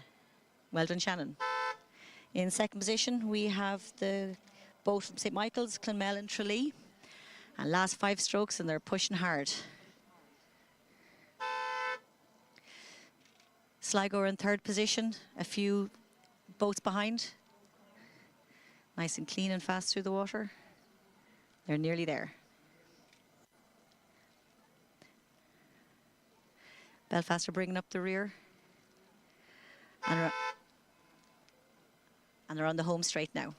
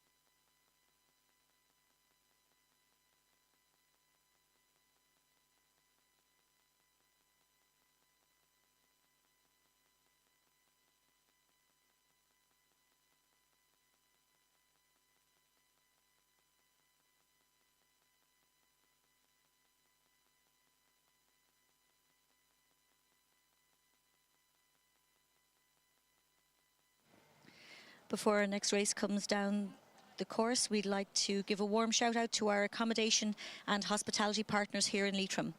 Carrick Self-Catering Accommodation, the Landmark Hotel and the Courtyard Apartments. Thanks for your support in making athletes, coaches and their families feel at home this weekend.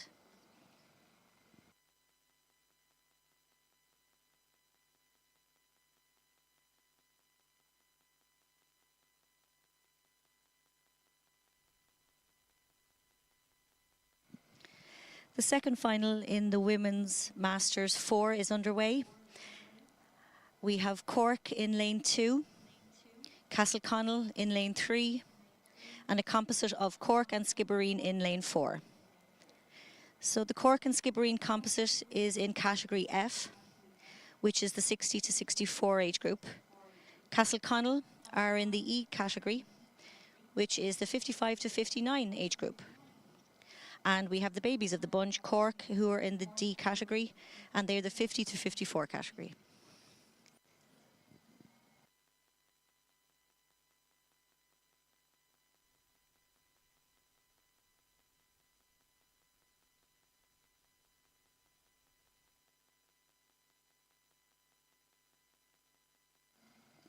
At around the 500 metre mark, it looks like Cork and the Cork Skibbereen composite are out in the lead.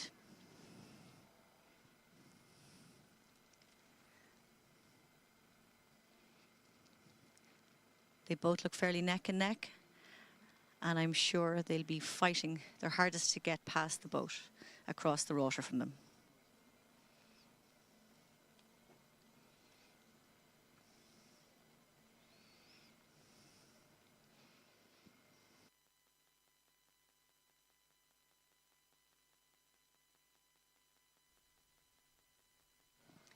If these boats carry on racing the way they are, it's going to be neck and neck coming up to the 250 metre mark. Both boats look nice and controlled and look like they can hold it to the finish.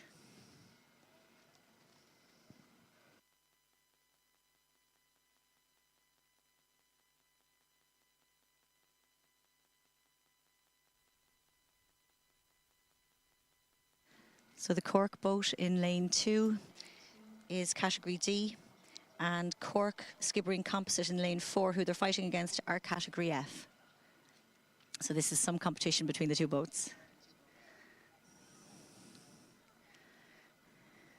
We can hear the cocks from the Cork Skibbereen boat giving as much encouragement as they can to their crew.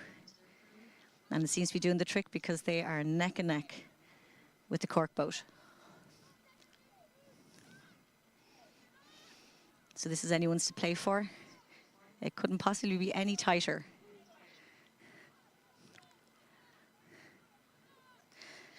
The Cork boat look like they're increasing their rate and are just trying to push on past the composite boat. So with about 10 more strokes to go, it looks like the Cork boat is actually going to finish first.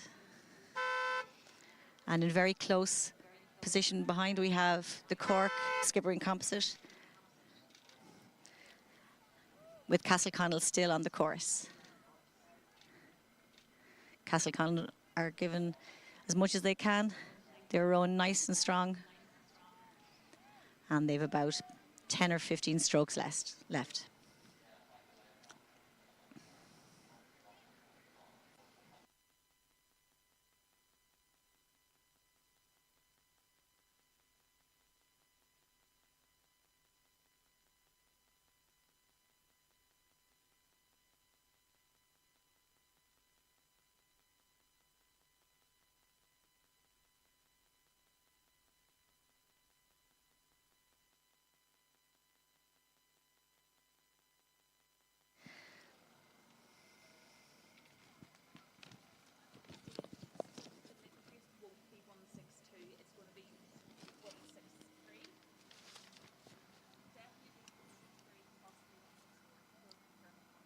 Okay, and where's 162? It's going to be, okay. I think.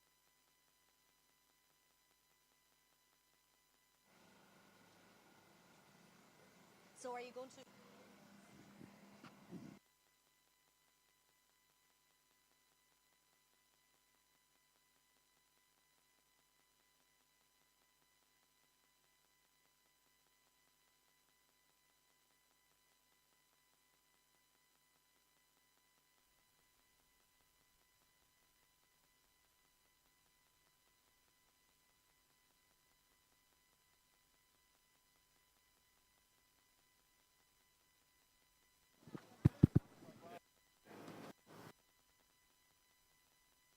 So come to the regatta office, please.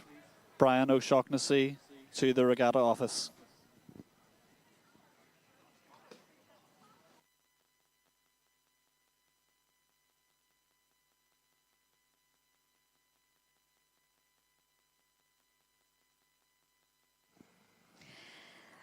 As we move into the final block of racing here at the 2025 One Clay Classic, of our generous sponsors and supporters who have backed this event. Racing, F4 Energy and Creelcha. Your support has helped us create an exciting and inclusive weekend of rowing. We thank you.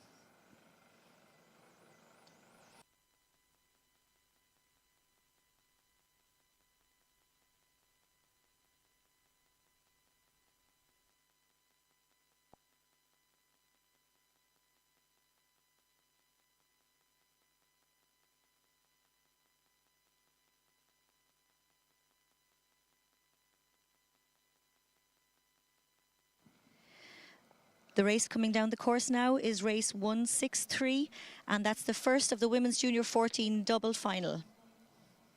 In this race, we have Neptune in lane 1, CRCC-B in lane 2, Lee A in lane 3, Carlo in lane 4, Lee B in lane 5, and Athlone A in lane 6.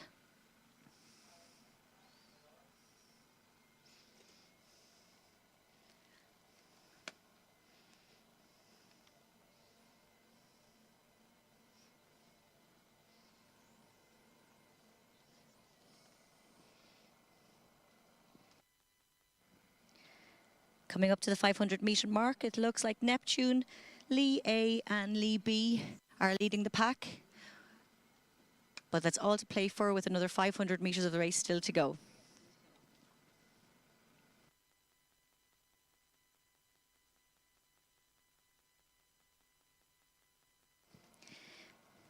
This is the first of 7 finals in the Women's Junior 14 doubles category.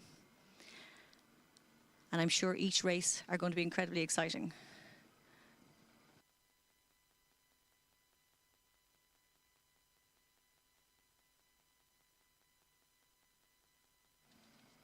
Coming up to 250 metres to go, we have Neptune in the lead, followed closely by Lee A, Carlo, and Athlone. This is quite a spread out race, and it's all to play for.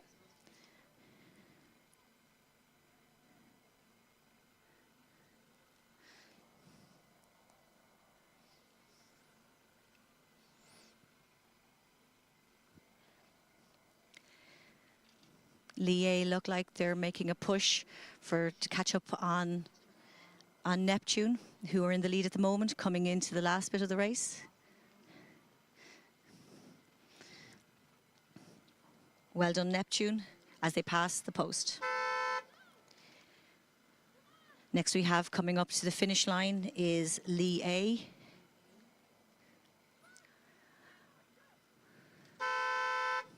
Followed by their buddies in Lee B.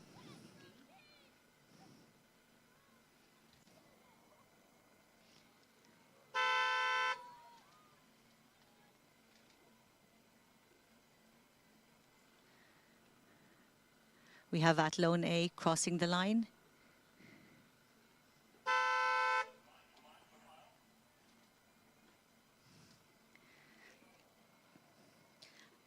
And we have a fight on our hands at the end of the race with CRCC and Carlo. With CRC crossing the line just before Carlo.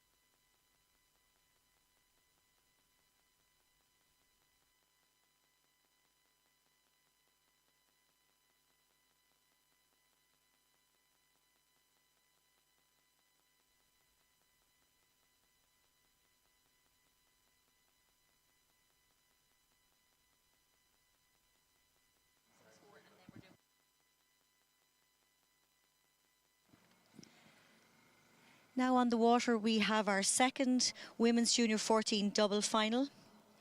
In lane 1, we have Shannon A. In lane 2, we have Shannon B.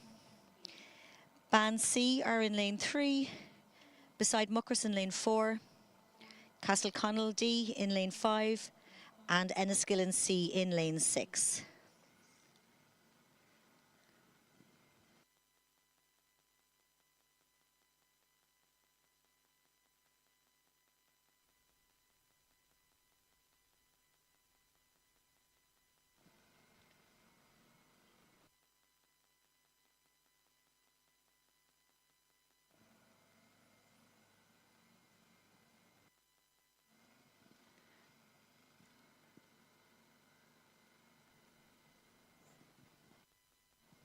From our vantage point here, it looks like Muckers is in the lead,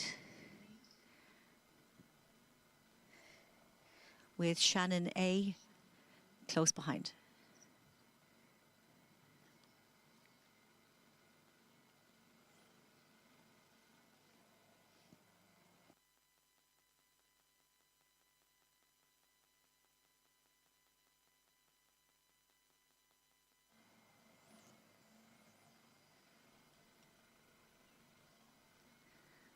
So the Muckers crew in the lead are coming up to about the 250-metre mark, and they're lovely and steady, and they're just pushing out stroke by stroke. Lovely clean entry into the water, and is clearly working for them. So fighting for the second position, we have Castleconnell D and Shannon A. So second position is anyone's, and both crews are fighting hard for the finish. They know they've only about 30 strokes left, and they're going to just dig deep the whole way home. So coming up to the line, we have Muckers in their distinctive yellow one piece.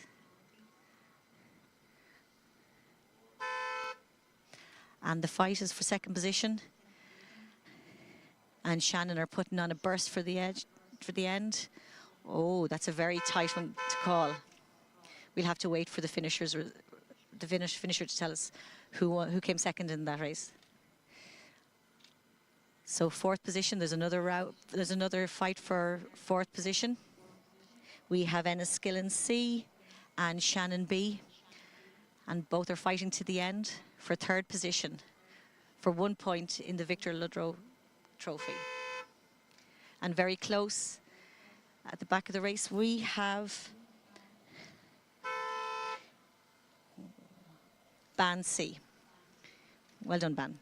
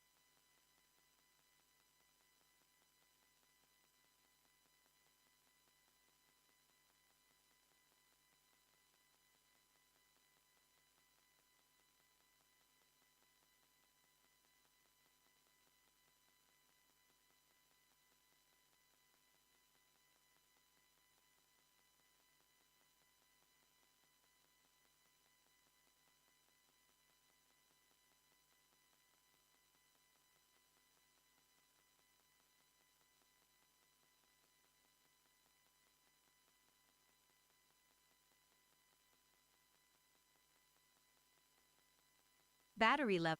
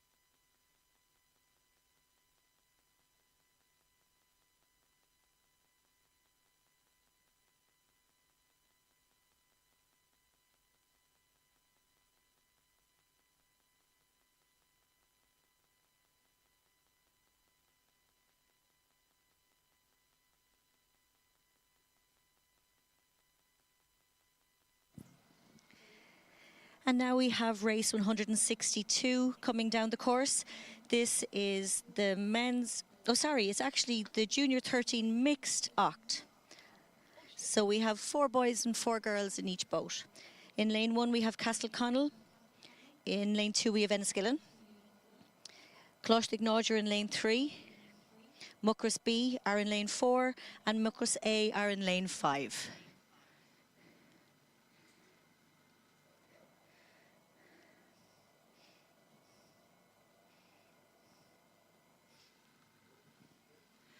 At the moment, Muckross A look like they're in the lead. They are powering down towards the 500-metre mark.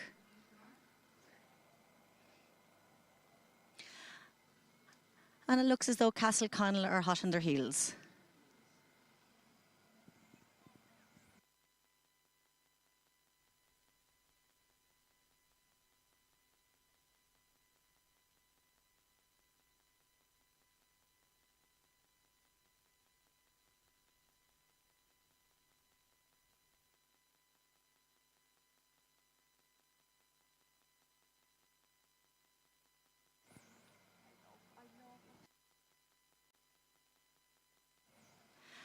And now we're coming up to the 250-metre mark, and we have Castleconnell out in front of Muckross B. The 2/8s are making a fight of it. And the fight for third position includes the 3 remaining boats of Muckross A, Coxless and Enniskillen. So the coxes are encouraging their crews as much as they can. They're increasing their rate and they're trying to put some distance between the opposite crew. Oh, it's very hard to call. You can see the Muckross crew has increased their rate, hoping to just get past Castleconnell. And coming up to the finish line, it's very close, but it looks like Muckross has just pipped them at the post. There's a fight for third place coming up towards about the 100-metre mark.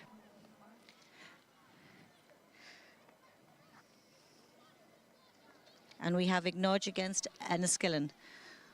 Oh, that's also a very tight call.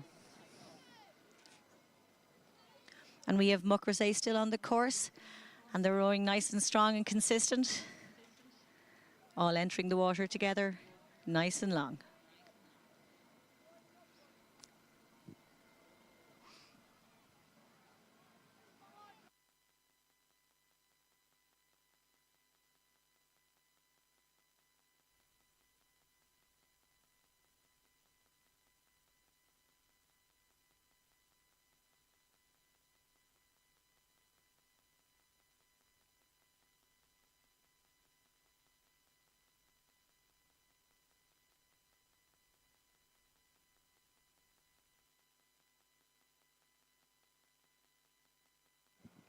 Race 165 is at the 500-metre mark, and this is final number 3 from the women's junior 14 double scull. Castleconnell B are in lane 1, Ban B in lane 2, St Michael's C in lane 3, Athlone C in lane 4, Cork in lane 5, and Workman's in lane 6.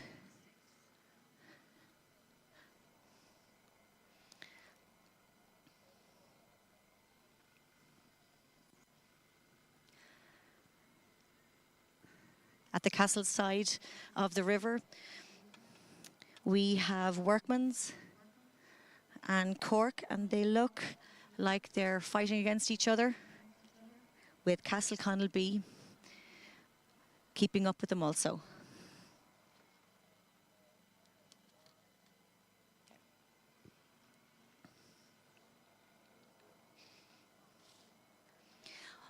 It's definitely a fight out between these 3 races, with about 100 metres to go. Let's see who gets there first. Castleconnell B have just increased their rate. They're having a little look across to see what they have to do. And they look like they're making some ground on the other boats. And I think they've done enough to secure the win. Followed by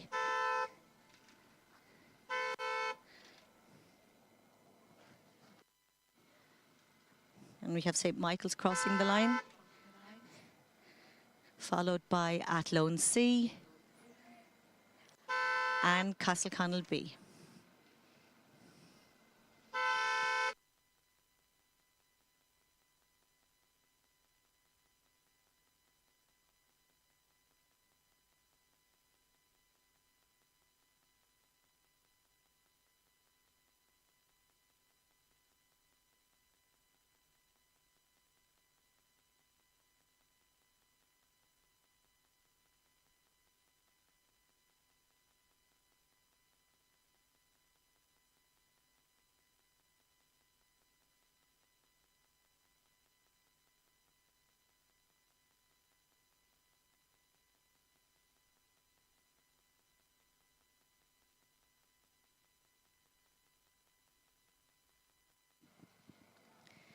Race number 165 is on the way down, and that is the 3rd final in the women's junior 14 double scull.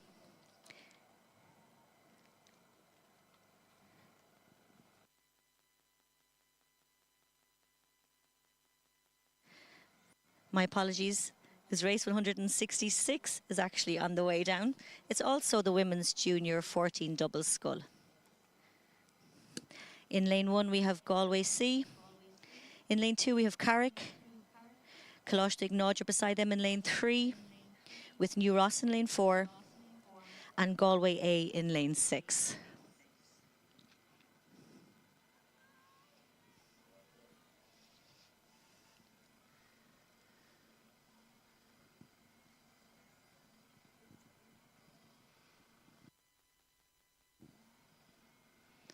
They're just past the 500-metre mark. And it looks like New Ross is in the lead. A bit of a distance ahead of the other crews at the moment. But we've about 500 metres to go, so all could change.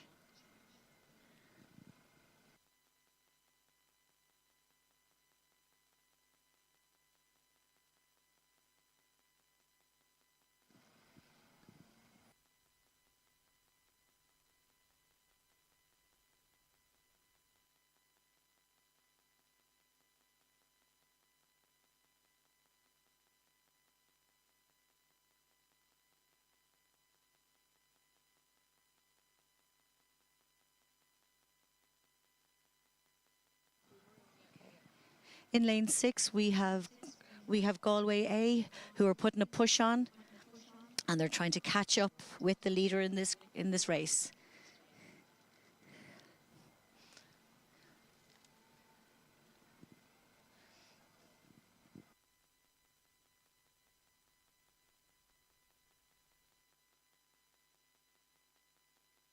We have New Ross coming up to the finish, and they're about 2 strokes away from their win in the Junior 14 Women's Double Scull. We have Galway A in second position, and they're powering on home with about 10 more strokes to claim the second place.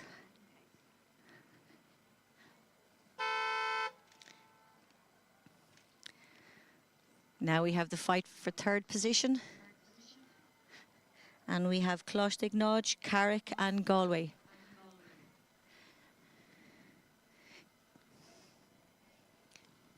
Carrick seems to be a little bit out further ahead.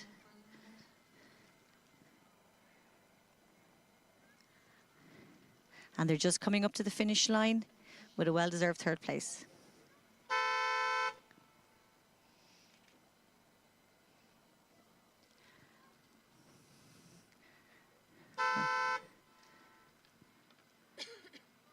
And bringing up the rear, we have Galway C with a few more strokes to go. Well done, Galway.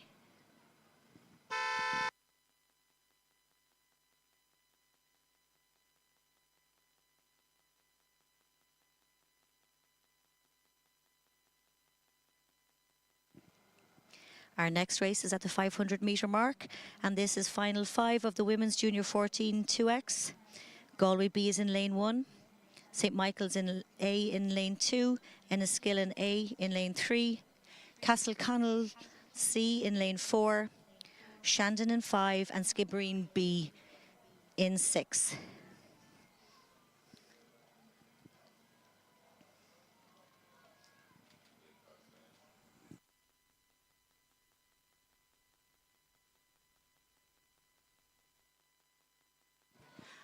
And coming up to the finish line, we have St Michael's with a comfortable lead over Enniskillen and racing really well. And Enniskillen are just coming up to the finish line now. Big burst for the end.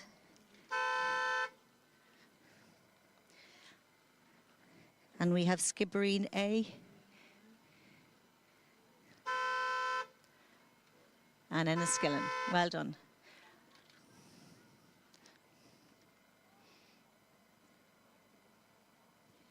And we have Galway coming past the line. Followed very closely behind is Skibbereen. And that was final 5 of the Women's Junior 14 Double Scull.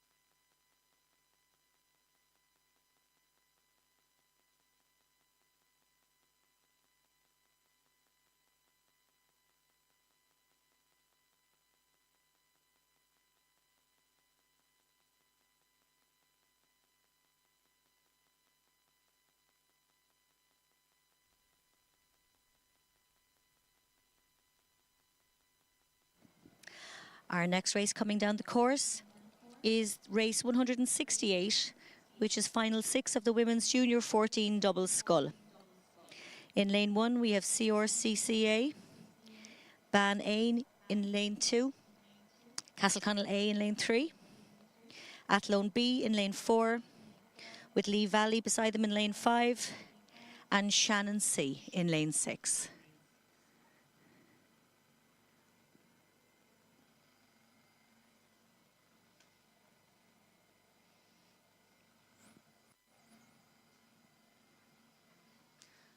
All boats got safely off the start. and are lengthening their stroke and getting into the body of the race.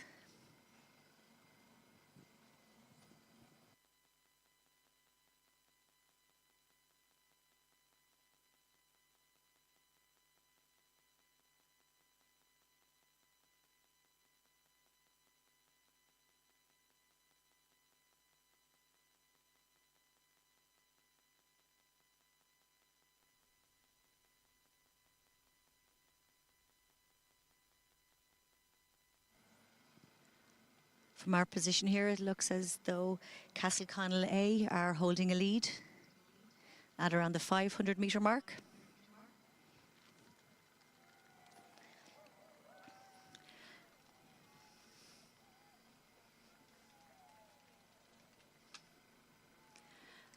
Ban A look like they're hot on their heels and are fighting for the first place spot.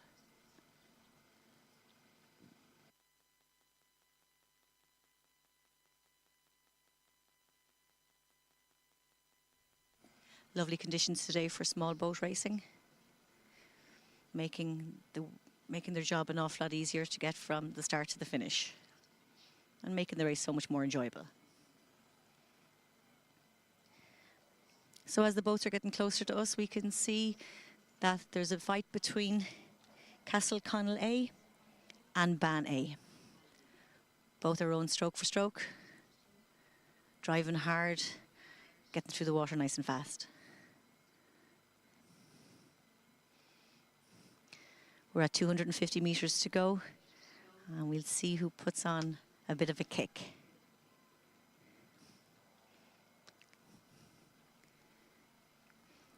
So there's also a fight for third spot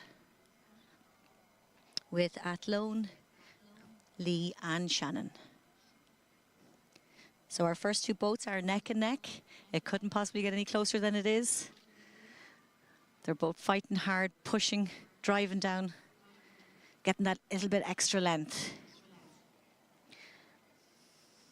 So Ban A have just increased the rate, just coming up to the finish, and it's paid off for them. And Castleconnell in second place. So the fight for third is between Athlone Battery level is low. and Lee Valley. Again, this is neck and neck. It's a game for anybody. And Athlone comes in third. Return. And Shannon C are just about to pass the line. And they increase their rate and finish nice and strong. We have CRCCA with about 50 metres to go. And they're looking good. Bow's having a little look around to see how much more they have to go. And they're nearly there. Well done, girls. Stroke having a little look.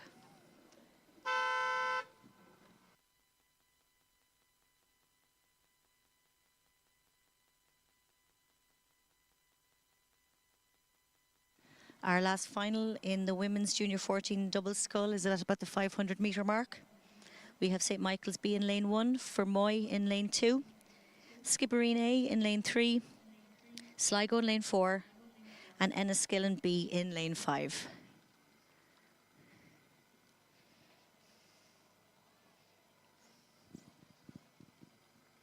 At the moment, it looks like Skibbereen A are in the lead, with 500 metres to go.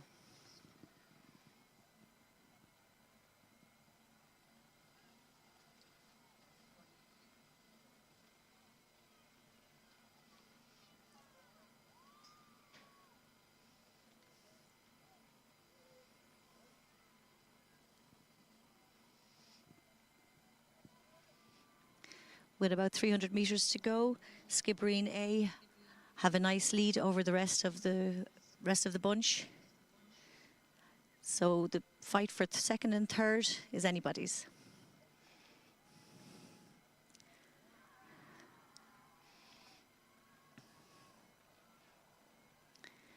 Enniskillen B and Sligo are slogging it out beside each other, trying to get a bow ball ahead of each other. And I'm sure they're going to fight to the end. St. Michael's B and Fermoy are having their own contest here too.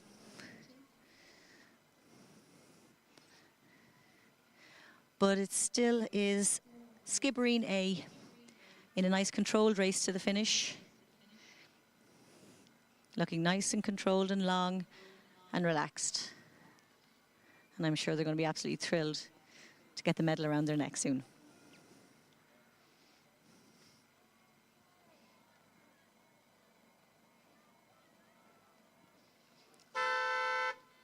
And we have Sligo in second position, are increasing their rate, and they're just making their way home now.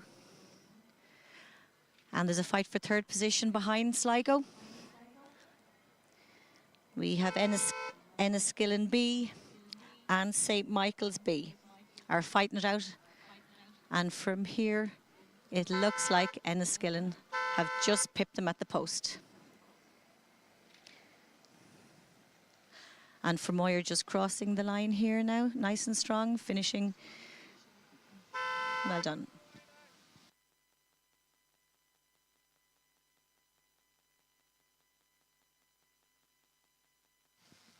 And that's the end of our women's junior 14 double scull race. And we have the mixed masters double scull. And lane 1 we have Sligo B, lane 2 Clonmel B.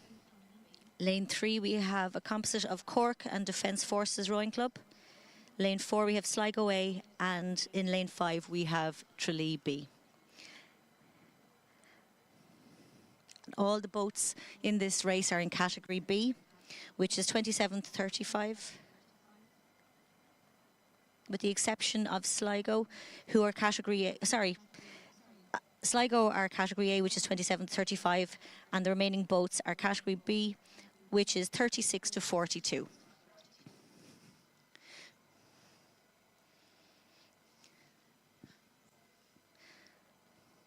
So at the moment we have Sligo A in the lead.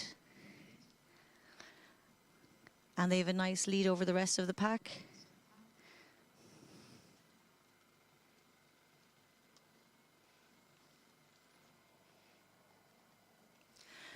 Tralee are hot on their tails. Both crews looking nice and controlled and strong. And they'll be delighted when the buzzer goes.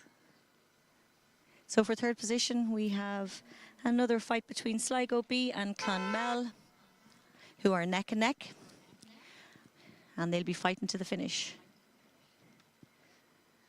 Sligo are rating slightly faster, hoping just to get a little bit ahead of the other crew. So their tactic looks to have worked, and they're just about to cross the line, followed by Clonmel, and then Cork and Defence Forces Composite finishes right behind them.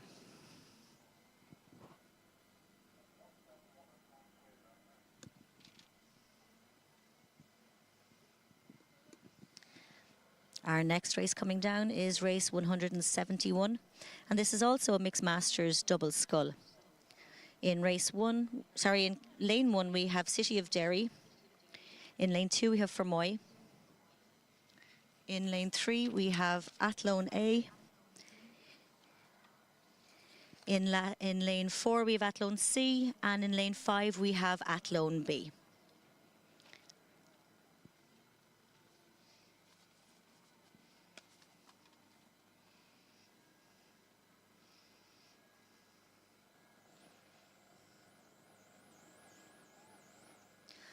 All of the boats in this race are category C, and that's the 50 to 55 age group.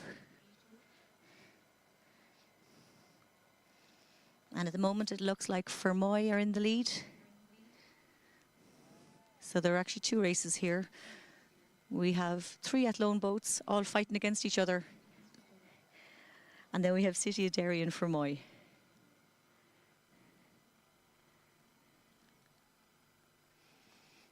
So at about 300 metres to go, we have Fermoy in the lead. And they're thundering down the river at a great pace.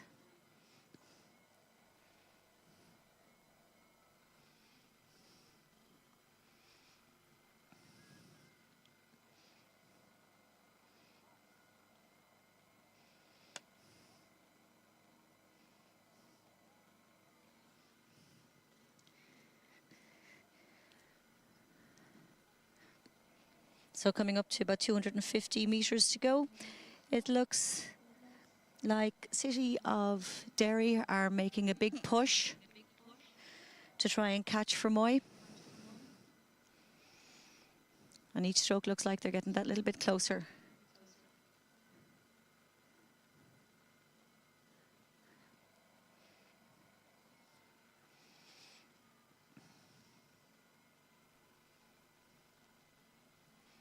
We have that lone boat in third position.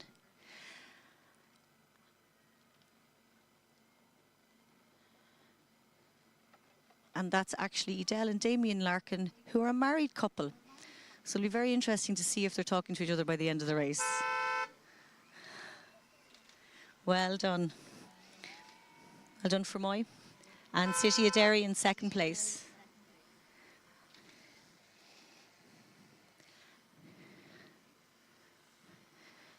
And we have Athlone coming in third position, Battery level is just low. about to meet the buzzer. Aircraft will return to the home point in 10 seconds. And bringing up the rear, we have two Athlone boats fighting against each other.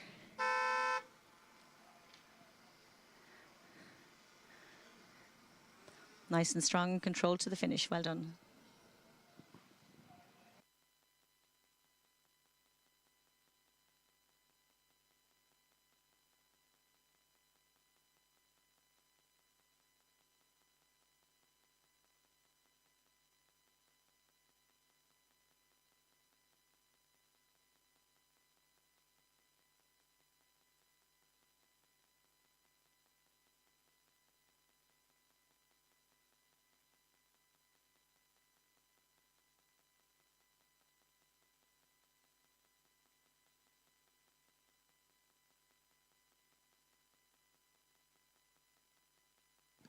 So I'd just like to give you all an update on the Victor Ludorum Trophy. In first place, we have Enniskillen and Skibbereen with 38 points. In third place, we have Lee and Castleconnell in 29 points. And in fifth place, we have Muckross with 25 points.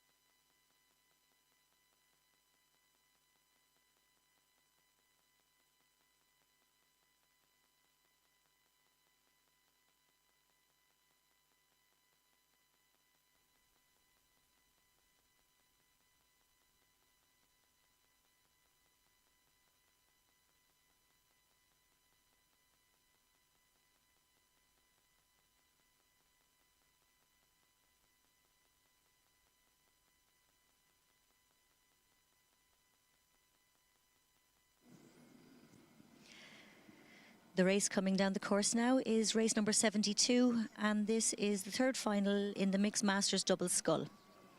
In lane 1, we have Athlone D. Shannon are in lane 2, with St. Michael's beside them in lane 3. Lee B are in lane 4, and Lee A are in lane 5.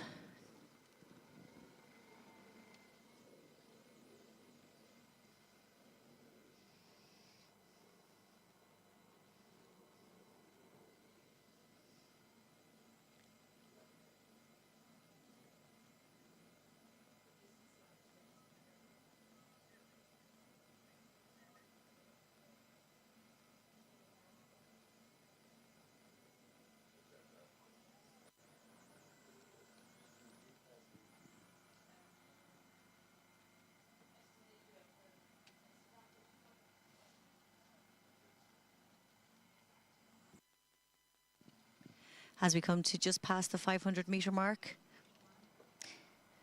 we have Lee B in the lead.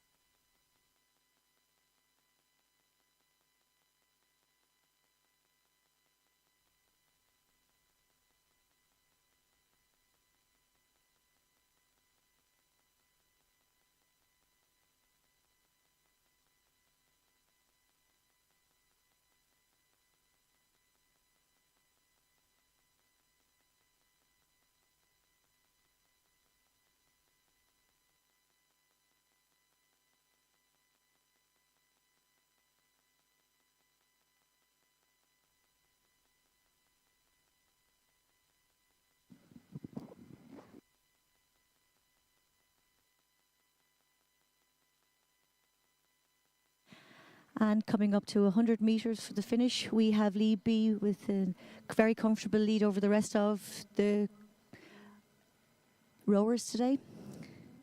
In second position, we have Lee A. And they're very close to St. Michael's and Shannon.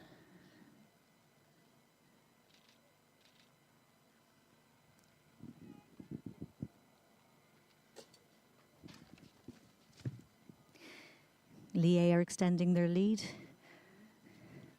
as they're just coming up to the finish line and putting some extra water between them and St. Michael's.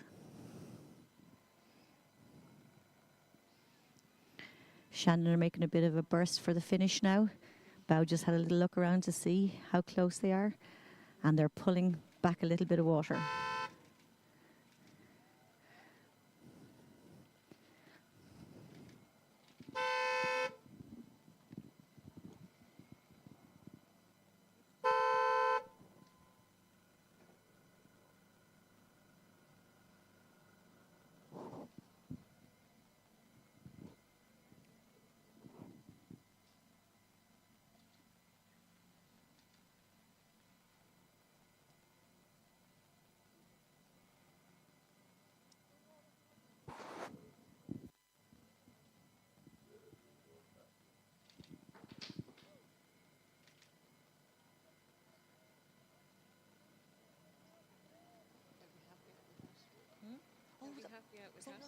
No, Derek, the first Lee B is Derek and Sally. Sally's a really, really good ball. They came second. Oh, brilliant. The book that won that was that Lee A or B? Was it Lee 4 or Lee 5? Names. She called them Lee B. Yeah. I think it was B. Can I have the? It was because I did look and it was 5. Have the binos and on top of it. Yeah. 5, It was 4. Yeah. 4 was second. Because I did check with the binoculars and they were 5. Because I wasn't sure. No?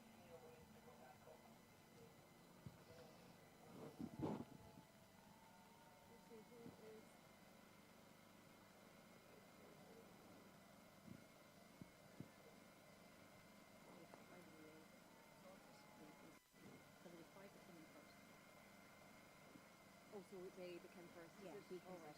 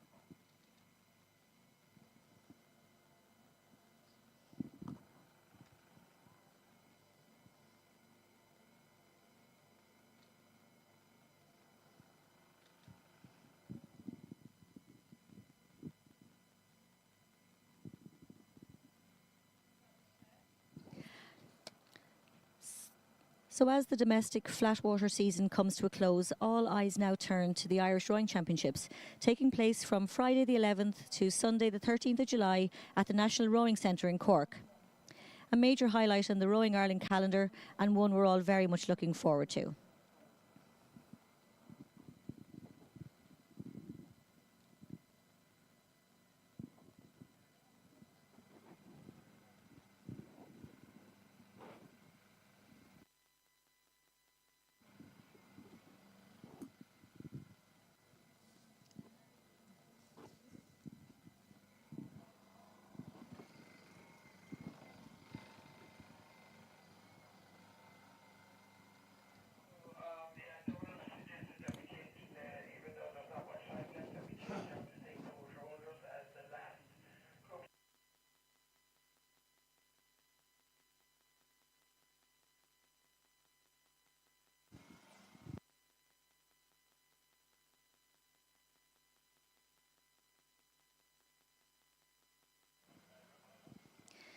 So now we have race 173 making its way down the course, and it's the last of the mixed double scull finals. In lane 2 we have Tribesmen, in lane 3 Lee Valley, and in lane 4 we have Clonmel A.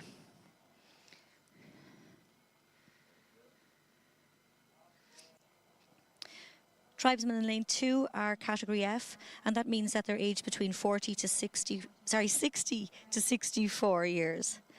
And that's the same as Lee Valley, who are in the lane beside them.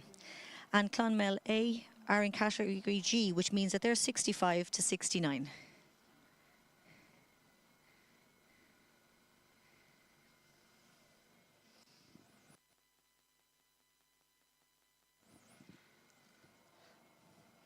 At the 500-metre mark, it looks like Clonmel A is taking a little lead from the other two boats in the race.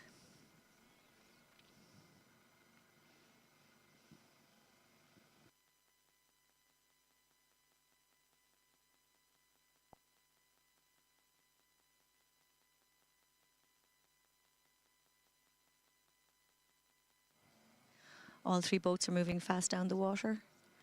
And even from where we are, we can see all blades are off the water and they're rowing lovely and smoothly. So Tribesmen is in second position and is trying to make some inroads on Clonmel, with Lee Valley in third place.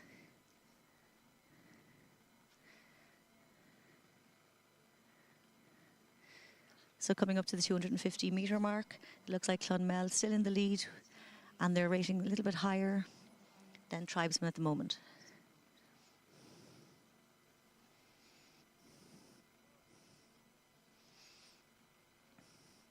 They look lovely and comfortable and controlled. And the boat is just gliding down towards the finish. So Clonmel are pulling away from second position Tribesmen. Battery level is low. And Lee Valley are Aircraft bringing up the rear in third place.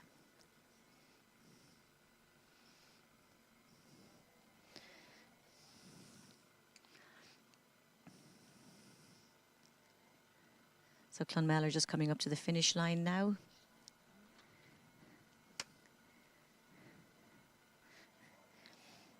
With Tribesmen in second place. And they're a distance ahead of Lee Valley.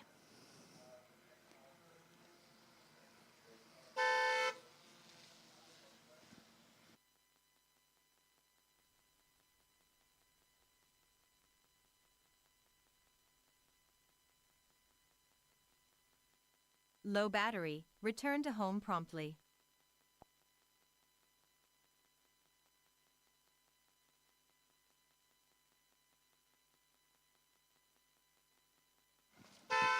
And still on the course, we have Athlone D, who were moved from the previous race. And they're making their way down comfortably down to the finish line. They have about 200 metres to go.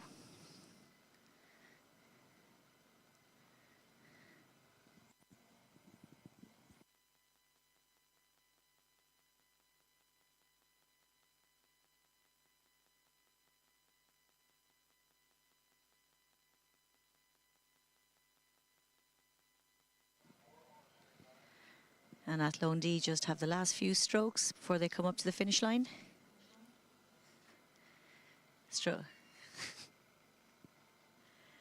And the buzzer's just about to go.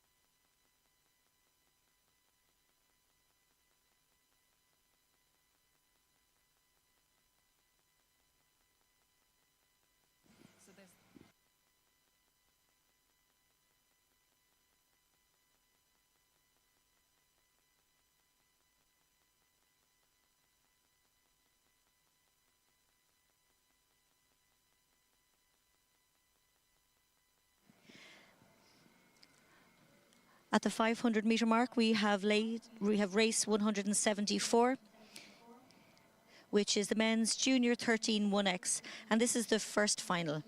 In lane 1 we have Bantry O'Donovan. In lane 2 we have Bantry O'Mahony.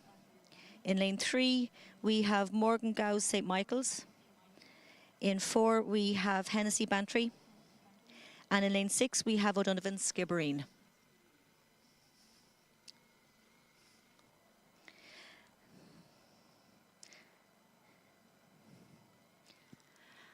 And at the moment, it looks like St. Michael's is in the lead, with Bantry close behind. These two lads look like they're going to fight it out right to the very end. Both hoping to get a medal around their neck after this race. So St. Michael's is just up in the rate, bringing himself home.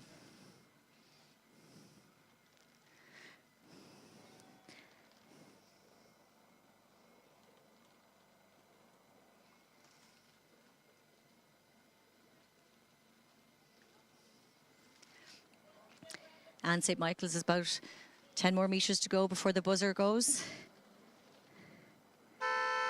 with Bantry Hennessy in second place. So the battle for third place is still ongoing. And we have Skibbereen O'Donovan, Bantry C,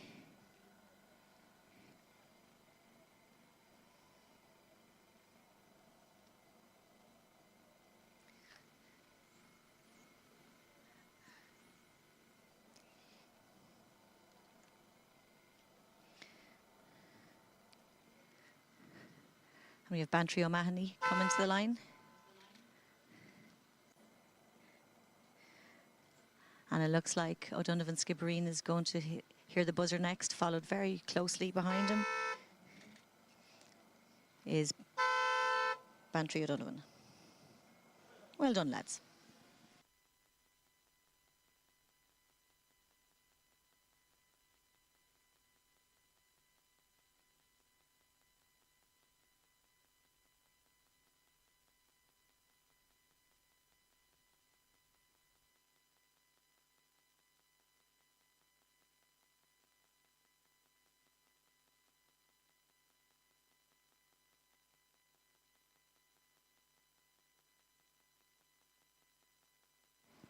Making its way down the course, we have race 175, and that's final number 2 in the men's junior 13 single scull.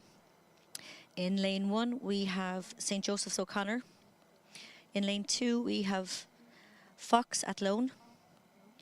Edwards Ban is in lane 3, with Laffy at Lough in lane 4, Whitty Muckross in lane 5, and Lowry Offley in lane 6.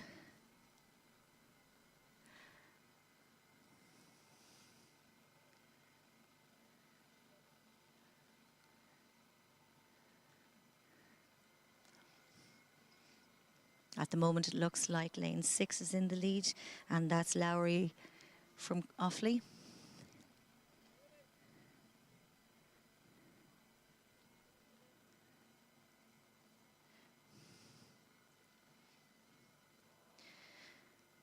So I'm sure this is the race that all these junior 13 single scullers have been looking forward to all year. It's been the pinnacle of the junior and masters rowing calendar in Ireland.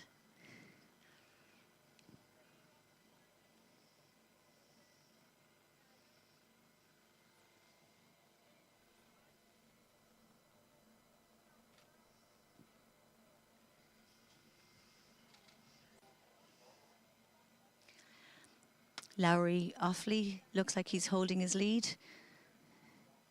And we can see Fox at Lough. And O'Connor Joseph's making a push.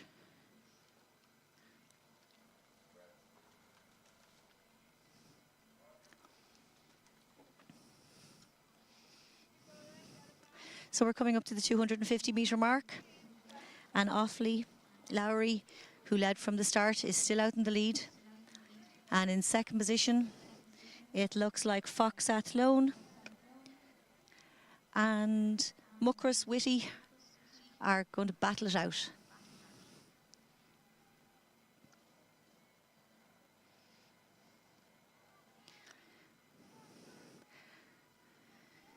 Ban Edwards looked like he's trying to get into the fight for the second place. But meanwhile, we have Lowry from Offaly winning this junior 13 single sculling race comfortably, and he's just about to hit the line. So there's a great race now coming up for second place. It's neck and neck between Athlone and Muckross. And it looks like Athlone is just up in his rate that tiny little bit, and looks like he could do enough to get that second place. And yep, second place for Fox Athlone, followed by third for Muckross Witty. And we have St. Joseph's O'Connor just coming through the line. And we have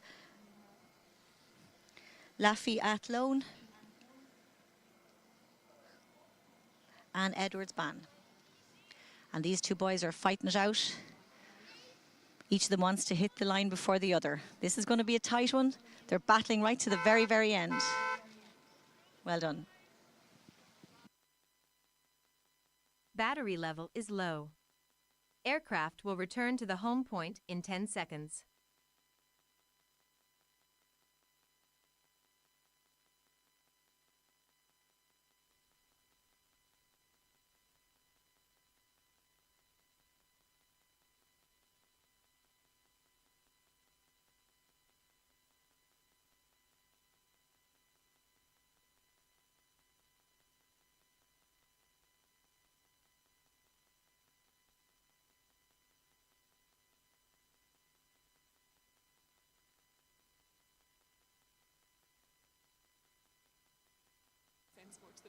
Just to let everybody know that the Rowing Ireland Green Blades shop is in full swing and back again tomorrow with training tees, hoodies to mark the 2025 1K Classic.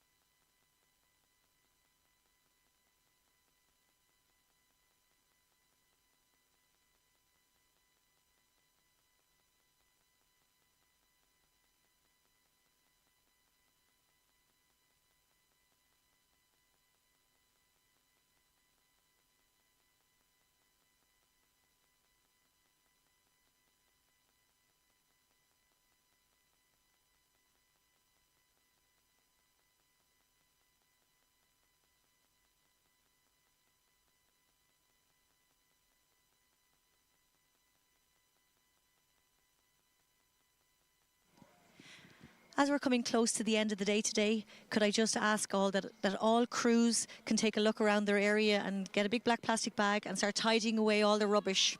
Could you also ensure that you tie down any tents that are staying erect tonight so they're not blown off before you come back in the morning?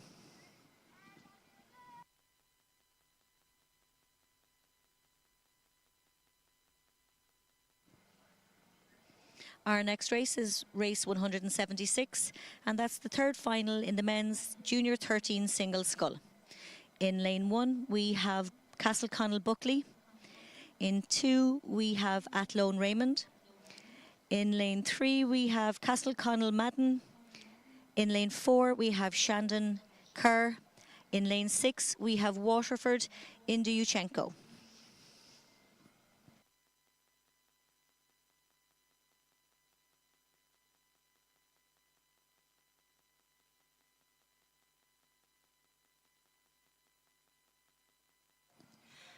All boats are at about the 500-metre mark, And they all look like they're quite close to each other. Waterford looks slightly ahead at this stage, but all the boats are within reach.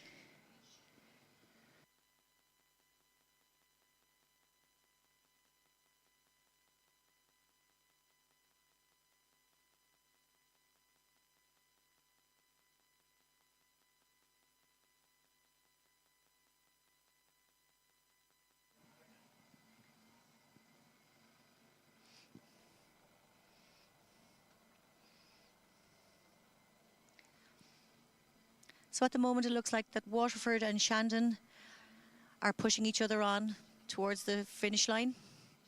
They're both neck and neck, and they're fighting hard for that gold medal.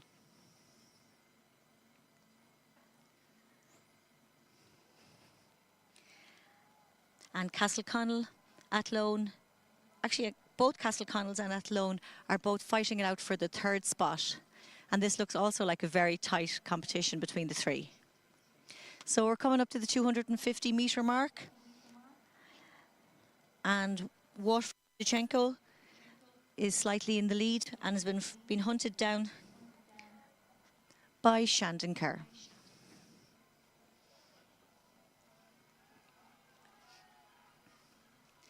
This is a great race to the finish. Both lads are definitely going to give it them all. They're lengthening out, increasing the rate there a wee bit. And Shandon is definitely trying to inch back before he gets to the finish line. And he does look like he's finishing back, or pulling back, should I say. Oh, this is going to be tight. This is a great burst for the finish. Oh, this is either. Oh, well done. Shandon Kerr took the win.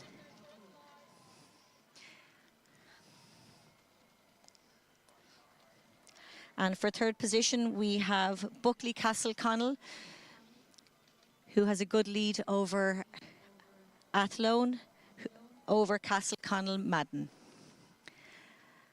And Castleconnell Buckley is still ploughing away towards the finish. Well done. Our two remaining boats in this race are Athlone and Castleconnell Madden. And Athlone just have a few more strokes to go. Battery level is low. He crosses Aircraft the will line. return to the home point in 10 seconds. These lads have had to wait an awful long time to row in their single scull today. And I think you'll agree that they all did absolutely brilliantly.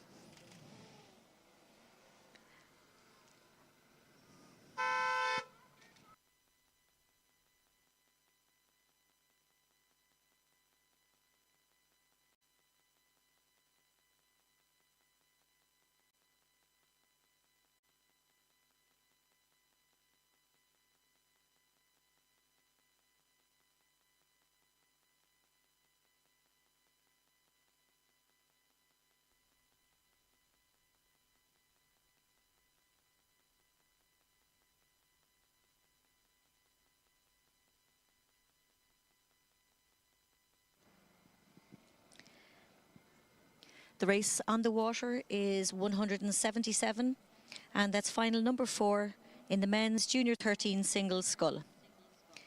In lane 1, we have Carrick Lough. In lane 2, we have St. Joseph's Staunton.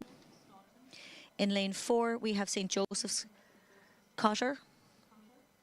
In lane 5, we have Garda McLaughlin. And in lane 6, we have Burn Lochras. At this stage of the race, all boats look pretty even as they're coming up to about the 500 metre mark. So it's all to play for.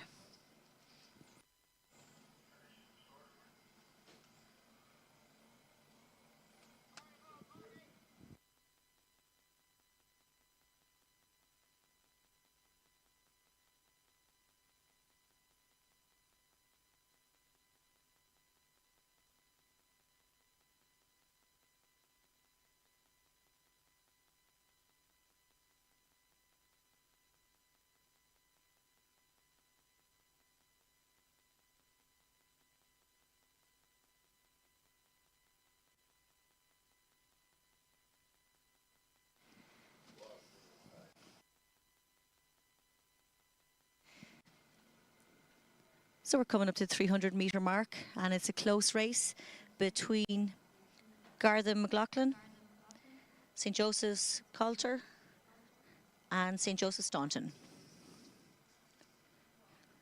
They're all neck and neck. And with 250 metres to go, I'm sure they're all going to put on a fantastic push.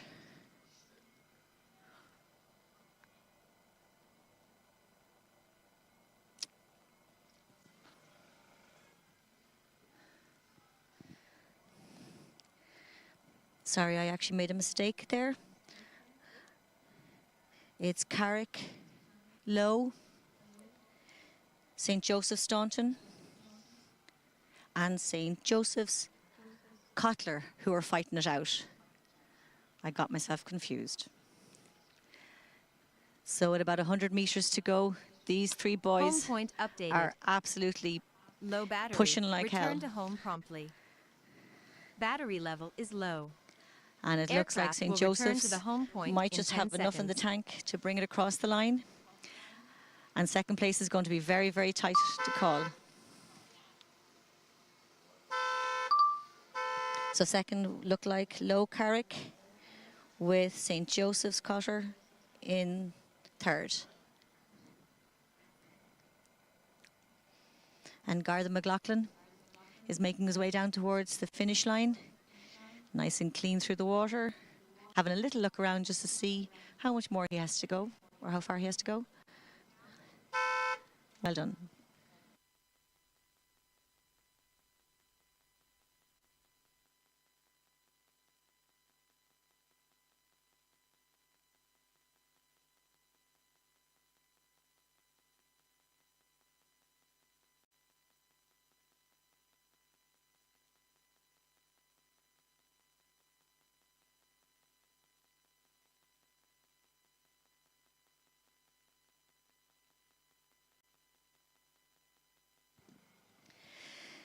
So the fifth and last final of the men's junior 13 single scull is on its way down the river now.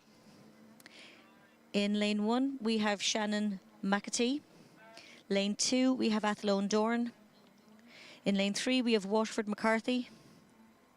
In lane 4, we have Skibbereen Lupton. Lane 5, we have Bantry Collins. And in lane 6, we have Lockers Byrne.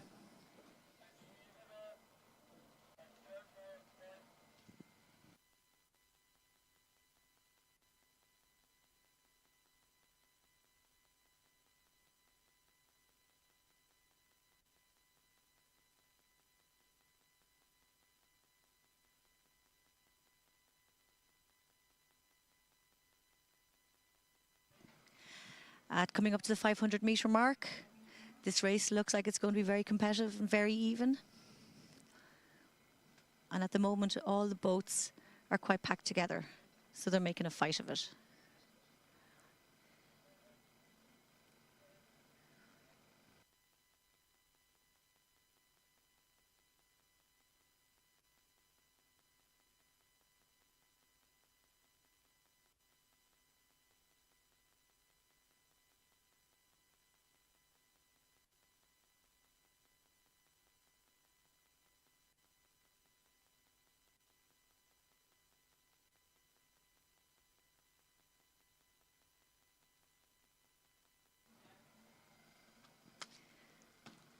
Again, this is a very evenly matched race. We have Shannon McAtee and Athlone Dorn who are beside each other and they're pushing each other on. And then the opposite side of the river, we have Byrne Lockers, Collins from Bantry, and there Waterford McCarthy is coming up at the rear of the race and looks nice and comfortable and controlled.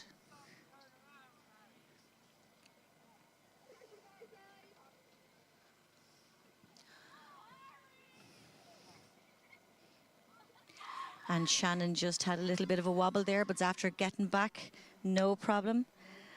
And we have Bantry Collins, who's just coming to the finish. And second place is all to fight for. Shannon McAtee is looking like he's making a big burst, but I think he was just pipped at the post by Lupton Skipperine.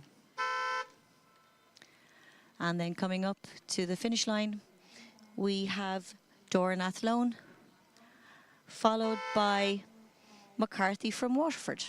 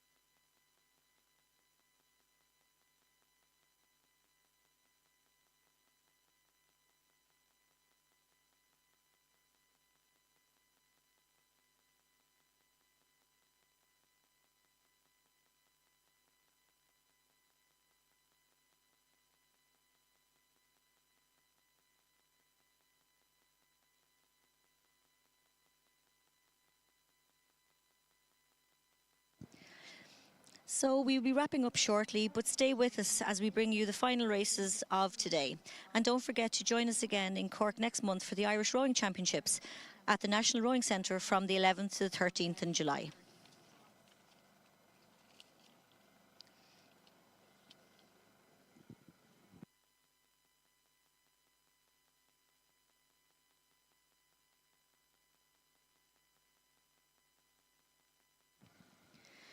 We would like to say a special thanks to all of our volunteers, officials and club organisers who make events like this happen. Thank you for your time, energy and dedication. We couldn't do it without you. We would also like to say a big thank you to all the clubs for making the trip to Lough this weekend and competing at the 1K Classic. Your support is invaluable. Our largest entry from one club is 58 boats, so it's great to see so many younger and maybe slightly older adults race here at Lough.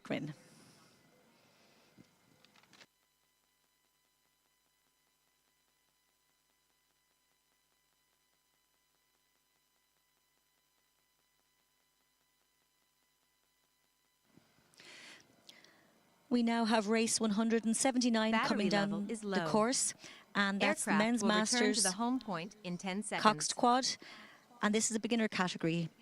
So this is generally for people who've been rowing for 4 or 5 years and would have less experience than some of our other rowers.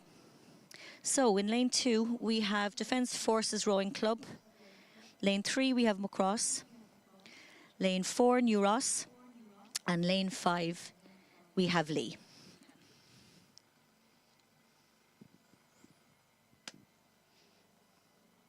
We have a range of age groups in this race, from B, who are Defence Forces, to Lee, who are Category F.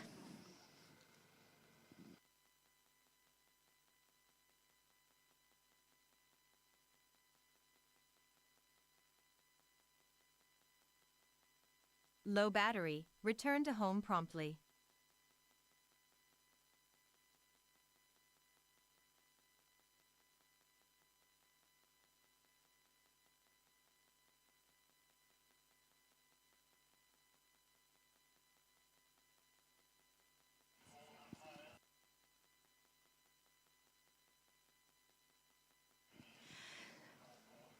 So the boats are coming up to the 500-metre mark, and it looks that we have Lee and Muckers fighting it out for first place.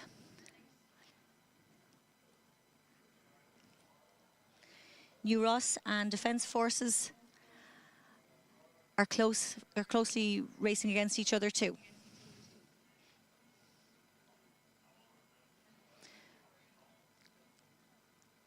So from our vantage point, it looks as though Lee is just rating slightly higher, moving through the water that little bit quicker and pulling away from Muckers. We can hear the coxes getting involved now in the race, and they're urging everybody on. Defence Forces look like they're coming back into the race, and they're going to be pushing Muckers to the very end.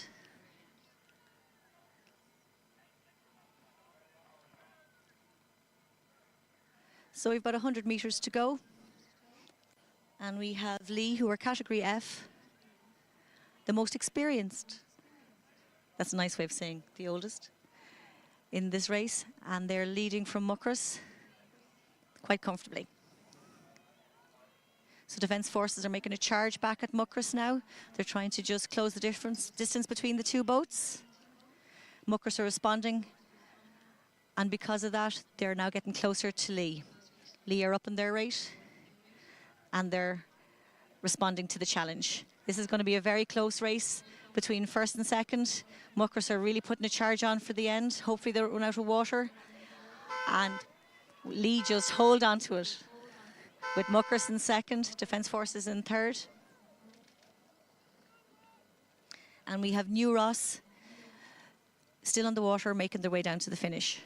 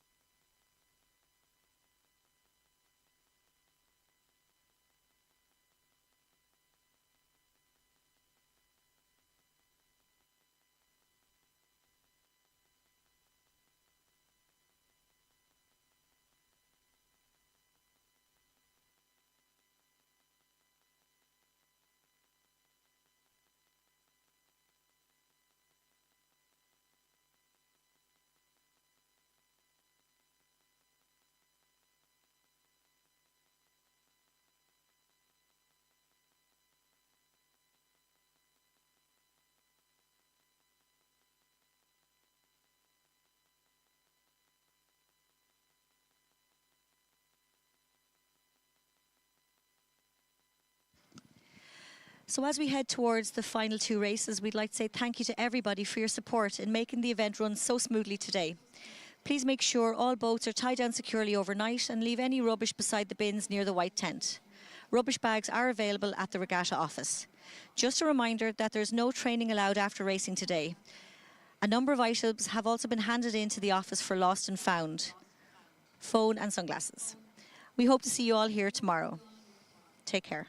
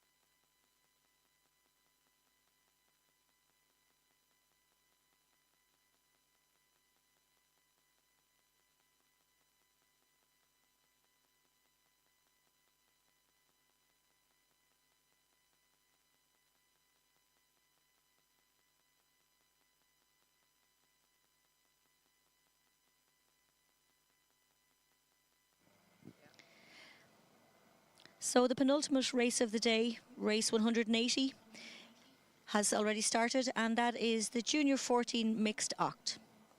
In lane 1 we have coxed A. Castle Connell is in lane 2. Shandon is in lane 3. Shannon in lane 4. Enniskillen in lane 5. And coxed in lane B. In lane 6, excuse me.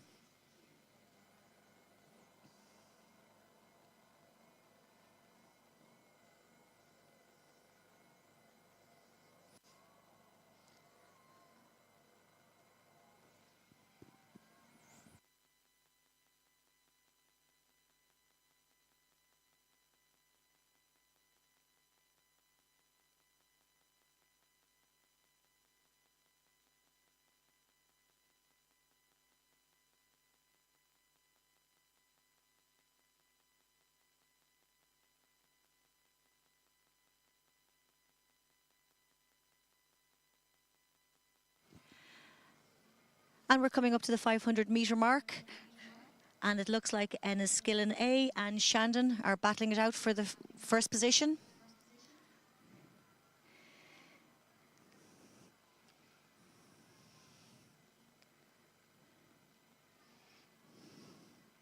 Both boats are rowing side by side, and they're pacing each other perfectly.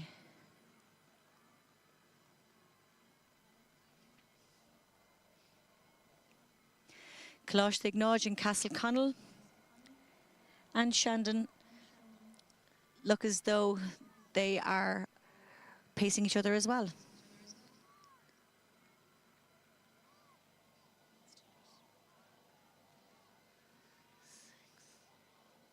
Oh no, that's Shannon. Coming up to the 250-metre mark, we have Enniskillen charging away, with Shandon trying to hunt them down.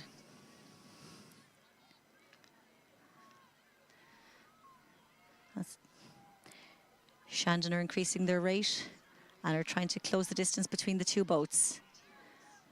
And they're definitely making a charge. So it's at the close of the race, it looks like Enniskillen are going to hold on in first place. So we have another race at the back. And we have Castle Connell, who look like they're going to come into third place. And it looks like Coxed have just had a little bit of an incident with an oar, but their bow 4 are taking the boat home.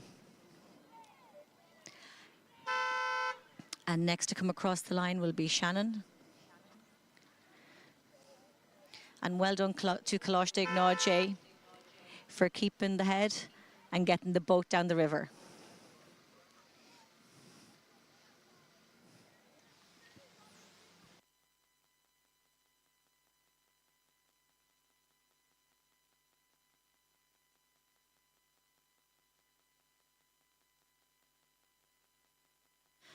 And we have Coxed B are just coming across the line in about 3 strokes.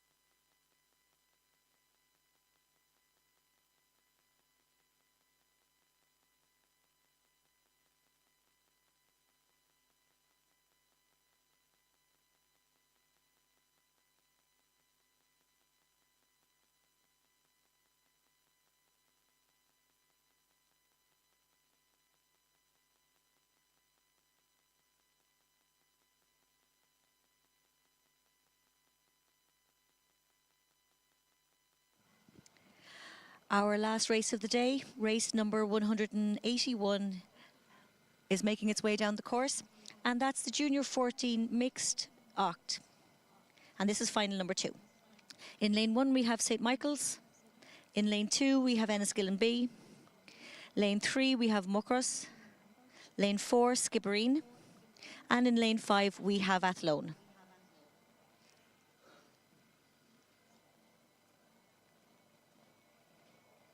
And as we've mentioned throughout the day, we will be presenting the Victor Ludrum Trophy to the most successful junior club that rode here today.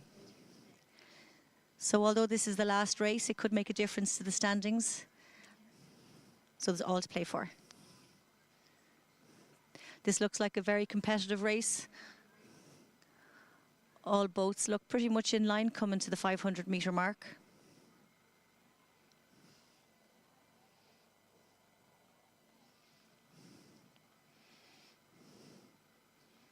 If anything, I'd say Enniskillen B in lane 5 are slightly ahead. But it doesn't look like there's much between any of the 5 boats.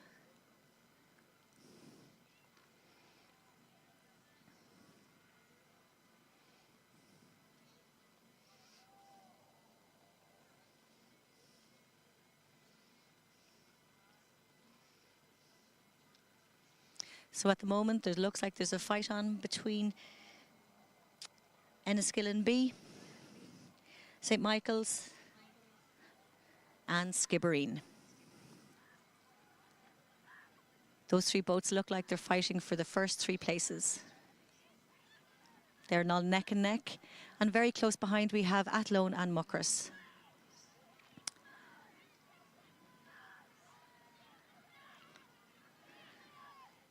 All the coxes in the boats today are giving it welly, trying to encourage all their crews to push on forward and just try and get a nose ahead of the boat across from them. So at the moment it's neck and neck between St. Michael's, Enniskillen B and Skibbereen. This is an incredibly tight race. Coming into the last 100 metres, a big push is being made. And Enniskillen are looking nice, very strong. But it's still all to play for. But I think Enniskillen have probably just done enough. And in second place, it looks like St. Michael's, followed by Skibbereen. Closely followed by Muckross, who made a huge charge towards the end. And Athlone are coming in the finish position.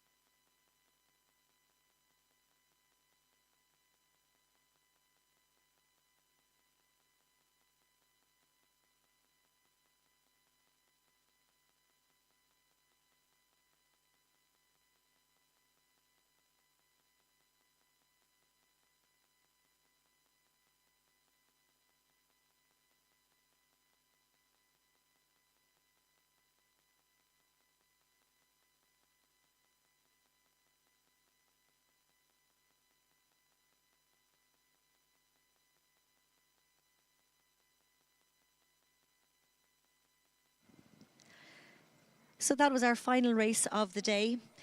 And Kayla just made up the scores. And for today and the Victor Ludrum Trophy, we have Enniskillen with 46 points in first place, followed closely by Skibbereen in second place with 41 points, and Castleconnell in third with 31 points. And this will be combined with the scores and points from tomorrow. And tomorrow evening, the trophy will be presented to the winner.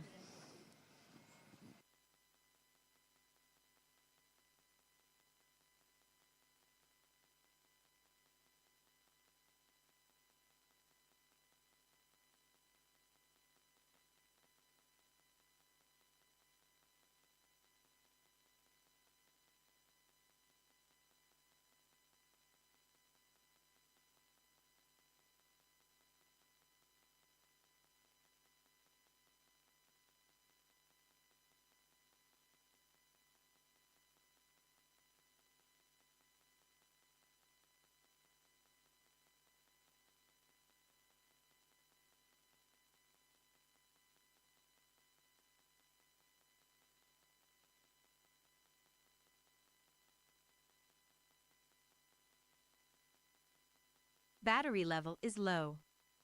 Aircraft